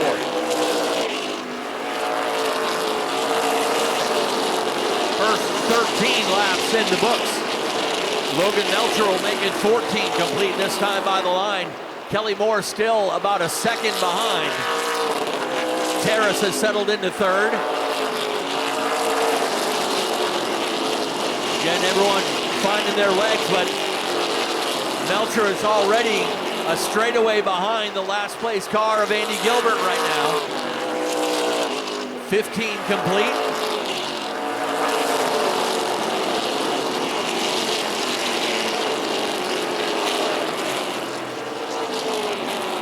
Kelly Moore starting to close in now on the race leader. Logan Melcher is now within a half a second. I want to thank everyone watching on Racing America today.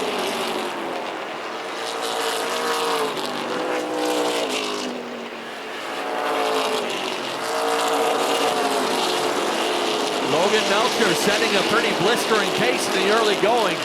Melcher still turning laps down around 15 seconds.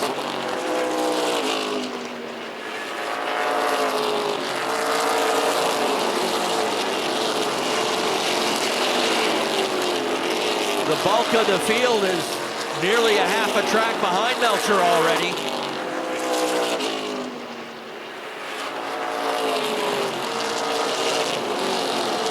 Logan now has to start sizing up the lap cars up ahead of him as they'll complete lap 20 this time by. Again, apologize for some scoreboard problems.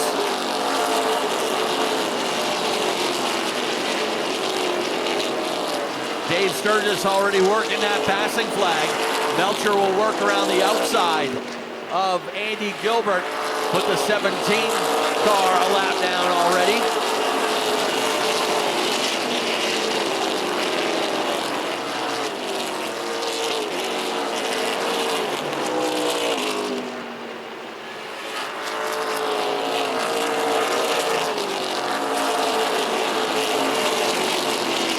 By the 7 of Nick Reno. Reno having trouble holding off Andy Gilbert in the back of the field. Kevin Douglas all alone in 4th. Mike Hopkins has settled it into 5th now. Nick Calvert has shuffled from the pole back to 6th. Joey Pohl is now in 7th with the 23 of Dave Farrington 8th. Trevor Sanborn 9th and Joey Dwyron 10th. The conveyor belt is cranking now as we've got race cars all the way around this 3/8 mile oval.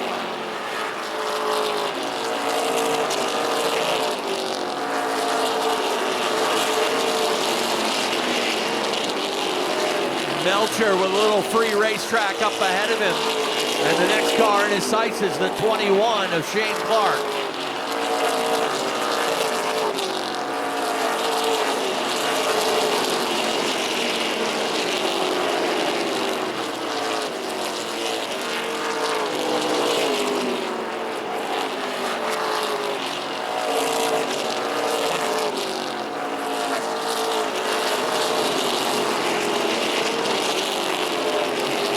Melcher has got a lot of cars up ahead of him now that he can start picking off. If he can put them laps down in the early going, that'll set the table for a good second half of the race for a few guys.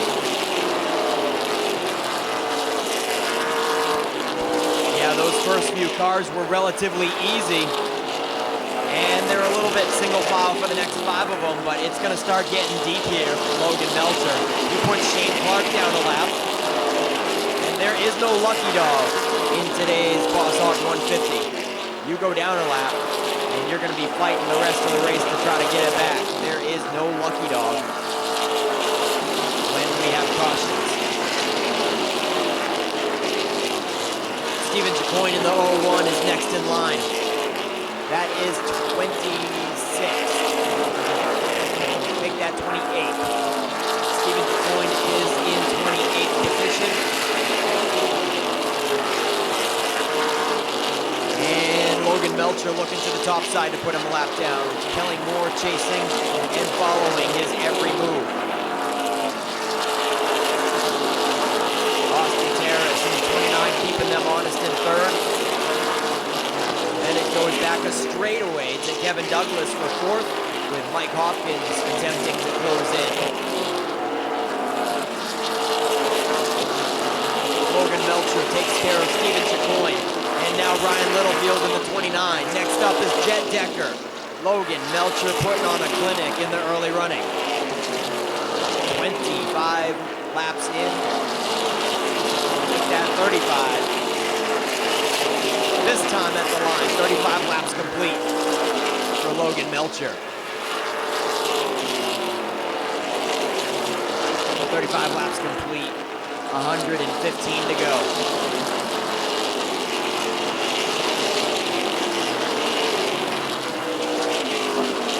Melcher and Kelly Moore pulling away from Austin Teras. It's a two-car show here for the first 35 or 36 laps.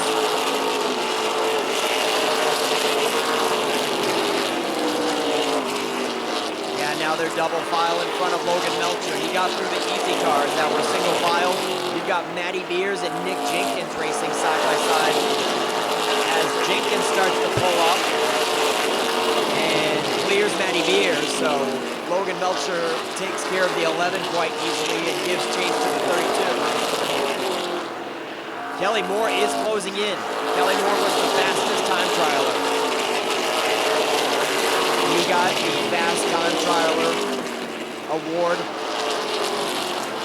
but then had the redraw put him in fourth for the start of this race, the top 10 redraw, and he blew out cigar number 4. Logan Melcher puts Nick Jenkins down a lap, and next up is Jeremy Davis in the 09. Melcher a little high out of two with a bobble and getting over the lip, picking up some dust. He gathers it back up, and they're almost 3 wide in front of him. Jeremy Davis is by himself, but oh man, they've got a scramble right in front of the leader.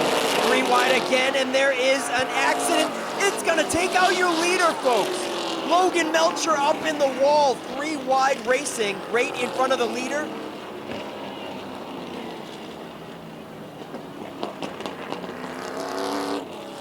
You have got to be kidding me. Stuff like this already, only 40 laps into the show. Yeah, desperation time for some drivers, and you started to see it come unraveled. And unfortunately, your race leader ends up on the wall. Steven Jacoin up there as well, the first Pro Bodyworks cleanup of the race.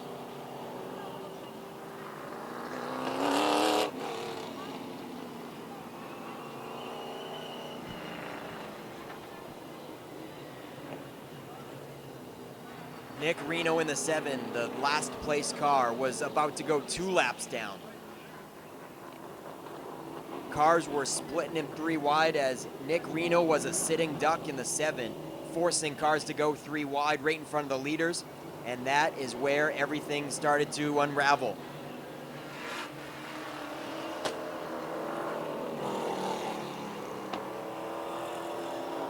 Nick Reno heads down pit road, as well as Nick Hinckley, Ryan Kuhn, JT Thurlow on the hot pits. Jet Decker, Ryan Littlefield, Shane Clark.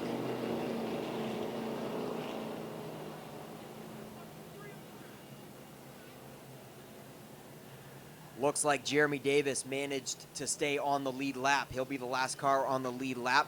Nick Jenkins is the first car, 1 lap down. As I mentioned as this race got started, this is just a 4-tire race. The only way the drivers can change a tire is if they cut one down during the race. So all these drivers pitting for adjustments and repairs. Again, 40 laps complete.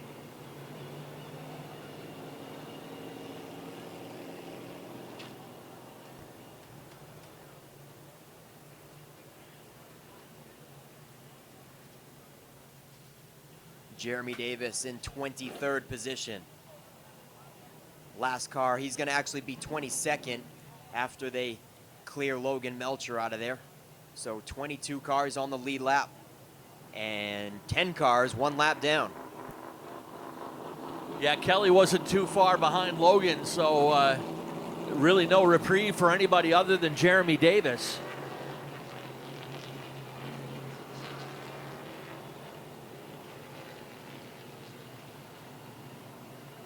Logan Melcher always happy to put on a show, but not the way he wanted it to go.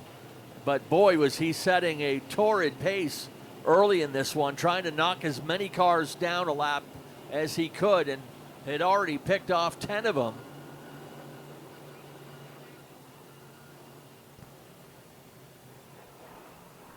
Yeah, Ken, again, as you mentioned in the driver's meeting, there is no lucky dog here, and I think seemed like Logan Melcher wanted to capitalize on that and put as many cars a lap down, because that'll make an uphill battle for them the rest of the race. So as you said, everybody moves up. Kelly Moore, the fast qualifier, is back up at the point for this restart. They've got the 41 on the hook. Everyone else was able to drive away, and looks like the pit stops are pretty well done. Nick Reno looks like to be the only one left on pit road. Actually, Jeremy Davis is still there as well. Absolute heartbreak for Logan Melcher. I think he's there in the car. I know he'd appreciate a round of applause from you guys as he heads by the grandstands. There he is. Yeah, he's still in the car. Front row for this restart with 110 laps to go.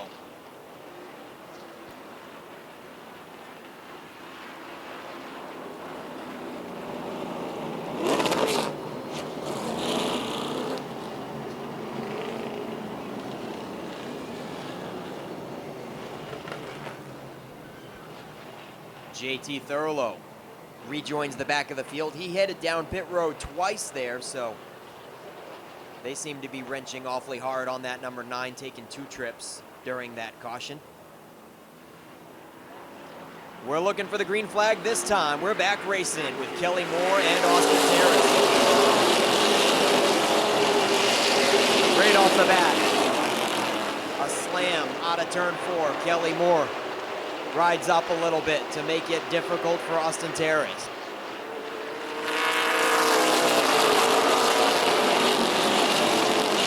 Kelly Moore clears. Mike Hopkins is up to 3rd. Kevin Douglas back to 4th. Joey Pohl in the 97 makes up your top 5.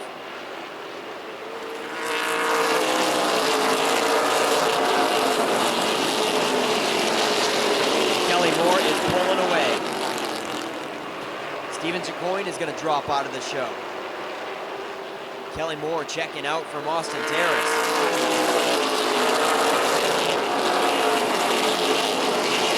Single file for the first 7. Dave Farrington in 6th. Trevor Sanborn 7th. Dwyron has broken free from the double wide action. Joey Dwyron is in 8th. Garrett Hall breaks free. He's 9th. Nick Calvert makes up your top 10. Then it's side by side with Garrett Lamb and Jamie Wright. One guy that's kind of quietly marching his way to the front, at least up to the front half of the bag. Oh, we got cars up in turn 1. We've got the 07 of Nick Calvert, the 84 Jamie Wright, and the 40 of Dan McCaig. McCaig Jr. certainly has not had a very good couple of weeks in the Pro Stock. Not just today, but the last regular feature night for the Pro Stocks was quite eventful as well. Him and your leader, Kelly Moore, came together in practice. It actually ended Kelly Moore's day completely. Dan McKeag had a lot of cosmetic damage, and they went to town thrashing on it to get him back out there to race. See, since we're talking about Kelly Moore, got to give a shout out to Ryan Moore. He made the trip up with his car from North Carolina and unfortunately lost the motor in second practice. So tough break for him. Dad's going to try to get it done today for the Moore family. Just like he said in pre-race interviews, Ken, he said, well, I guess it's all up to me now. Top 20 are on the lead lap. JT Thurlow is in 20th, the last car on the lead lap. Dave Sturgis ready to turn him loose. Bit of a slow pace. They want to go early.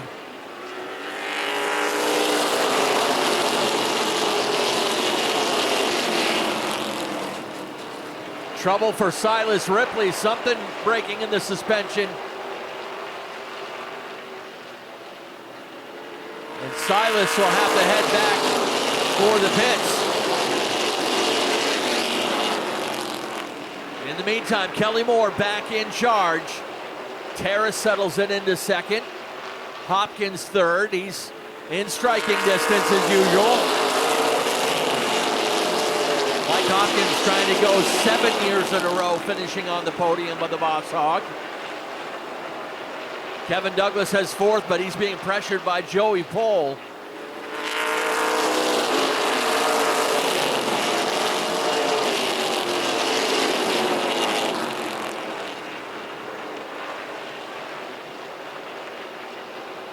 Teras right to the back bumper. That pair starting to pull away a little bit from the third place car of Mike Hopkins. They'll complete lap 50 this time by the stripe. 50 down, 100 to go.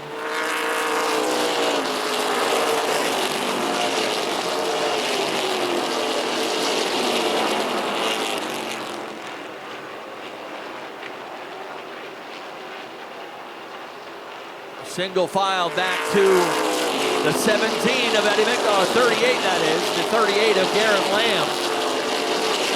Much like he did in the Oxford 250, spent a lot of time up in the top groove and liking that out there again tonight as Lamb races in 10th right now.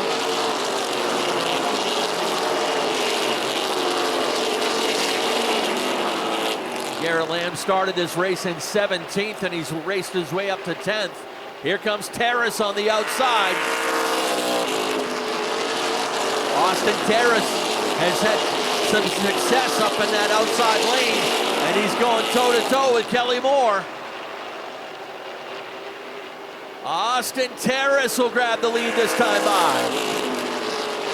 Just 3/100ths of a second the lead for the number 29.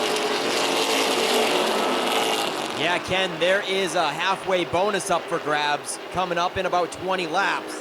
Yeah, $1,000 on the table for the halfway leader.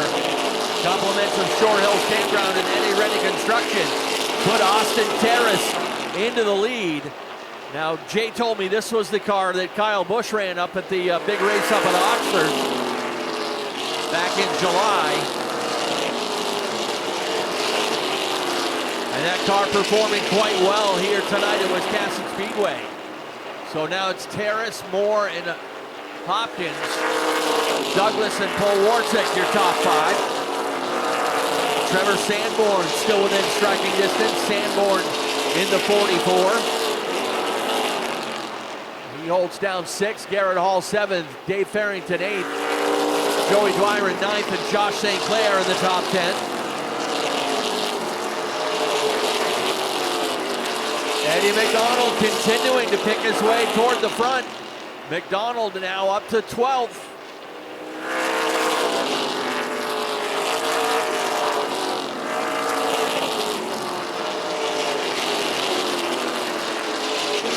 We'll make it 60 laps complete this time by the stripe, 60 down. Kelly Moore really putting the pressure on the young man of the 29.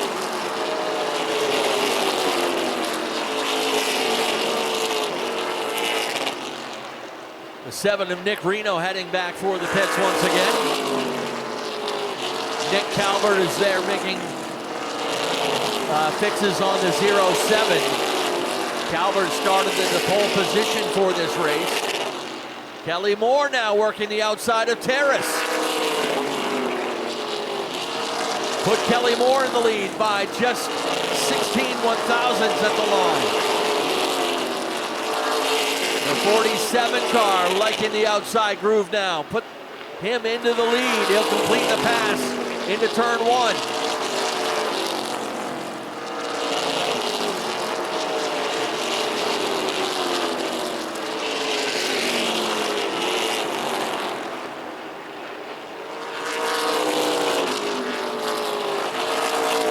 Never count out Mike Hopkins in that 15. He is probably the best at saving his stuff for the second half of the race. Just keep the leaders within sight and save your stuff, and he's doing just that. As we still have 23 cars still on the track.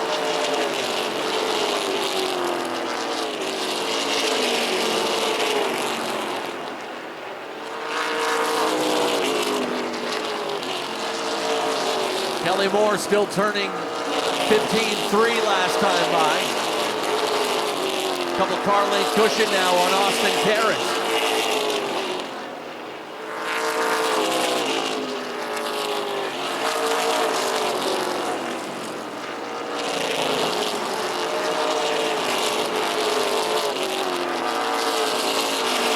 Dave Farrington able to get by Joey Dwyron. Farrington in the 23. Takes over 8th, Joey Dwyron 9th. They've been going back and forth at it for a while.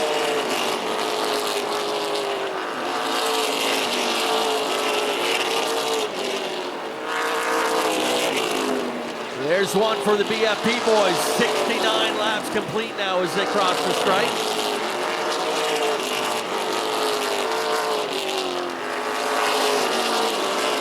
Dave Sturgis continuing to work that passing flag. Teras looking to the outside once again. Sees an opportunity maybe to set a pick on the 17 of Gilbert. We've got a race within a race. They are racing to the halfway point with 5 to go till halfway. Make it 4 to go at the line to pick up a $1,000 bonus. Lappers coming right up. Andy Gilbert and Evan Beaulieu up ahead as the leaders are separated by 1 car length.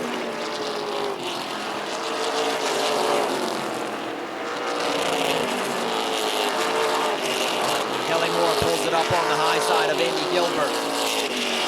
2 to go till halfway.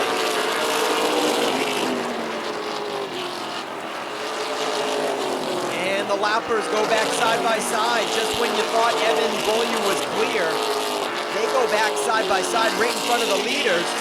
Andy Gilbert and Evan Beaulieu right up ahead. 1 to go till halfway. $1,000 bonus up for grabs. You can tell they really want it, folks. 3 wide around Evan Beaulieu. $1,000 is going to go to Kelly Moore from Davis Erector Group. $1,300 already in Kelly Moore's pocket as he won $300 for being the fastest time trial. 300 to the fastest time trial are brought to you by Epoxy Floors North for Kelly Moore this evening. Now they are working on Shane Clark in the 21 to go down another lap. They're going to do it nice and easy. It got pretty heated there for a moment with Andy Gilbert and Evan Beaulieu side by side, but it is pretty uneventful up ahead. Single file and spread out. Kelly Moore works on Jet Decker now. Austin Teras tracing in every move, and the 15 is closing in. As Ken mentioned, he is a professional at saving his equipment, but looks like he is picking it up just a tiny notch to make sure that the top 2 don't get out of sight. Kevin Douglas right now has nothing for the top 3. the local regular hot shoe in the 18. The defending points champion from last year. Usually on top on a weekly basis. He is representing the regulars now as the highest regular at the moment. Actually, you know what? Kelly Moore has been joining us this year for the first time on a weekly basis. We saw a couple random visits. Oh, we got trouble for JT Thurlow.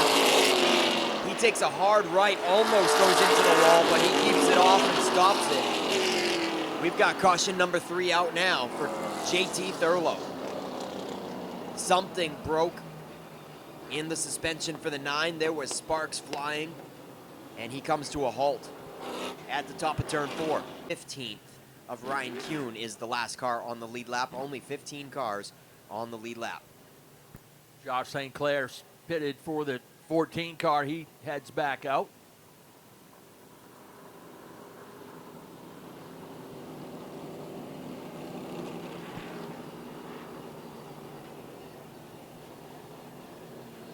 The AC Towing boys have been busy today. They'll get the 9 car up on the hook, and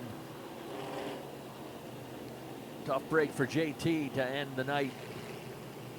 Been a kind of a, yeah, we've had a couple of wrecks, a couple of cars wrecked, but more of a battle of attrition. Just waiting there under the direction of Nate Sennett to rejoin at the tail end of the field. Tough break for JT as he goes off on the hook. I had thrown out some little bit of trivia. I always like to do that. This race actually originated back in 1991 with Dave St. Clair when he purchased Wiscasset Raceway at the time. Tracy Gordon was the winner of the first Boss Hogg 100 back in 1991.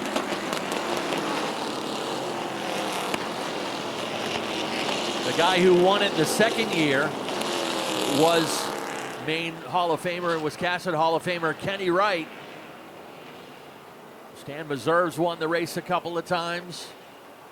Jim McCallum won it back in 93. Race disappeared for a little while, but the Jordans brought it back in 2013.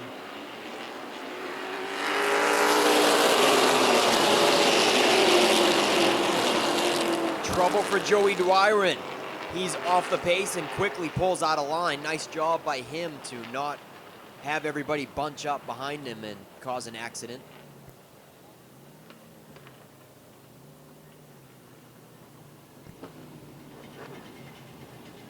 Joey able to drive away, but not sure if that car is going to be able to continue. Field crossing up for another try. Again, apologies on the scoreboard situation. Some technical difficulties tonight. They're trying to cycle it through to get it back on, but we'll try to keep you updated best we can, or you can obviously, we got people watching on Race Monitor or Speed Hive. Not the way Joey Dwyron wanted to make his return to Wiscasset Speedway. He goes off on the hook.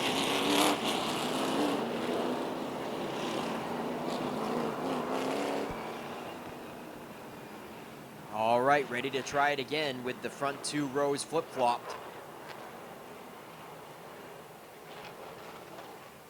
A pair of Boss Hogg 150 winners on the front row now.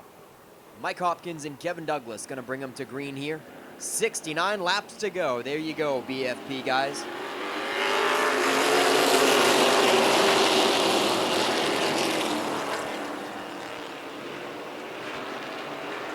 Mike Hopkins quickly disposes of Kevin Douglas. Douglas pulls down in line before Kelly Moore can get in there. Oh, Kelly Moore is tapping him on the rear.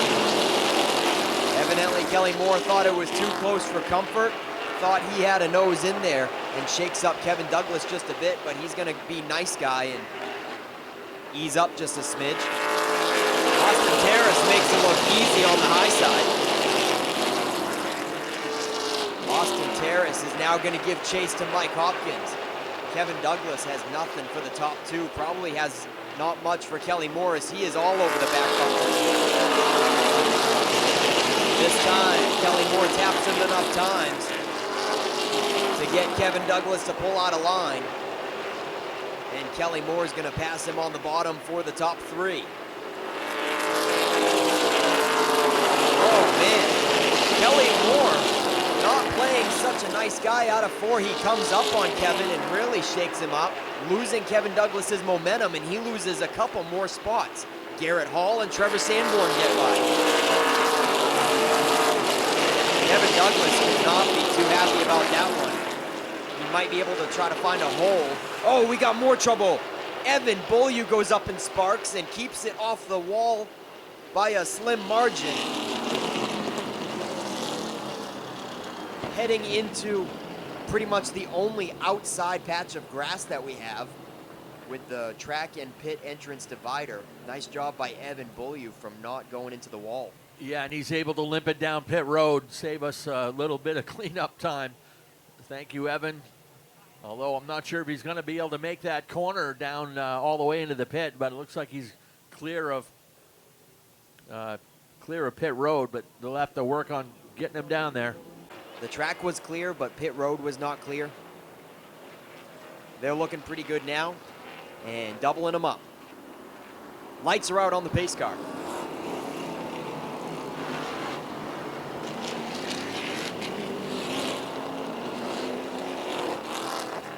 .64 laps to go. Mike Hopkins and Austin Teras. A new front row.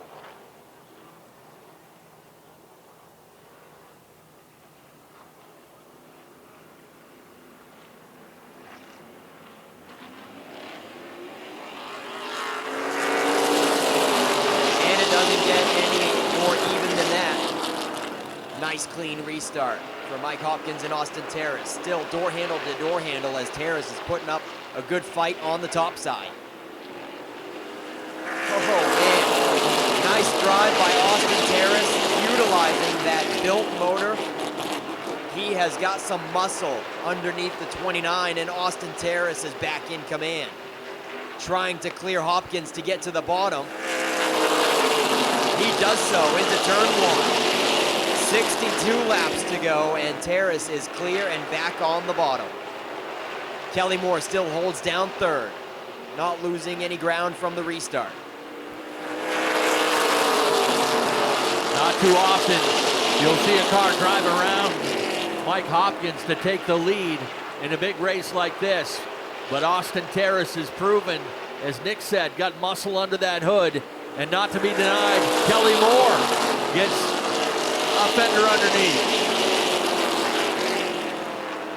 Kelly Moore with a little bit of a fender underneath Mike Hopkins, but can't get all the way under.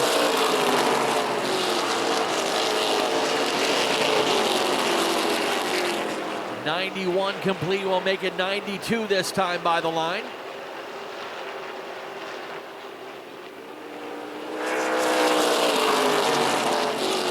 Austin Teras has won a couple 4-cylinder pro races in his career here at Wiscasset, but never a super late model or pro stock race. He's had some pretty big wins up the road at Oxford Plains Speedway, but would love to add Wiscasset to his resume. Mike Hopkins able to hold off Kelly Moore. Mike might be liking that grip he's finding up on the outside. Garrett Hall is all alone in the 4th position. They're being chased by Trevor Sanborn in 5th. Angelo Belcito starting to come to life in that number 8 car. We haven't called his number yet in this race. Belcito racing door to door with Kevin Douglas. That is for 6th and 7th.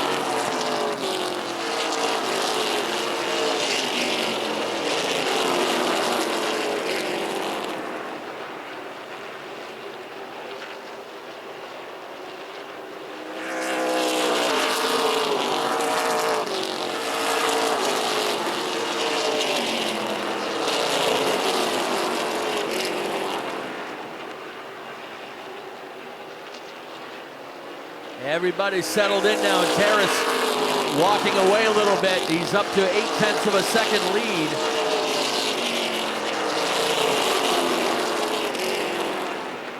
14 cars in the lead lap. Garrett Lamb, the 38 car, your last lead lap machine.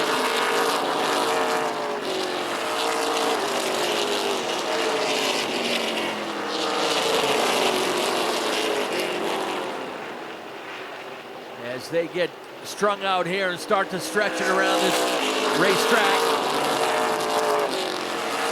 100 laps complete. 50 laps to go.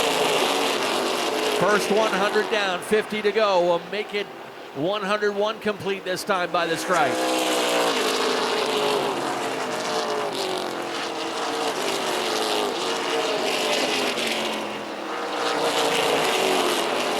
Kelly Moore reloading for another shot at that number 15 of Mike Hopkins.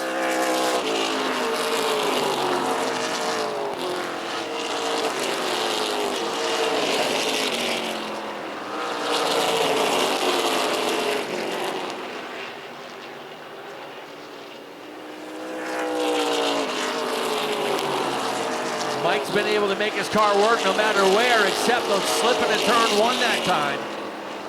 Nearly gave that spot over to Kelly Moore. And as they race side by side, Teras continues to stretch out his lead to 1.2 seconds.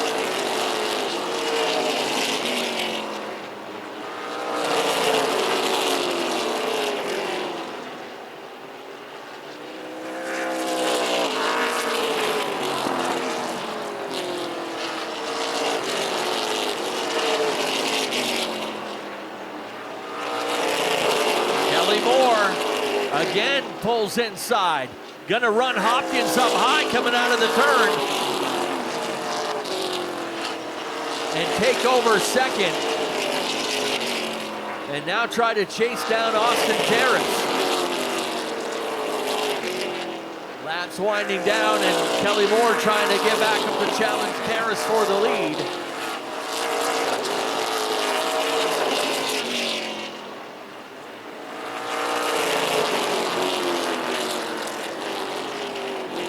Jet Decker, the next car up ahead in the 0-1, but Decker is already a few laps down. Jet now 7 laps down.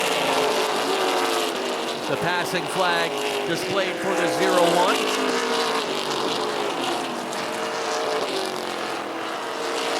Mike Hopkins actually starting to fade back a little bit and nearly into the clutches of the 94 of Garrett Hall.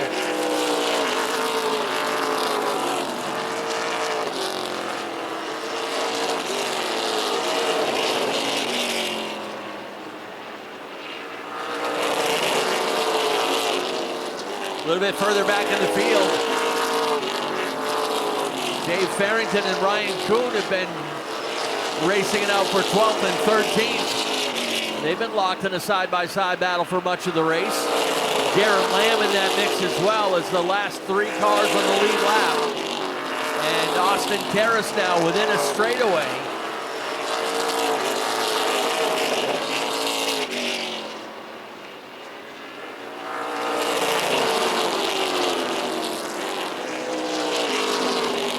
They work their way around Decker, and as we expected, as we suspected, Garrett Hall is now there to put the pressure on Mike Hopkins for third.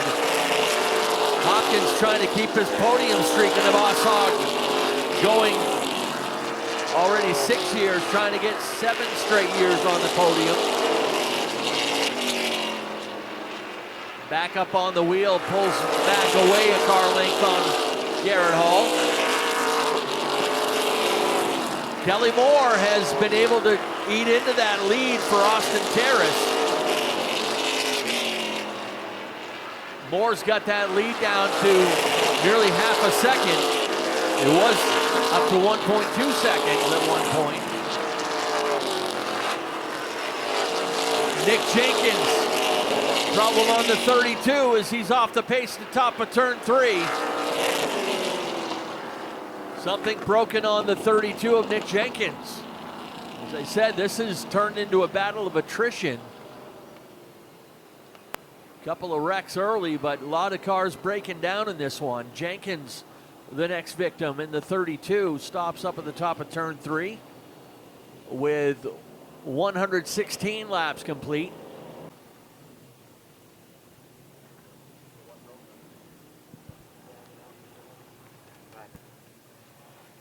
Yeah, flat right front tire for Jenkins. Gonna call it a night and bring it down to the lower pit.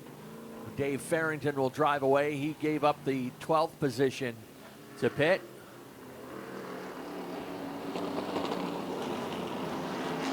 Just a few laps ago, we saw Kelly Moore finish the pass on Mike Hopkins. You could tell he had enough of racing side by side with Hopkins. He was letting Austin Teras pull away. 2 cars racing side by side does not go as fast as 1 car by themselves, utilizing the track how they please. So Kelly Moore used up Hopkins to take care of that situation. Gave chase to Austin Teras. We are back green and Teras wastes no time. Hopkins is back to the inside of Kelly Moore. We will see if he will return the favor that Kelly Moore just executed on him moments ago.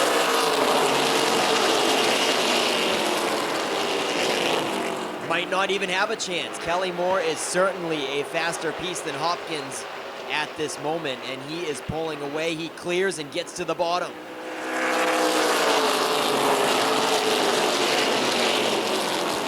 Hopkins drifts up to the top. He's gonna, looks like, experiment with the top side right now and see if there's some traction up there. There's 32 laps to go, and you might have to make some passes up at the top. Hopkins is gonna take this time to see if the second group works better for him. Garrett Hall unable to keep it up tight with the 3rd place car. Garrett Hall looks to be in defense mode right now, filling up the rearview mirror. Oh, there's contact. It looked like real briefly on the backstretch with him and Kevin Douglas. Looked like Garrett Hall came up a bit.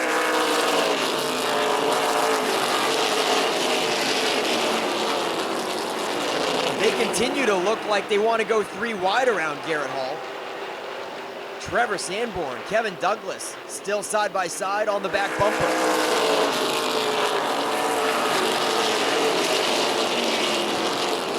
Kevin Douglas drifted back there for a minute, but he hits the reset button, and now he's got a good slingshot down the backstretch. To the top side of Garrett Hall, he'll try it again.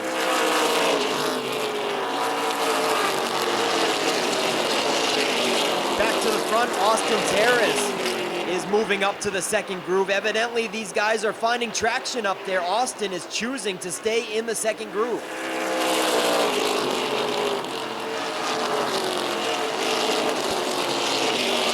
We got a yellow. There's a spin, Angelo Belcito to the infield of turn 3. Don't quote me on it, but I think it's caution number 7. Yeah, Belcito had been running in the 14th position and had got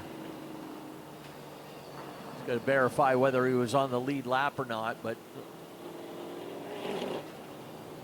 he will get it in the right direction and take the tail end of the field. Yeah, Belcito was on the lead lap at the time, so he'll restart at the tail and still remain as the last car in the lead lap. That's in 14th position.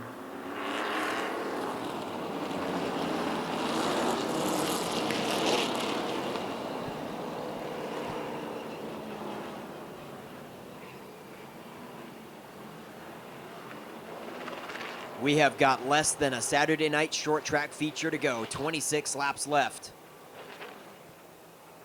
And Teras and Kelly Moore had to go back a row a few restarts ago, but they found their way back to the top now. Austin Teras rides up out of turn 2, using up Kelly Moore. Moore pulls it in single file.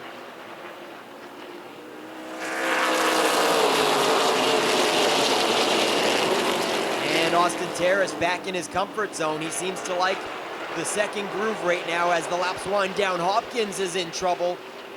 Gets way high on the backstretch, and Garrett Hall is there.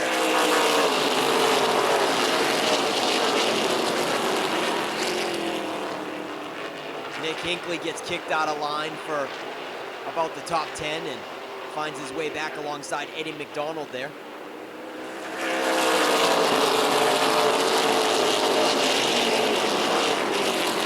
The leaders are racing in the second groove, something we don't usually see at Wiscasset Speedway. Austin Teras likes it up there.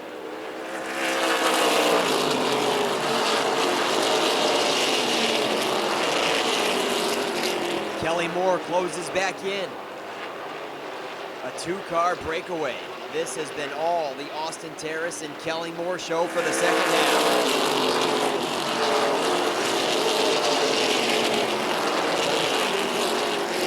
Mike Hopkins holding down third with some heavy pressure from Garrett Hall in the 94. Looking to check this event off of his bucket list.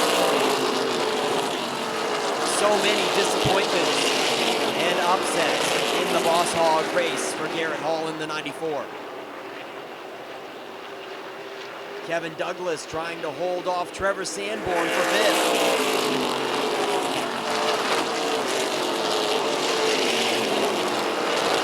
Trevor Sanborn pulls it up alongside Kevin Douglas, but Douglas gets a nice slingshot out of 2 and re-clears for the top 5.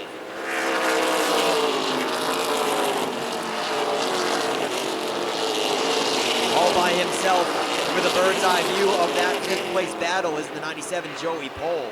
Then they are side by side for 7th and 8th. Josh St. Clair and Eddie McDonald. Make that 8th and 9th. Josh St. Clair, Eddie McDonald, and Nick Hinckley makes up your top 10. Yeah, I think Josh has got a broken hood pin on that. Actually, the nose kind of stove up just a little bit on the 14 of Josh St. Clair. That can't be helping him, but he's still able to drive around Eddie McDonald and into the 8th position.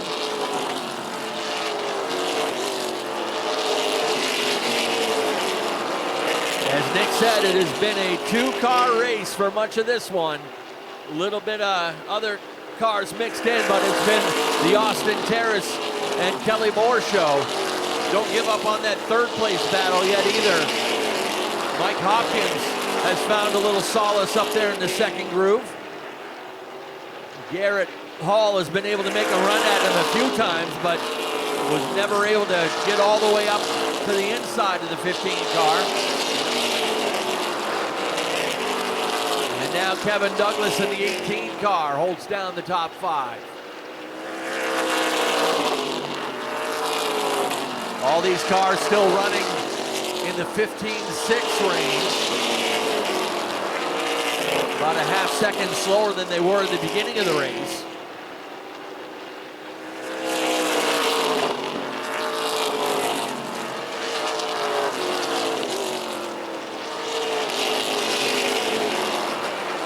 This time by 10 laps to go. 10 to go for Austin Teras and Kelly Moore.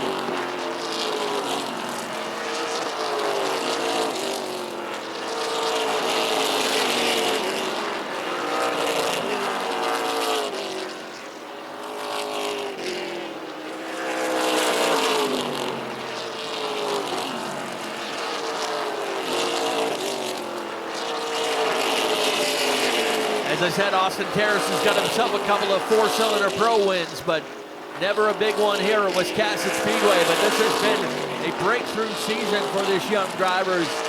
He's picked up a few big wins on the Pro All-Star Series and up at Oxford Plains Speedway.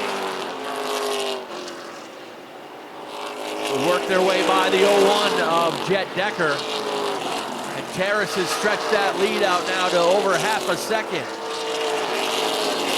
Kelly Moore's all clear as Mike Hopkins is a second and a half behind him.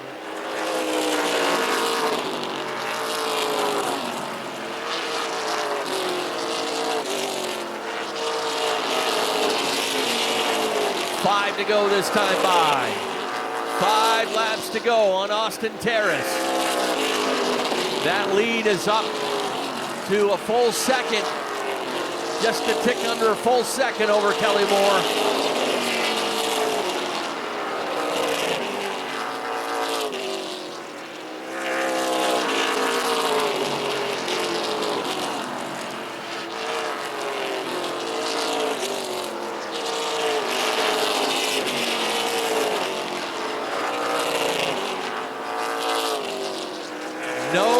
Fisher behind that number 29. Popsicle sticks are in the air. 2 laps to go now for Austin Teras.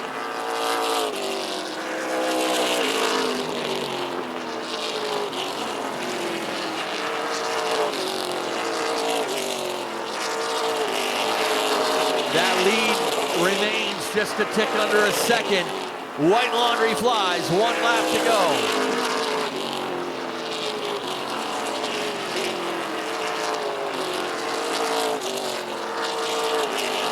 Final time down out of turn 3 and 4.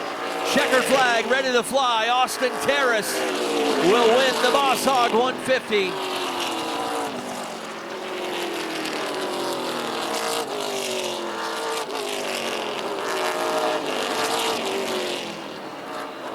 Austin Teras left no doubt it was going to come down to him or Kelly Moore, and when the pay window opened, Teras disposed of Moore as well and runs to the victory, his biggest here at Wiscasset Speedway.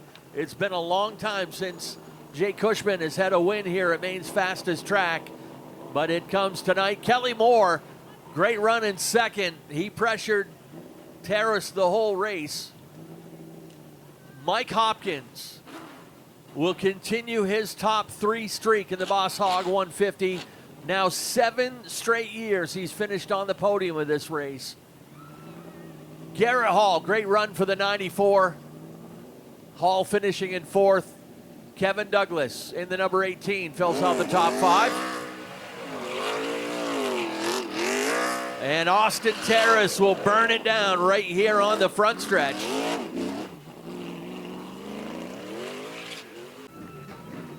He will bring it into Coastal Auto Parts victory lane and a triumphant win for the Cushman competition, number 29. And we will go trackside with Nick Huff. I think this trophy's taller than Austin. Yeah, usually they come to victory lane a little slower than that, but Austin Teras is super excited, didn't want to waste any time coming here, kicked up all kinds of dirt with the nose dragging in the grass a little. This kid is pumped. $15,000 richer for Cushman competition in Austin Teras.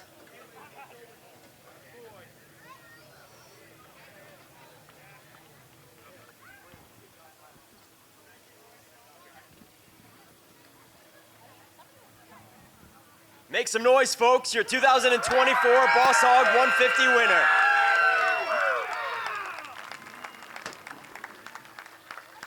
Yeah, buddy, Austin Teras. Man, oh man. Looked like the racing line started to move up. You like that second groove at the end of it? Oh, yeah, the goop on the top groove and the big motor, we got to use more power up there. And I was so tight on the bottom, I just couldn't wrap. And we got up top and past Kelly, past Mike, past Kevin, and figured we just wanted to stay up there. You let Kelly get relatively close there, but it seemed like with 10 to go, you kicked it up a notch. Was that a tire-saving thing to let him get close and then 10 laps to go, give it all you got? Yeah, I mean, you never know when a caution is going to come out at the very end, and you want to have enough right front to make it work. And we did that and fired off hard at the end just to see what we could do, and now we're here. Who do you got to thank, Austin, for this win? I mean, this car sounds so cool. That's been the talk of the pits and talk of the grandstands all day. I'm sure you've got a stout piece under the hood that you want to thank. Yeah, Brad Watson builds this mean, fire-breathing 9-to-1 that has to weigh 75 pounds more than everybody else, but we get it around just as fast, and can't do it without my Uncle Wayne here, GT Overhead Door, Dennis Spencer, Cushman Competition. There's so many people. Derek McConnell with On the Level. Everybody, Brandon Ernest, my whole crew. I have so many people here helping. I love them right to death, and I couldn't do without them. All right, Austin, $15,000 richer. How's it feel? Oh, we'll spend that pretty fast. Moving on to second place, Kelly Moore. Oh, man, Kelly, you gave it all you had. I'm sure you weren't too pleased about the invert with the bad restart, and certainly had to make you work to get back up to Austin. Yeah, that invert, that kind of hurt, but, you know, it's their game. We'll play under their rules. But, you know, the invert got us back there, but we got a little loose there and got a little free getting in. getting off the corner, and Austin was a tad bit better than we were, and we ran a good, clean race. Congratulations to Austin. But, it was a lot of fun. That car was in a heap last weekend, and we put it back together. These guys here deserve all the credit. Who else you got to thank there, Kelly? Yeah, I want to thank EFN. These guys stand behind me 110%. They sponsored the non-qualifiers race today, and without guys like that, we wouldn't be here.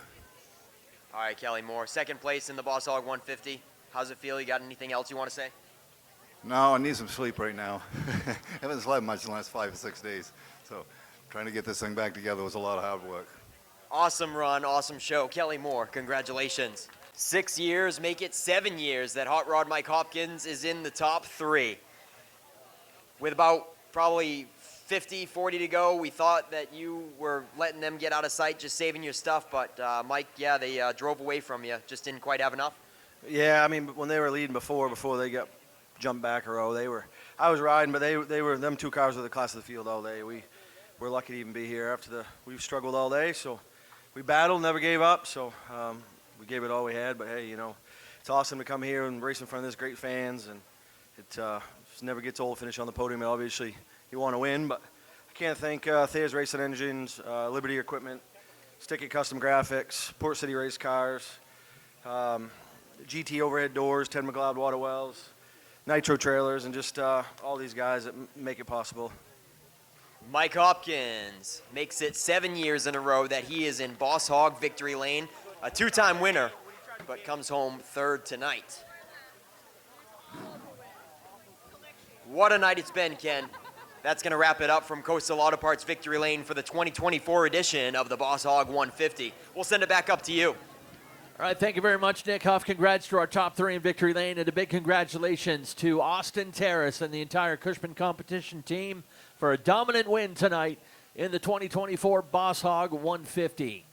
Big thank you as well to the Thurlow family, John Thurlow Incorporated, Thurlow's Car and Truck Service, and their dedication to helping to put on this big show. Epoxy Floors North, Davis Erector Group, Shore Hills Campground, and N.A. Rennie Construction, all helping as support sponsors of today's race. All the official results will be up on the website, WiscassetSpeedway.com. Austin Teras and his crew are getting a barbecue feed after this one, too. Compliments of Bingo's Barbecue. So want to make sure we get that in there as well. So as you folks are heading out, don't forget, we're back in action next Saturday night here at Wiscasset Speedway. The pit gate opens at 1, grandstands 3 o'clock for the season ticket holders, 4 o'clock general admission, and the green flag flies on all the action on Saturday night at 5 o'clock. So hope you can join us then, get a schedule, and join us for a few more races here as we wrap up the 2024 season. So once again, on behalf of Richard and Vanessa Jordan and the entire staff here at Wiscasset Speedway, have a great Labor Day weekend. Enjoy your day. We'll see you next time. Good night.